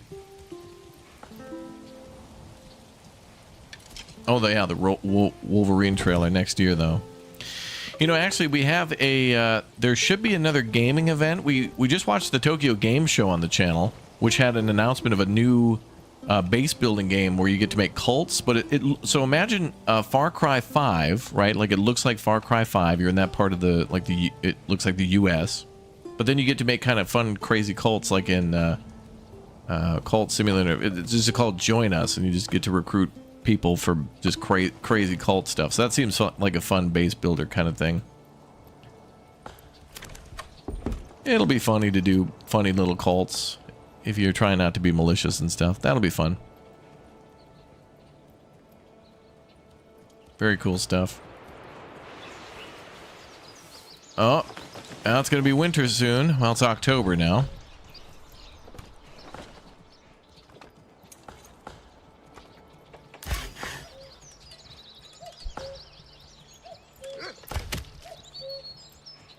Yeah, still single player this game. Let's go ahead and add another family here, I think, to the logging camp.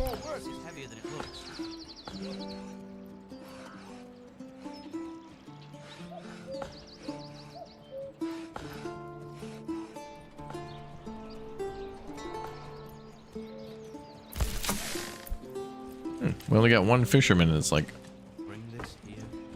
cutting that down a little bit. That's fine. No more mushrooms, right? They didn't regrow. Okay. So they're disappearing for the year.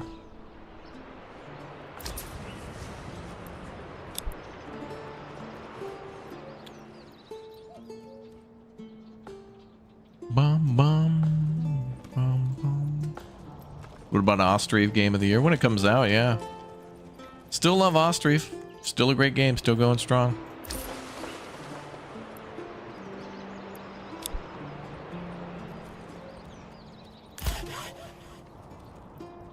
Ooh. Tools, 2 years. Man, we gotta make some tools then. I think maybe we should start considering a charcoal pit too.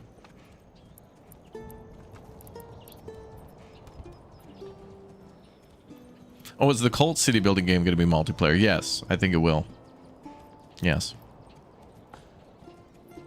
Oh, that's true. The stone production chain. Yeah. Getting a rich deposit of stone is good. Yeah, because then you can turn that into lime mortar and then sell that. That's a good point.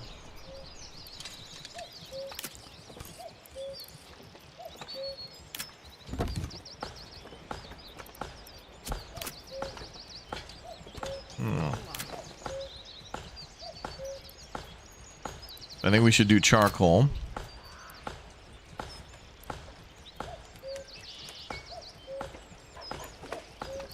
Stone gatherer, camper, quarry. Oh.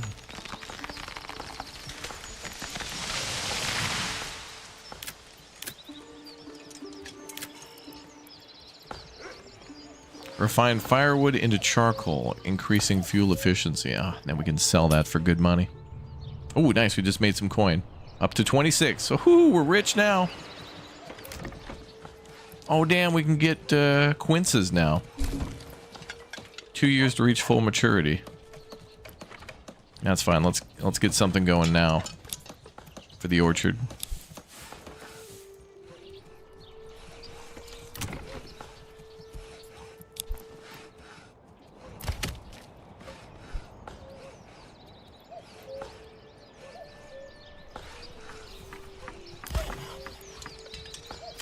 Okay, let's stop planks and go logs, and then I want to try to do charcoal. And I want them to keep selling what remains there. Raptor, I recently bought 51% of a vampire hunting company. I'm now the main stakeholder. Wow. Wow. I accidentally made all my stone into mortar. Now I can't build a guard tower to get an army to defend myself against a raid. Oh no, really? You'll have to import. Gotta get that trade depot going. I can't wait till we can actually do this mining here. We've got a lot of stuff to make weapons. That'll be cool. We're going into our first winter.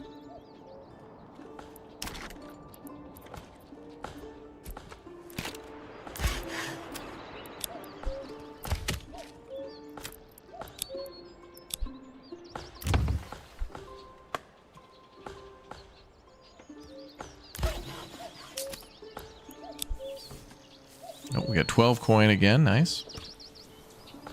Oh, there we go. The orchard. Look at that. All right, it'll take 2 years for those to grow, but it's going to be worth it. And then for veggies. Oh, man, we should save for cabbages.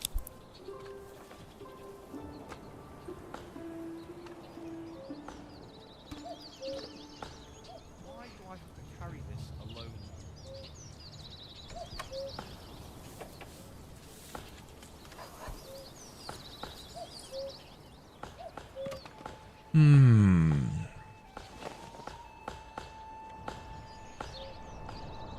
Oh man, we've almost got this whole section on the left side of the road done. Let's check on the AI town. What's the AI up to? They're building too. Oh. Thought I saw a windmill being built, but nope. Oh. They're going further into the croppage. I think I see more burgage plots with more crops. Okay. Luckily, it hasn't captured half the map by now. If it were the other versions of this game, half the map would have been captured.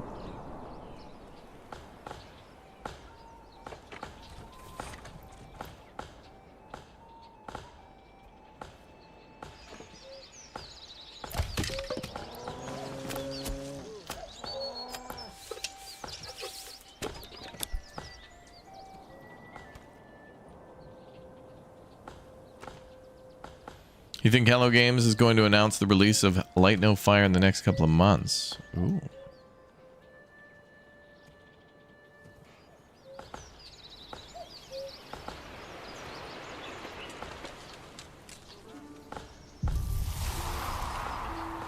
Winter is approaching.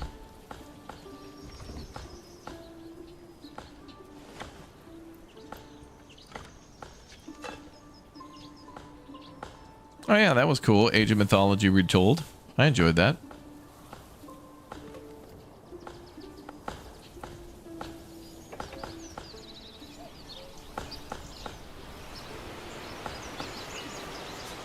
I haven't seen any glitched out trees yet. That's good.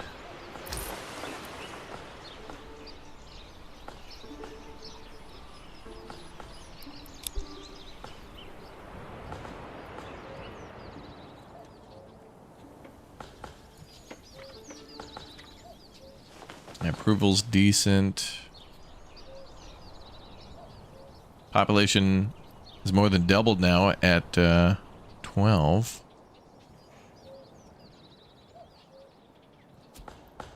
How many games have I played if I had to guess? Probably like over 2,500 maybe.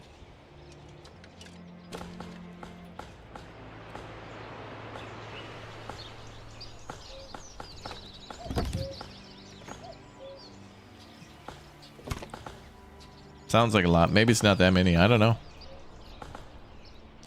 Let's just say 1,000. Including StarCraft Boudoir.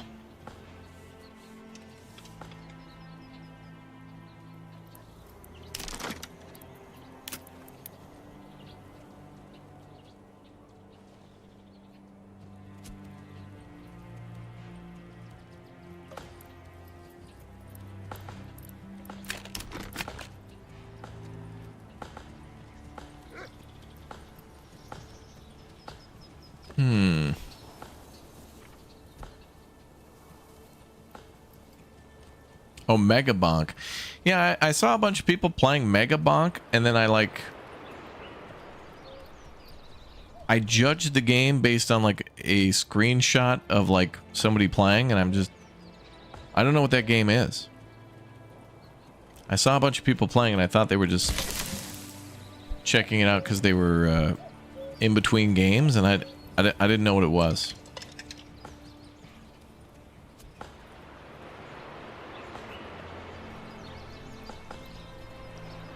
Definitely trending in French Twitch. Oh.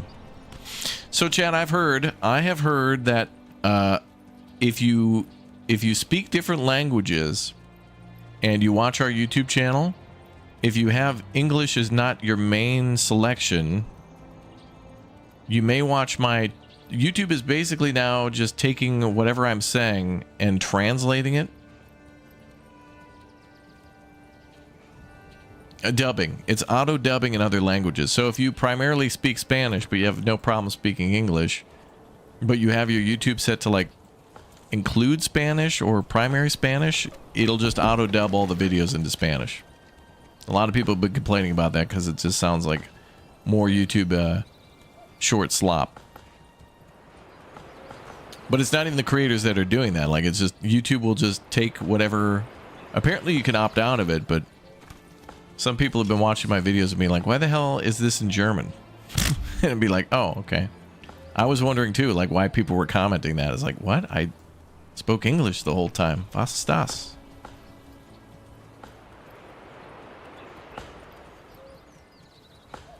You can't choose between Farthest Frontier, Manor Lords, or Ostriv right now. Do all three. You've made it big, yeah.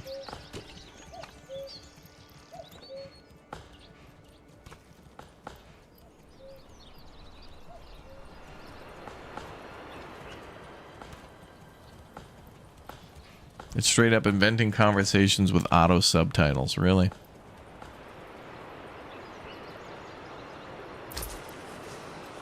Oh good, we're selling the rest of those planks. Somebody's got to be making another sale. We're at 22 again. Yeah, I can disable it on my side, and I think you guys can disable it too, but it's just like... I feel like the only way to grow on YouTube now is that they come up with these crazy experiments and stuff, and if you opt out of those or turn them off, then they just silently punish you for not going with the mantra. You know, you're not going with their mission statement or their plan. So that, I mean, it doesn't apply to everybody. Some people are immune to, you know, they could just make and do whatever kind of videos they want to do, and it doesn't seem like it helps or hurts them. They're just always popular. But with YouTube, I just think they're a mob. Yeah, you got to be a team player, otherwise they silently punish you. And then when I look at graphs and things like that of our channel or others, and then I show it to YouTube, and they're like, you know, when you guys turned on and off things, it looks like these views went up and down. Are you not adjusting those things to? No, yeah, we wouldn't. No. It's like asking the KGB to investigate itself. Are you guys bad people? No, according to ourselves, we're good. In fact, we should be more good. We're not doing enough good. Oh, okay.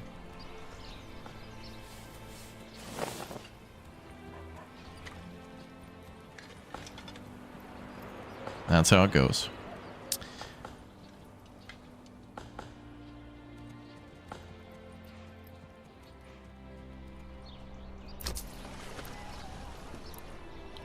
Okay, we're down to 18 planks. I think we can carry 5 at a time over to the... I think it's 5. Each person can carry 5 at a time.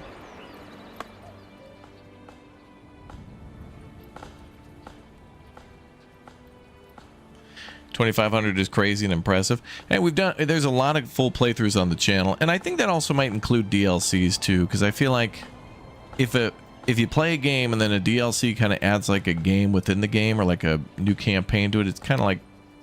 It's not a whole new game, but it's certainly... It can definitely feel like it. Like, honestly, Kingdom Come Deliverance 2 with the Legacy of the Forge DLC, the fact that we were pretty much in Kuttenberg the whole time kind of just felt like a... It felt like a game that was just based in... I felt like I was playing as Henry and stuff like that, but it was... I never left the second map, and it was all just there. It kind of just felt like a game within that game, yeah. It felt more than a DLC, but not quite a whole new game. It's somewhere in between. Witcher 3 ruined you on DLCs? Oh, yeah. I hear nothing but good stuff about the, what is it called? Wine? Or Festival of Wine DLC or something? I don't know.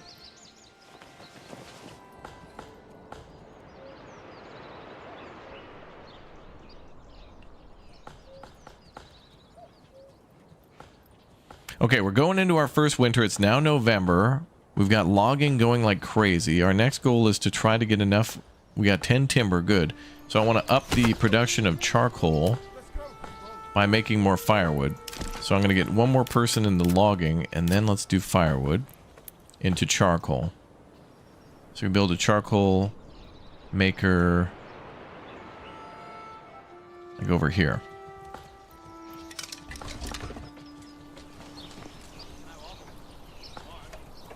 Nice and flat there too. Actually, yeah, it's unfortunate though that the iron mine is there. It's going to be in the town, but luckily that won't be.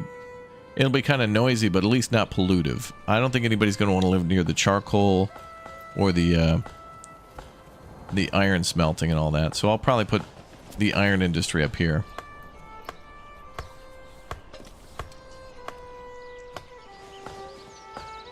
I can't wait.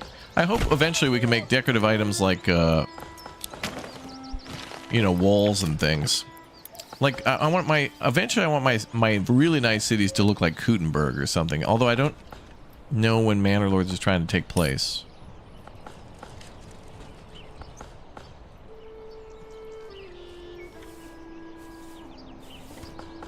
I think it's like the 1970s or something. Like, it's before the internet. So it was really tough. It was really the dark times.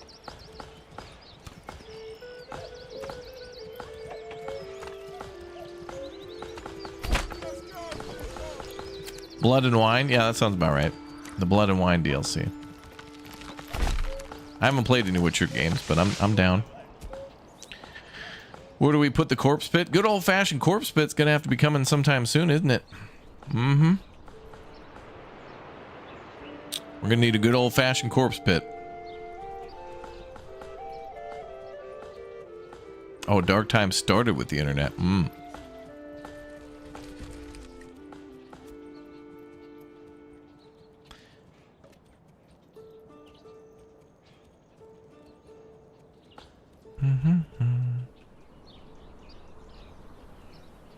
Okay, so the question is, will we be able to survive our first winter? And I think the answer is yes. We do have, wow, 7 months of fuel and 6 months of food. And then when we make that charcoal burner, we're gonna try to export that. So I'm gonna go down to one guy working there, just so we can keep the exports going. We're at 47 regional wealth. Oh my god, we're gonna be able to get cabbage. We're gonna get kabaje. Kabachka. Kabachku?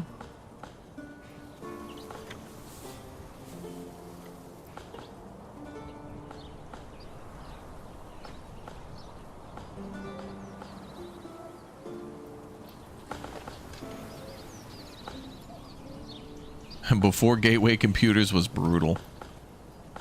I feel like that's the way a lot of people in the United States played The Sims, was that if you got a gateway computer, often they bundled it with like Microsoft Word or the whole Microsoft Office suite plus The Sims. That's crazy.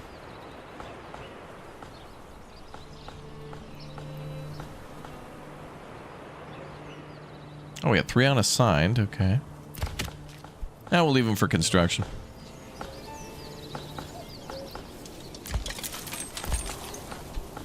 Oh, we can get a horse now, too. But that's 50 at a time. Oh, the hell. That just means I'd have to have one guy working there. And then if he got overloaded with exports, he'd just take the horse. One guy taking a horse is not bad. Come on, laddie. Oh, yeah, the gateway cow-looking boxes. Yeah, it was cool.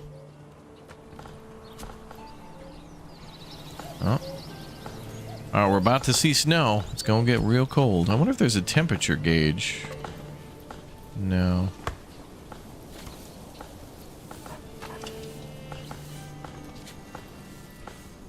Oh, 2 Point Museum. That was it's a great building game, yeah.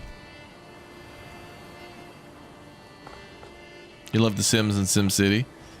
Yeah, I love watching,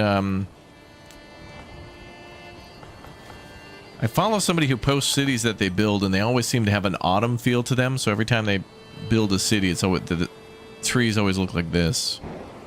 And it's always a nice vibe, a cozy vibe.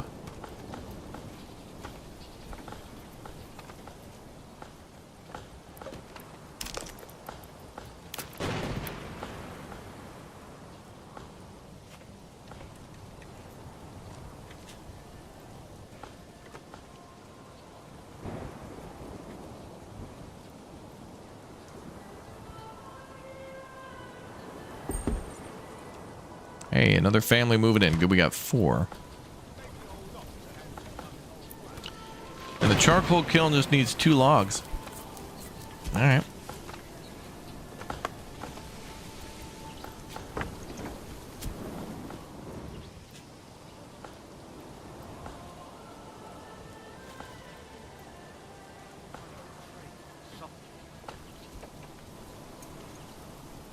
Oh, 55 coin. Alright, so this will help for next year with the cabbages. So they'll start growing those next year.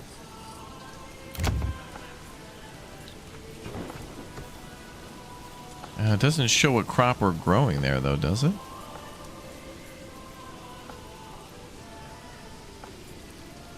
Well, it would be nice if it showed what crop you were growing. I don't see it actually showing that.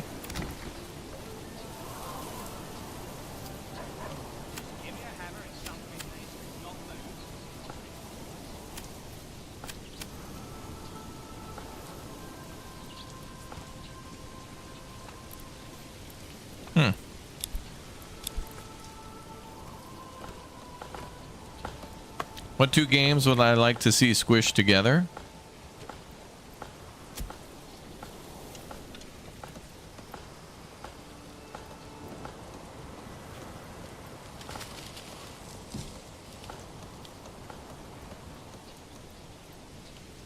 It's a good question. I honestly don't know. Well, actually, I do know. I mention this every once in a while, but I would love for a simulator game that has realism for driving or whatnot, like American Truck Simulator, Euro Truck Simulator, any of those buses games or whatever, and like City Skylines or a city builder to come together. So that way you could drive around your cities and actually do something in a world that you built, but on a simulator tier. That's hard to do because simulators got to put a lot of focus into realism and an in-game economy and like a career mode to make it interesting. But you'd have to be able to build a city in a way where you could actually drive those buses and trucks around. Or actually, yeah, like a flight simulator too. It'd be very cool to have realistic flying like in Microsoft Flight Sim, but then fly into a city that you built in City Skylines. And what would be very cool would be to be able to fly around into your friends' cities as well. So you'd fly, I don't know, cargo from a city that you own or built and fly to a friend's city, which would be neat. All right, the charcoal kiln is complete. Excellent. And this will reduce fuel costs for us for the year. We can start exporting the fuel.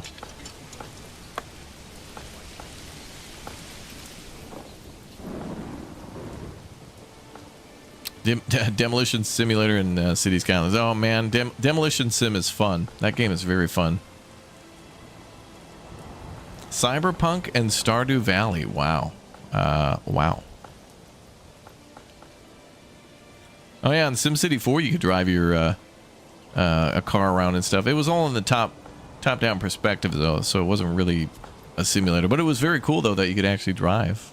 Like it simulated that at least.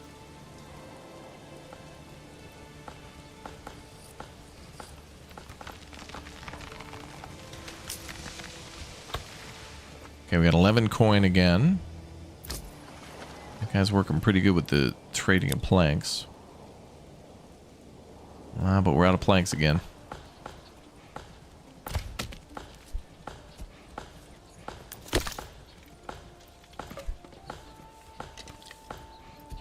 So with firewood, we've got 72 firewood, so we're going to make that into charcoal. So a lot of people are going to work in the wood industry.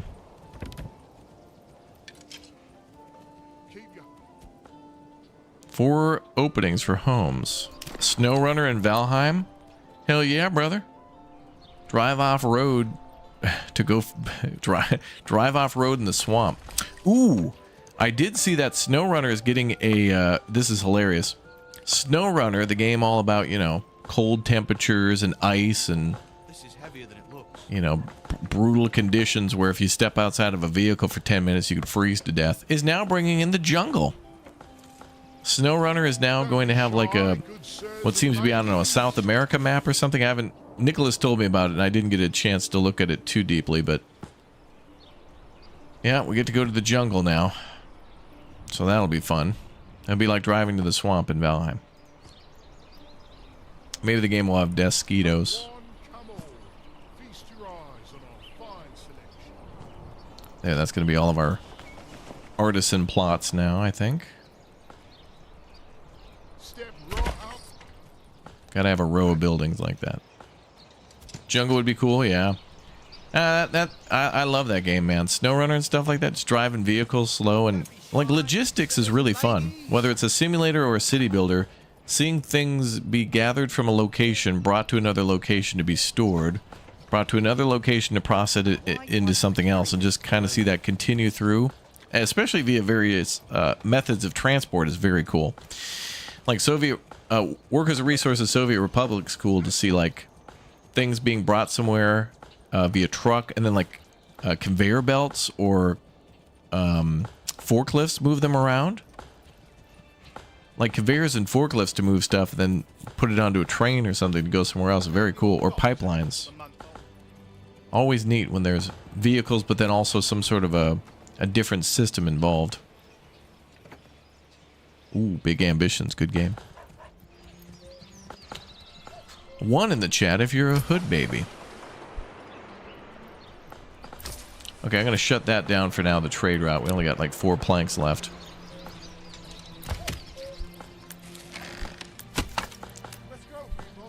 Okay. Actually, I should probably put somebody in the saw pit, but...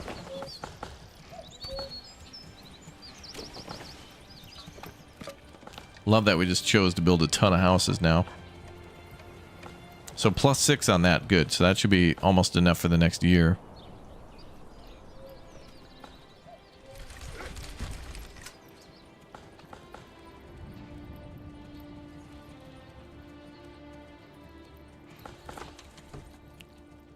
Mom.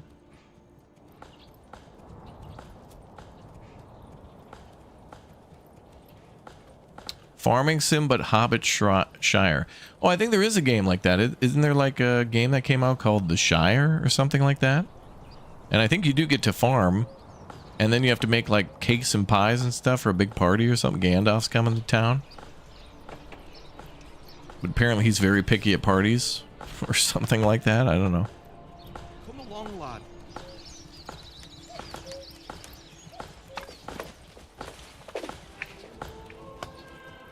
Tales of the Shire, yeah.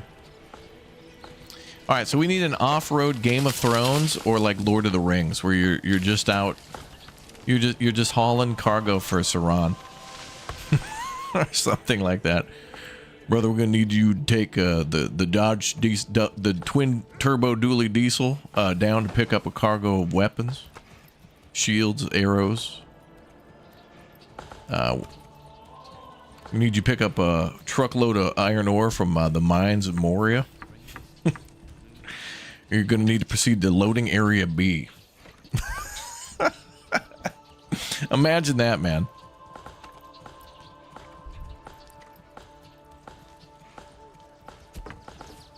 Tales of the Shire, bad ratings, awful game. Oh, really? Oh.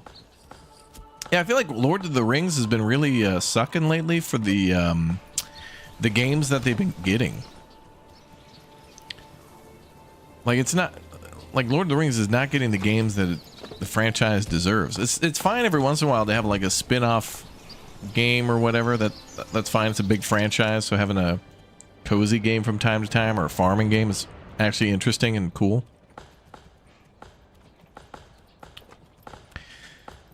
Oh man, all right. Come on, winter's got to be here soon. New mercenary companies available. Oh, I gotta get regional wealth for that, though. Not regional. Treasury.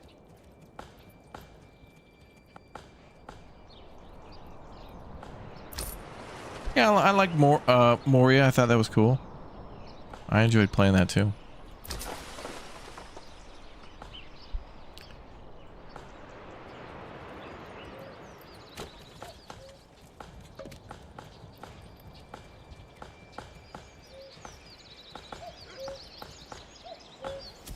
I was getting review bombed. You can't kill. Oh, I can't kill people. Well, I mean, I think if it's advertised as a farming game, then you can't be mad about that. If that's what it is.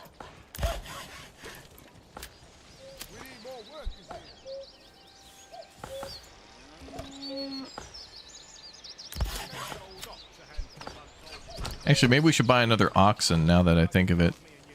Let's try to do one more oxen so we can do one for saw pit, one for logs, and one for construction.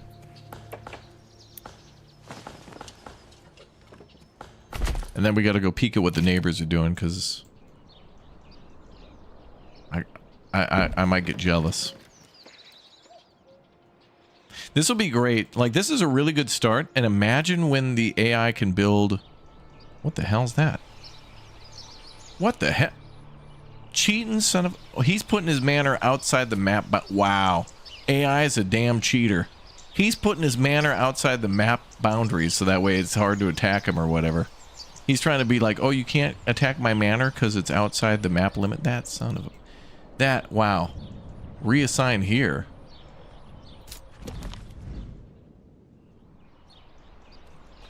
Oh, here comes the snow. Wow.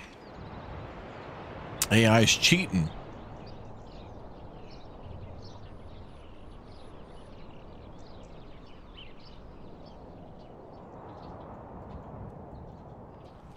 Cheating.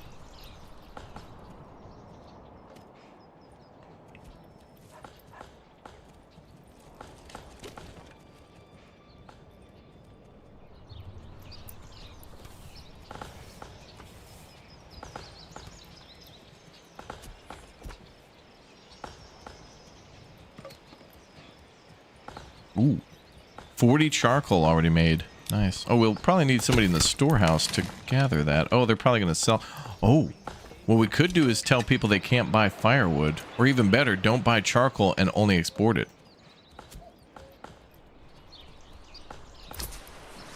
Oh, but charcoal, actually, to sell charcoal, though, we need money for a...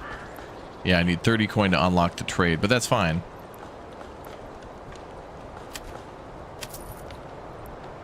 Because we're very close to that.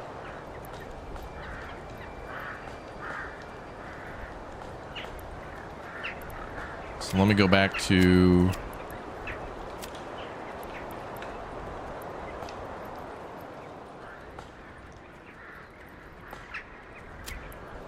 Okay, I'll assign a guy there. A guy. Okay, good.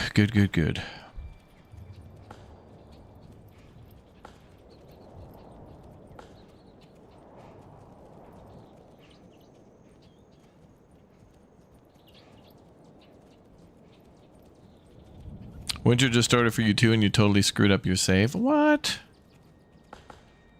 Well, you know, that's why I chose not to play. I want to play on a harder difficulty too, but for the beta of this, it's fine for now.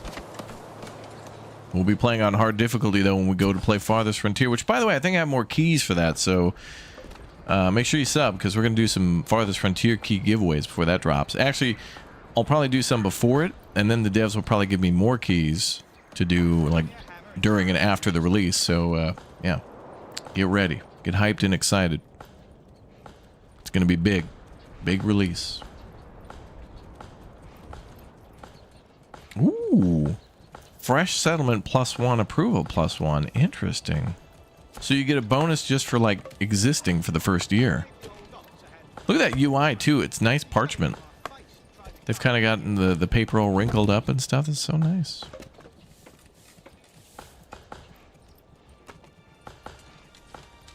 Mama.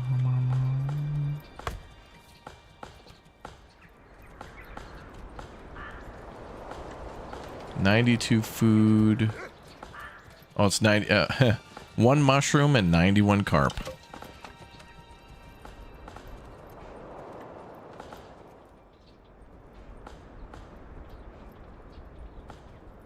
Oh yeah, tool supply. I don't know if we're gonna spend a lot of tools until after the first year. We're at 7. I don't know how many we started with. Is it 10 or 20?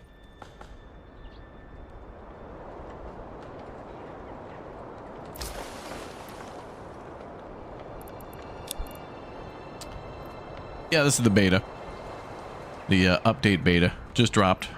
Everybody can download it. It's cool.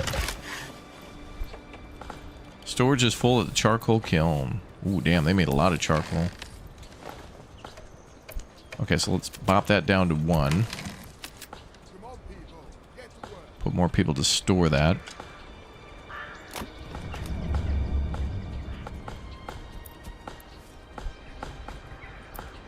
So let's shut that down completely.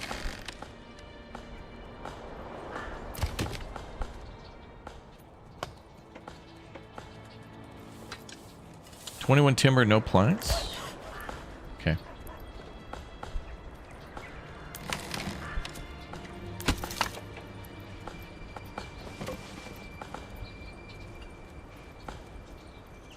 $87 firewood, 72 charcoal. Beautiful.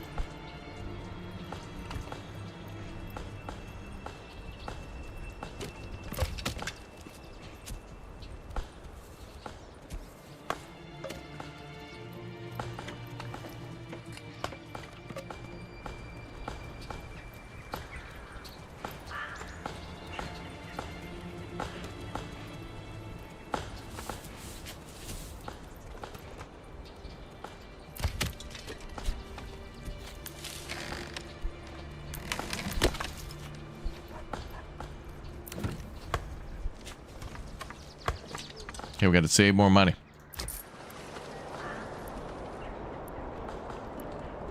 Oh, that guy just took what we needed. All right, he's gonna go sell. That's good. We gotta get 30 coins so we can unlock the charcoal trade.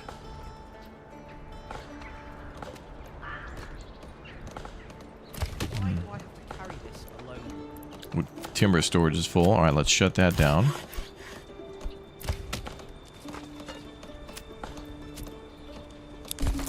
Leave the logs out there for now. New hitching post is ready. Good. Let's make planks. Make charcoal. Restore charcoal.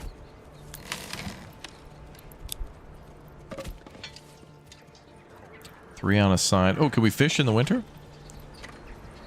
Seasonal frozen. Okay, so we cannot fish in the winter.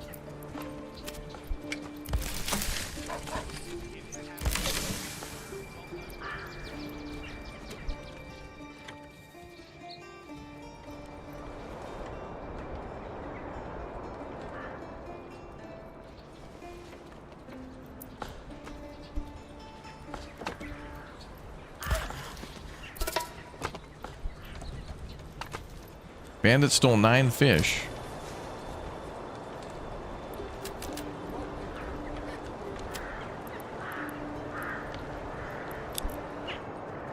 Okay, so we're gonna work on trade now. Then when we upgrade to charcoal, that's even more money, and then we upgrade to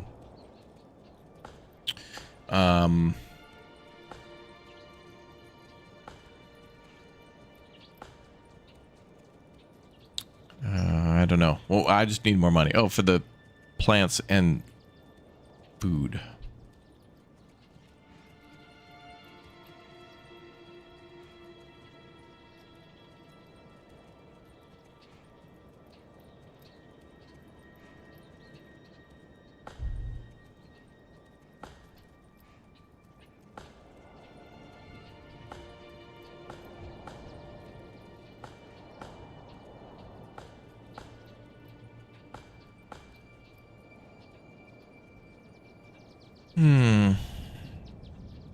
Yeah, we'll need cash for all the different food, the animal types. That's what it is.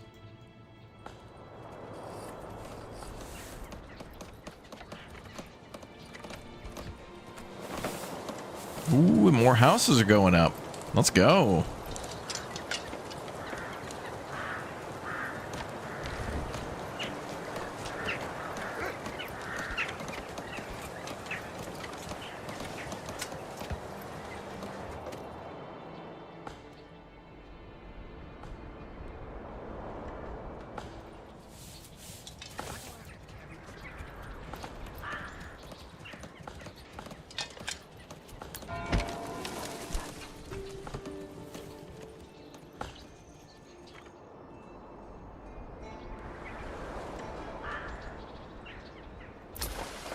Ooh, and charcoal's ready to go.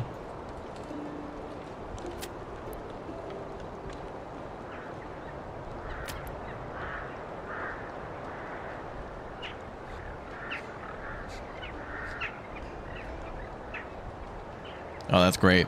They finally explain what this means, too, with establishing a trade route. It says, after paying to establish a trade route, a dedicated traveling merchant will regularly visit your region to trade this specific type of good, increasing the frequency of transactions. So that's good. So that means that you can, it kind of goes beyond having to build another trade post. It'll cost you a little bit of money, but if you're selling something worth a lot of cash that you need to get rid of quickly, or maybe not, maybe, large volumes of cheap stuff. Like if you're selling a lot of stones, then you can sell them faster. Good, good. Now, what's charcoal selling for?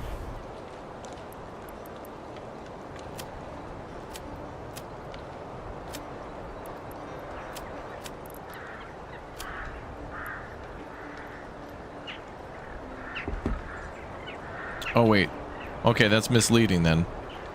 Since it's a major trade, a trade route is required first. I think in the description of that, then, it should say that.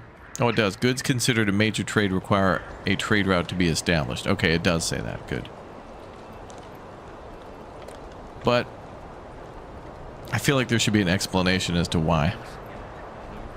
But that's why we're trading, actually, we should trade firewood too then. We're trading planks. This is heavier than it looks. And firewood.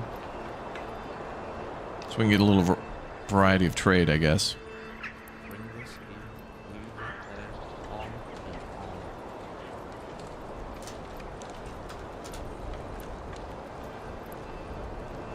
Burn the house, that'll bring it up.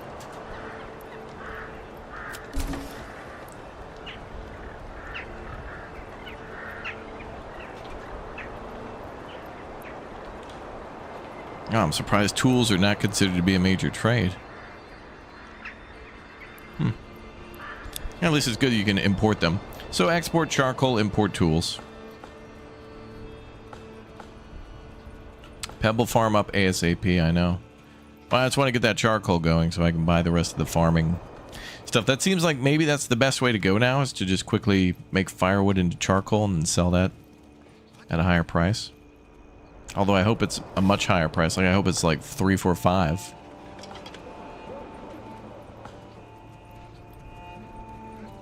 We shall see.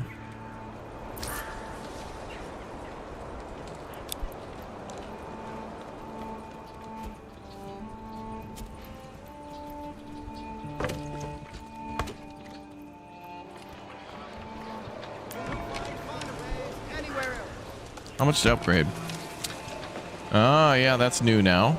So now we need 12 planks, 20 dressed stone, 10 mortar, and then 10 clay tiles. So there's a couple changes to how the church is going to be upgraded now.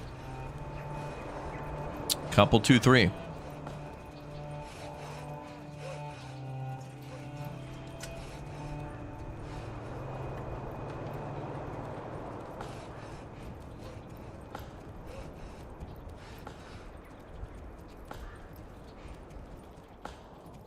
Regional wealth still 11.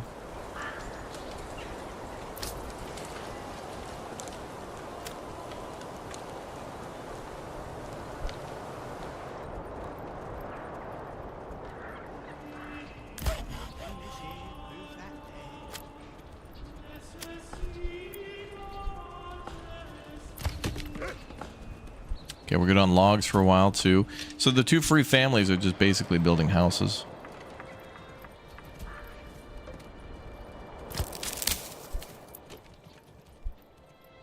Until spring, which is like maybe February, we can get back out and do stuff. Mm-hmm.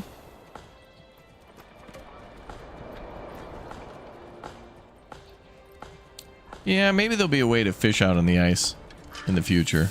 Because the previous version of the game did make it so you could fish year-round. Shouldn't have been that complicated.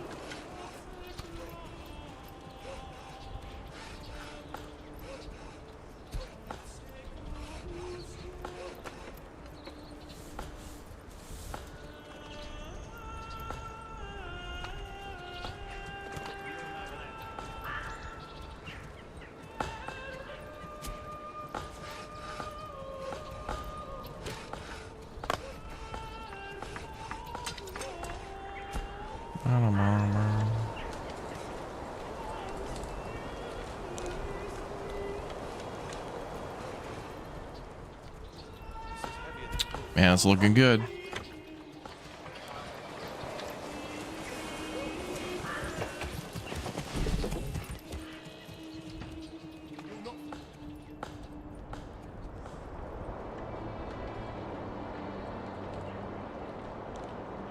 A lot of stuff to build down there too, or well, territory to do it. So if we expand, yeah, that next area will be great. There's a bandit camp there too, but there's more stone, mushrooms. Oh, clay. Wow, a surface deposit and 1,000 of it. A little bit of iron and some wild animals. And maybe fertile soil? Not quite.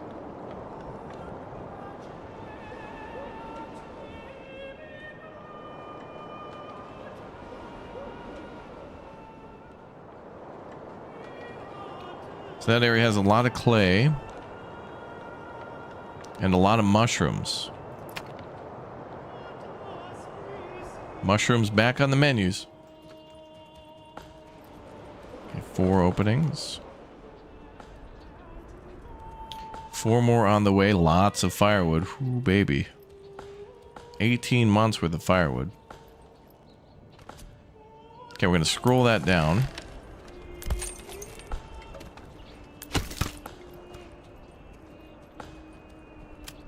Bring this in, move that there.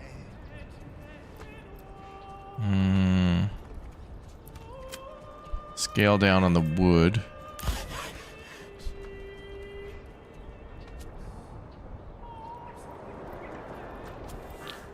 Are spices a thing in the beta? I don't know about spices.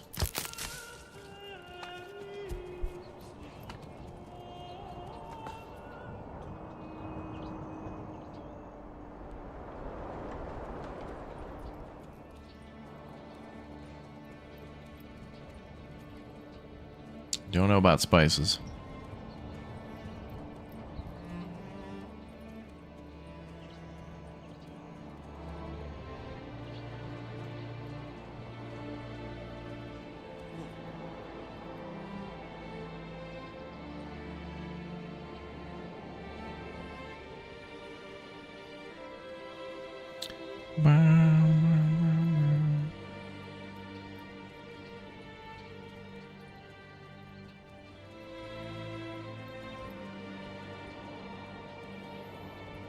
Shows them in the storehouse. Does it? In the storehouse?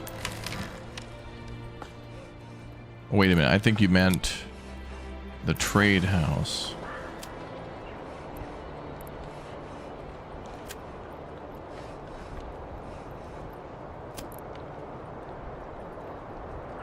Oh, good catch.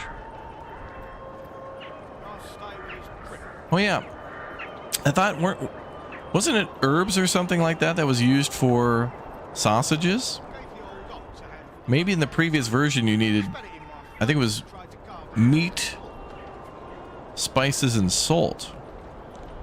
Now it's just strictly pork and something else.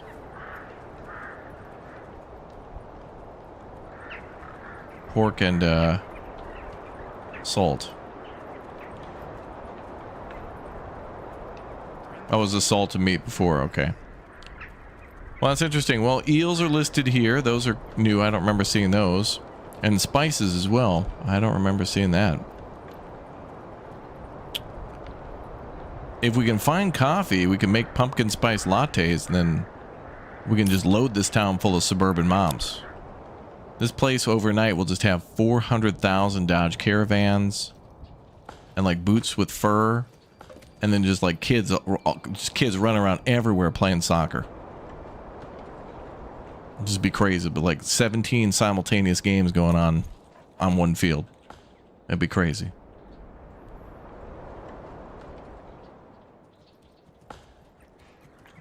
But those kids got a lot of energy. They can help with the harvest. Come on, kids. We're going to go weave baskets and help with the harvest. Yay.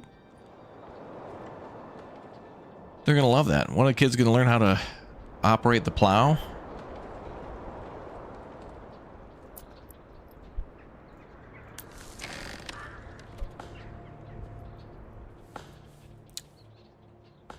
Berries are gone. Berries should still be a thing. Berries should still be a thing. Yeah, there they are. Berries are still here because they're used for food and also for dye, for clothing. Although I'm not sure what they call that now.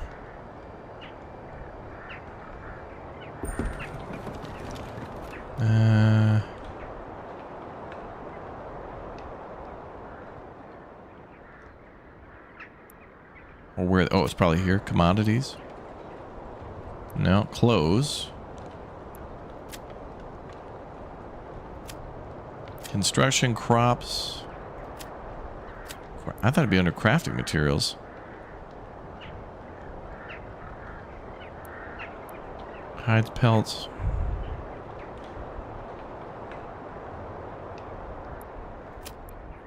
Yarn. They had something before, I thought, thing called dyed fabric or something. I don't see a dye maker here either. Elon Marks, thank you very much for the 20 gifted memberships for the Chatty Chatters. Thank you very much. Big O gift bomb. Exclamation point gift in the YouTube chat if you want to claim one of those gift bombs for yourself. Follow that link and then you got to enable it. That's all. You just got to turn it on before someone drops a gift bomb. Could happen again. Somebody might drop a even bigger gift bomb after this. You never know. Could happen, chat, at any second. Could be another 350 bombs in a row. Could happen. I don't know. Could happen. Who knows? Oh, never mind. We just got a big 1,000. A little help to survive the winter. Thank you, Elon. Just a little help. Yeah, that'll help. If I could only convert that into regional wealth, that would be great. But thank you very much. Actually, speaking of which, is that enough to buy our charcoal trade route? Wait, where is that? Crops, food, crafting materials? Commodities? Oh, fuel. Ah, there it is. Excellent. Okay, so now we've established a trade route. Ooh, we could export for 3, baby. Let's go.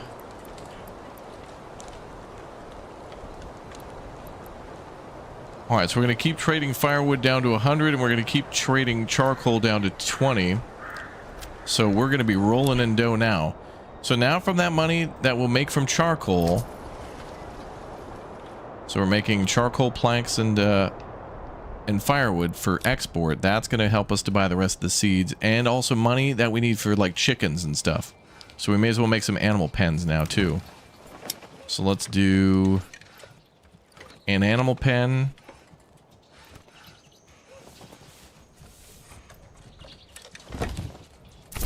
for like goats and pigs. Then we could do another one. And then we do like chickens over here or something. Like at that house. But I need 20 regional wealth too. Thank you again, Elon, for the support. Jackson, thanks for the 46 months as well. Thank you. Nice to see all the support. Thank you, guys. Appreciate it. Appreciate you. Appreciate you. Really enjoyed the update. Love the AI towns. Me too. Now, our friend Uthras said he was playing with 4 simultaneous towns going at the same time. So, I want to play this again tomorrow. And I want to see... I mean, we can go play on a whole different map tomorrow and just see how it goes. And we'll just speed up the playthrough and stuff. I'm going slow now to just see how things react, how things act. And what else I might miss. Plus, I also want to make a video for everybody. So, I want to make sure I got all the details as possible. But I'm really liking the mountain maps. Like the lake was good, but it wasn't really doing for me at the time. But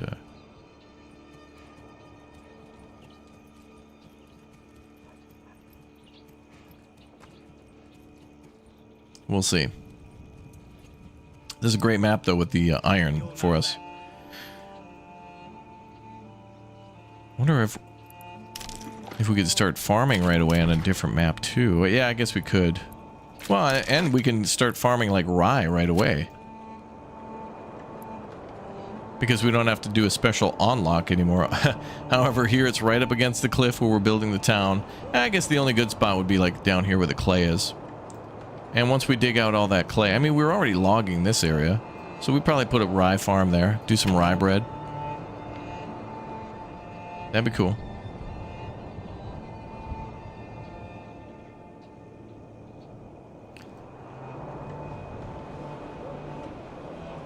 Manor taxes panel.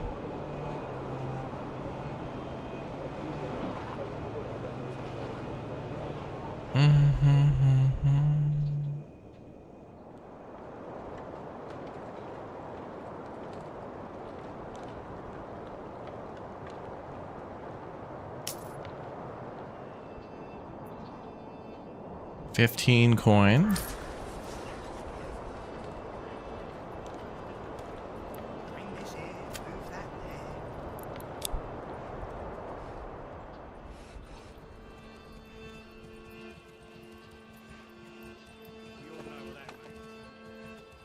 What else can we do for approval? Homelessness negative 1%. Lingering memory? Oh, I guess that's from like earlier this year. I feel like for the first year, maybe they should not be so mad about that. Because like, you move to a new place where you know there's no homes built, you're gonna have to build the homes. You can't be pre-mad, post-mad about something you already knew. I don't know if it's just me, but leveling up my town didn't do anything. Oh, really? If you click here up at the top, you should get the development tab, and then there, I've already chosen. But if you haven't chosen it, you can click here, and there's a bunch of other different things to choose from for your quote-unquote origin of your city. Man, the art in this game is great. I love the art in Kingdom Come Deliverance 2 as well, like all over, and 1, all over the map. You know, when you zoom in on each of the towns, there's kind of a custom town map that has art in the corner showing what the town does. It's neat. Are we getting an extendo Black Ops 7 stream tonight?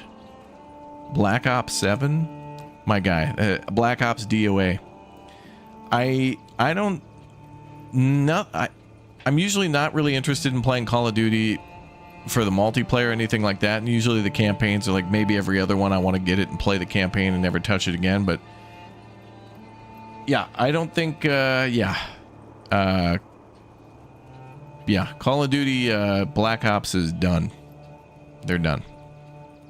No one wants to. I don't know why they keep doing the future thing where it's like, yeah, you're gonna shoot robots and then more robots and then yeah. And then there's a hover robot, and yeah, like, dude, yeah, no. If you're gonna do the future, it can't be more than 5 years. Yeah, once you get 4 and 5 on a game, it's just like, yeah.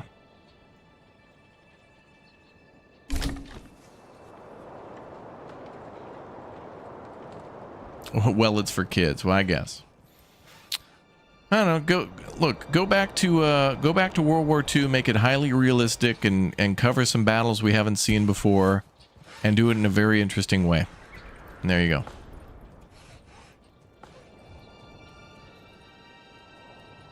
Well, I played the City Skylines Dutch pack. I want to. I talked to Elmox about that the other day, and I did see some things for that. But I feel like I don't want to play the Dutch pack until the bikes are in. And they have shown pictures now. Finally, bikes are coming to City Skylines 2. And they also showed off the Bridges and Piers pack. So when I could do the Dutch, which are there now, in the Regions pack for free, and also the Bridges and Piers and the bikes, that's when I think I want to do it. But I might have to travel to the Netherlands again, or Belgium, hopefully both, and just take a bunch of pictures and get some ideas. It's crazy.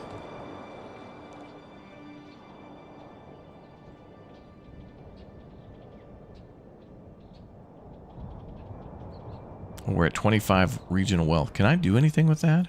Oh yeah, I can get the chickens. Or actually, wait. 22 for pigs. 22 for goats. I think I'm going to start with chickens. Provides a passive yield of eggs, and every 4th yield provides chicken. Ah. It seems like a really good idea then to have multiple chicken farms. So that way you can alternate the production of chicken as in the meat, and then also eggs all the time, which is another protein, so that's good. Yeah, this game is no longer a solo dev, yeah. He's hired a team. I'm not sure exactly how big it is, but he seems to be still very much... Everything seems to go through him. It seems like he knows what he wants, he sends it off to somebody else to make that, then gets it back, and then gives the approval, and then adds it, rather than it just being like a different department that adds to it. It seems like it has to... All things must flow through Greg.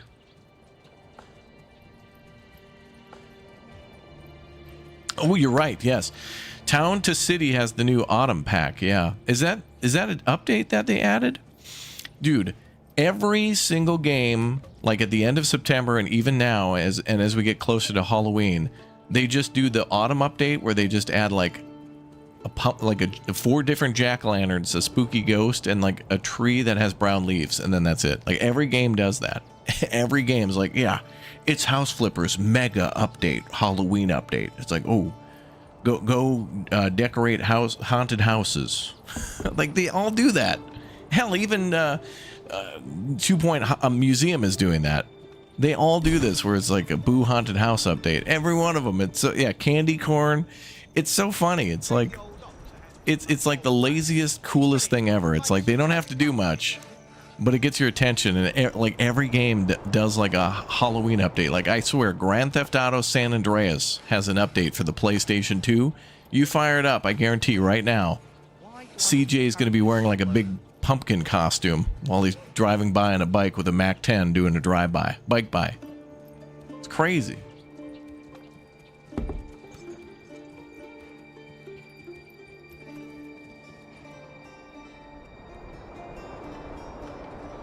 Thanks for reminding me. Got to get candy corn while it's available. Bro, just go into your kids' supply from... Look, have all your kids every year. Just get a pillowcase and just have them dump the candy corn that they got from the previous Halloweens, and then you just redistribute it. That's all. It's fine. It never goes bad. And candy corn will outlast, like, civilizations. Like, once Earth is destroyed, aliens will come here and be like, well, it seems like the humans used to pay for things via these metallic coins. Then they discovered paper, and then they started making their currency out of what we call candy corn. It seemed to be they would redistribute this wealth every end of October before their big cold period. It seemed that they were trying to help the children. They were distributing wealth to the children. Strange. Yeah, Red Dead Redemption Halloween update.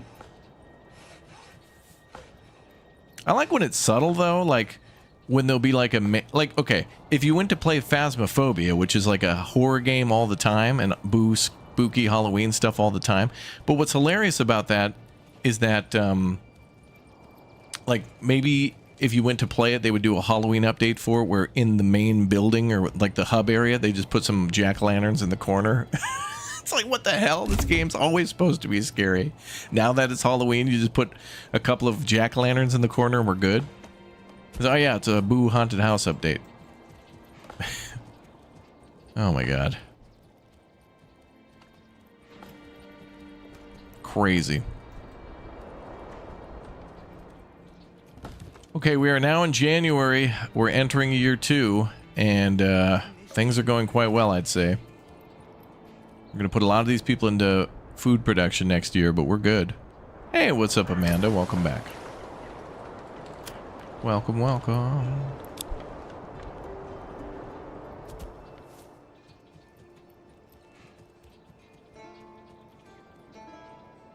They produced candy corn for 2 years, 1932 and 1933.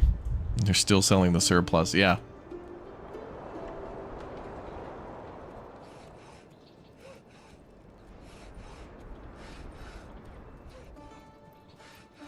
They change maps and ghost models and have in-game events, yeah. No, it's just funny. Like it's always amusing to me to see whatever developers come up with for a Halloween update. Like we recently played that one game that looks like a PlayStation 1 game called Easy Delivery Co. It looks literally like a PlayStation 1 game. It's got the low graphics and all that stuff. And you drive around as a cat in like a K truck and deliver stuff. And I wouldn't be surprised if just near the buildings they just put a bunch of pumpkins. Like it's just the funniest thing ever. It's like the laziest slam dunk ever. And I don't blame devs for it. I don't look down on them. I just think it's just like, it's kind of like a mandatory thing. Where it's like, well, we didn't see you, didn't see this game put pumpkins on the main menu. Windows 95 didn't update, so Solitaire could have pumpkin cards. Okay, so now, okay, we're building 2 more homes. That's on the main street here. Also, I don't see an option. What I would like still in this game would be an option to move people around, because like if you were building, if you build like I do, you'll build like a large kind of set of homes, And then you'll build homes that you need. Like, okay, I eventually want to expand here, so I'm going to build these homes and then upgrade these to tier 2 burgage plots. But then you'll build like a tier 1 burgage plot for like vegetables or something. And then all the homes that you want people to first move into the burgage plot one first, so you can get more crops going before other people move. Like, first you want them to move in here to make a building that functions to feed the people who will then move in next, but you don't get to choose.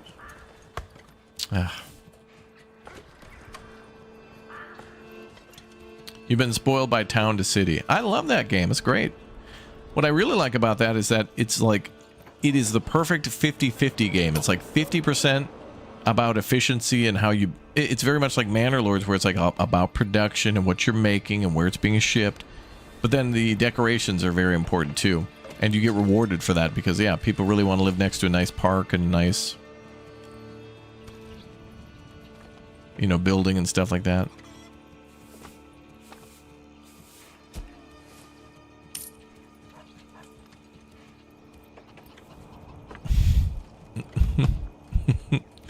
Is that a bot? I don't think we've seen a bot in the YouTube chat in forever.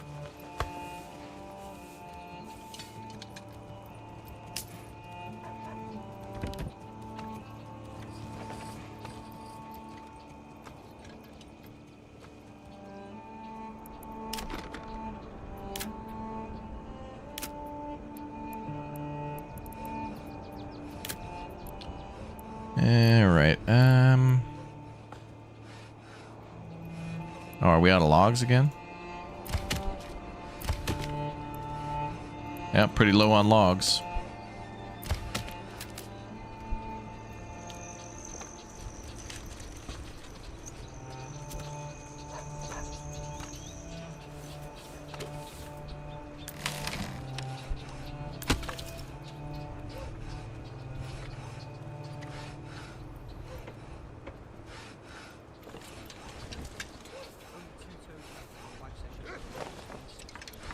Woodcutter's at 1.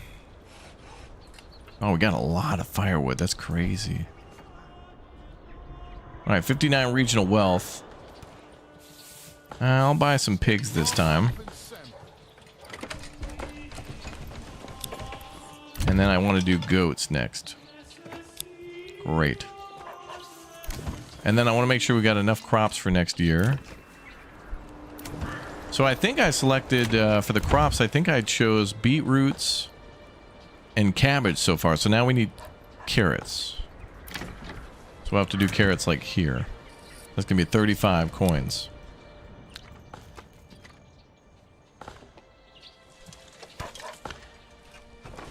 Chad, do you think that bot is like communicating like in that one Star Trek episode where that guy communicates in a weird way? Like via telling a story. I forget how the hell that goes, but all you Star Trek nerds in the chat know exactly what I'm talking about. There are 4 lights. Not that one, but that's another popular meme on the channel.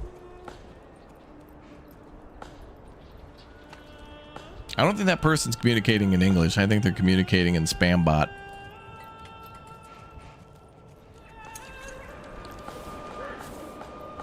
Like, maybe we'll find a planet in the future, like from Star Trek. Like, we'll send out we'll send out something similar to Star Trek, like the Enterprise. And we'll discover a planet that's been totally taken over by ads. And, like, consumerism. And the only way to communicate will just be, like, via ads. So you won't be able to ask your loved ones how their day was. You'll just have to communicate in, like, an ad format. Hello, Offspring. Have you heard of Quality Time, brought to you by a corporation? Wow, tell me more. Well.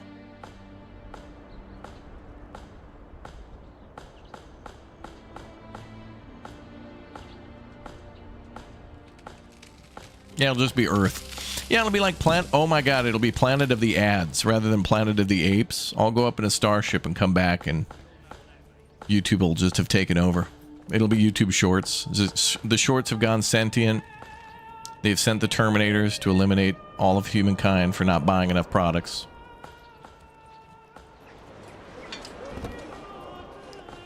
And bots are just hunting everyone else down just to serve them one more ad.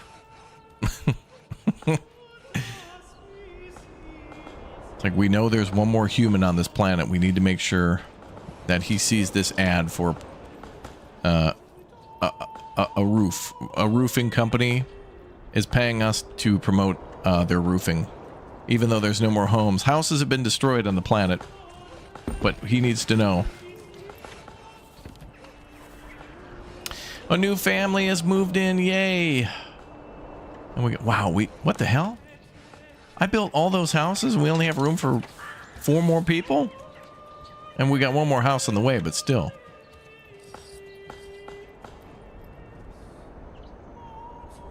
The Old Apes movie is so good, yeah. The movie will end with me just breaking down crying because there's just ads on the Statue of Liberty. Like on her little tablet it says like, have you switched to T-Mobile? And it'll just be like, you damn companies. You blew it up.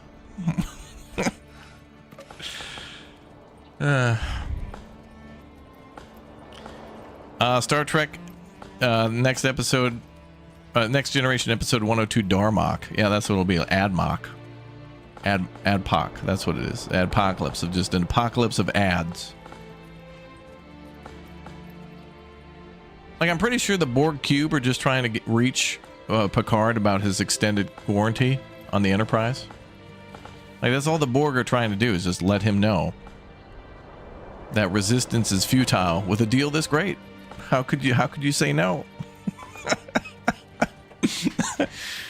And with John Luke, with the prices this low, how could you say no? You will assimilate. We're coming aboard now. It is kind of like that though, right? Like whenever the ad blocker evolves to try to block ads, you know, YouTube just tries to like Jordy is hard at work on the ad blocker to try to block ads, but that Borg Cube dude just keeps getting more cubey and more Borgy every day.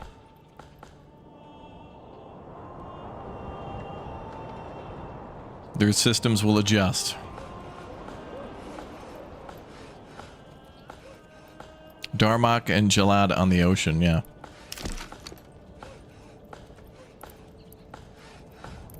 Damn, I don't understand it, man. Why in this game, why can't we grow cotton and tomatoes and potatoes? They've totally missed out on all that stuff. It's ridiculous. No parakeets, no capybaras. Why? So stupid.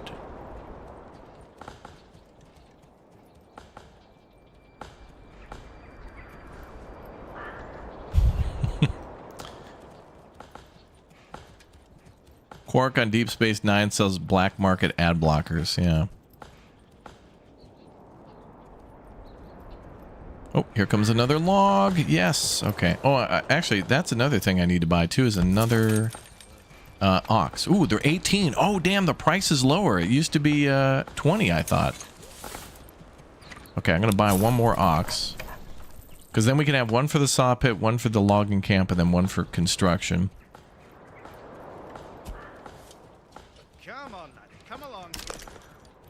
It's so good. Where are the Halloween decorations in this game? Missed opportunity, dude. Gonna have to review bomb Greg now. How dare he?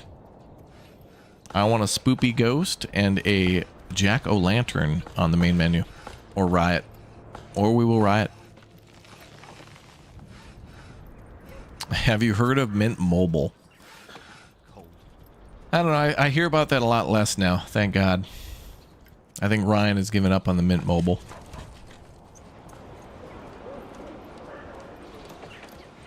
I don't get that, man. You're in a bunch of Halloween. You're in a bunch of Hollywood movies, superhero movies, and that wasn't enough. You have to also sell a mobile phone on the side. Oh, he sold it. Oh, thank God. Oh, that may have been what he was doing. Propping the company up, pump those numbers up, do a bunch of ads, and then dump it. Just be like, dude, I'm selling my successful mobile mint. What is it? Chocolate chip mint? Oh, no, it's a mobile. Yeah, it's a mobile company. Yeah, it was a pump and dump. Yep. Get them numbers up, then dump it off. That's what I'm going to do on this channel. Once I get one more subscriber on YouTube, I'm selling it off to Uthris. He'll fall for it. I'll just show him the books. Look at the numbers. They're all up for these particular times that I've chosen selectively.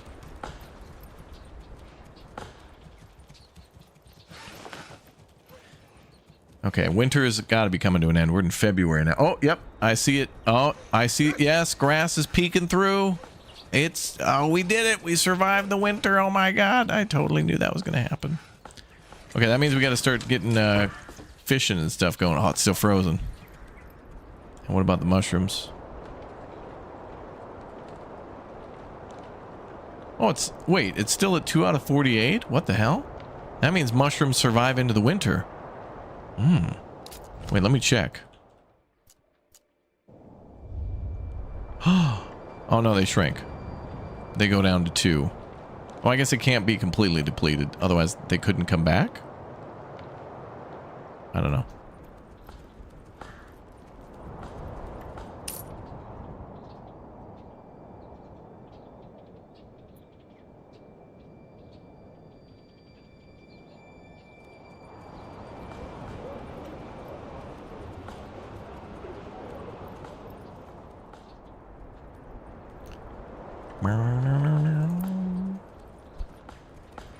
Okay, so I hear logging going on again. All right, so all these extra families are going to have to go towards hunting and fishing. Well, foraging and fishing. Damn, we're up 27 coin again? Let's go.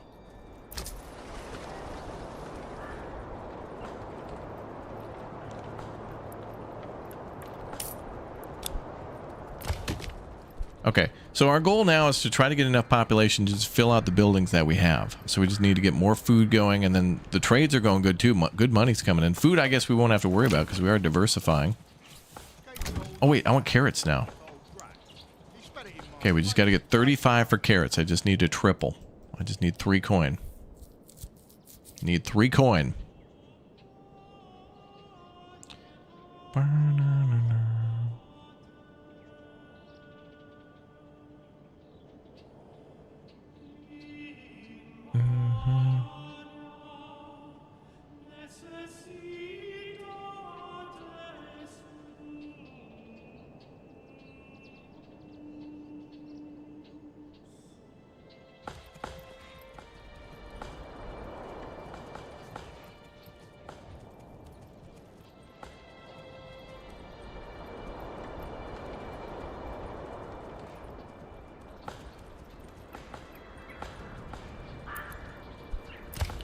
Alright, logging camp's good.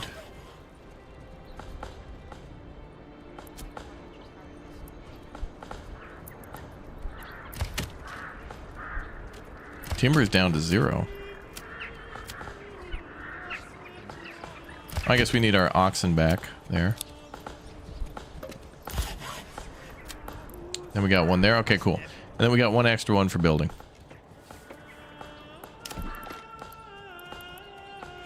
So we got everything we need there.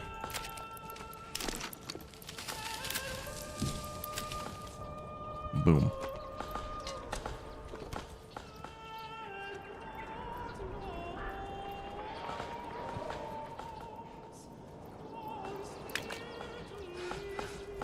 What's the biggest takeaway so far from the new beta? Well, the new maps and then the new way that the city development will work. And then some big changes to how some of the farm plots work. But I do have an idea. I think what I'm going to have to do is really, I'm going to make a video tonight on all the things that I've learned to just try to take everything and put it into a compressed little format of what's new. But there's enough new here to where I want to play Manor Lords all over again. I want to build another town. I mean, we've got AI towns now. This is the AI building their own city. And it's got all the things too. It looks natural. They're like it's building a fisherman's hut next to where there's actually fish. It's doing like saw pit next to the logging camp. Like these are all the things that I would do. And it's building like a it's actually upgrading now to a large storehouse. It's upgrading buildings. Damn, it's got a trade post in there. Nice burgage plot layouts, cutting down all these trees and stuff. Built a road through the stone, I guess, surface deposit, which probably isn't a bad idea. clear all that up and then start building on it. Not bad. It's good stuff, man. It's good stuff. It's a good update. Solid. Solid. Now, the only thing here, you know, that might suck for some of you, is that you got to start over. But the changes are so deep that you may as well just replay from the very beginning, too. All right. That's going to be all, everybody, for tonight's episode of Manor Lords. But I'm going to come on back tomorrow for more on this one, too. And we'll probably start on a new map and just play on a higher speed and just see what happens. What I'd like to do in our next episode, now that we know what's new, is see it further in action. So what we'll do is we'll play a 4-player map. We'll play on a new map. We'll play 4 players, and we'll let 3 AIs versus me see if they can actually, like, build an army and attack us and stuff like that. So we'll see what happens. So don't forget to subscribe. Don't forget to follow. Turn on that notification bell on YouTube. Get it going. And smash that like button, too, so more people can find out about the game and also the update. So tomorrow I'll have a video out for you all, and we'll keep on playing Manor Lords. And of course, we got Farthest Frontier out later this month, which is another big favorite of mine. I really like Farthest Frontier. And the next month, we've got the release of Pax Romana. So that should be cool too, the new Anno game in ancient Rome. Thanks again for all your support. Thanks for watching Ghost of Yotai earlier today too. Having a lot of fun watching the cities and like all the landscape in that game. It's giving me some ideas for other city builders and stuff too. That's usually what kind of a mode I'm in as well when I play those games. Even though it's an open world adventure game, it's nice to see all the different towns. Kingdom Come Deliverance is the same, because when I play that, I think of Manor Lords, so it's good to be back. All right, you all have a great afternoon, evening, a good night, a good morning, whatever it may be, and I hope to see you all soon. Thanks again for subbing for free over on YouTube, following over on Twitch.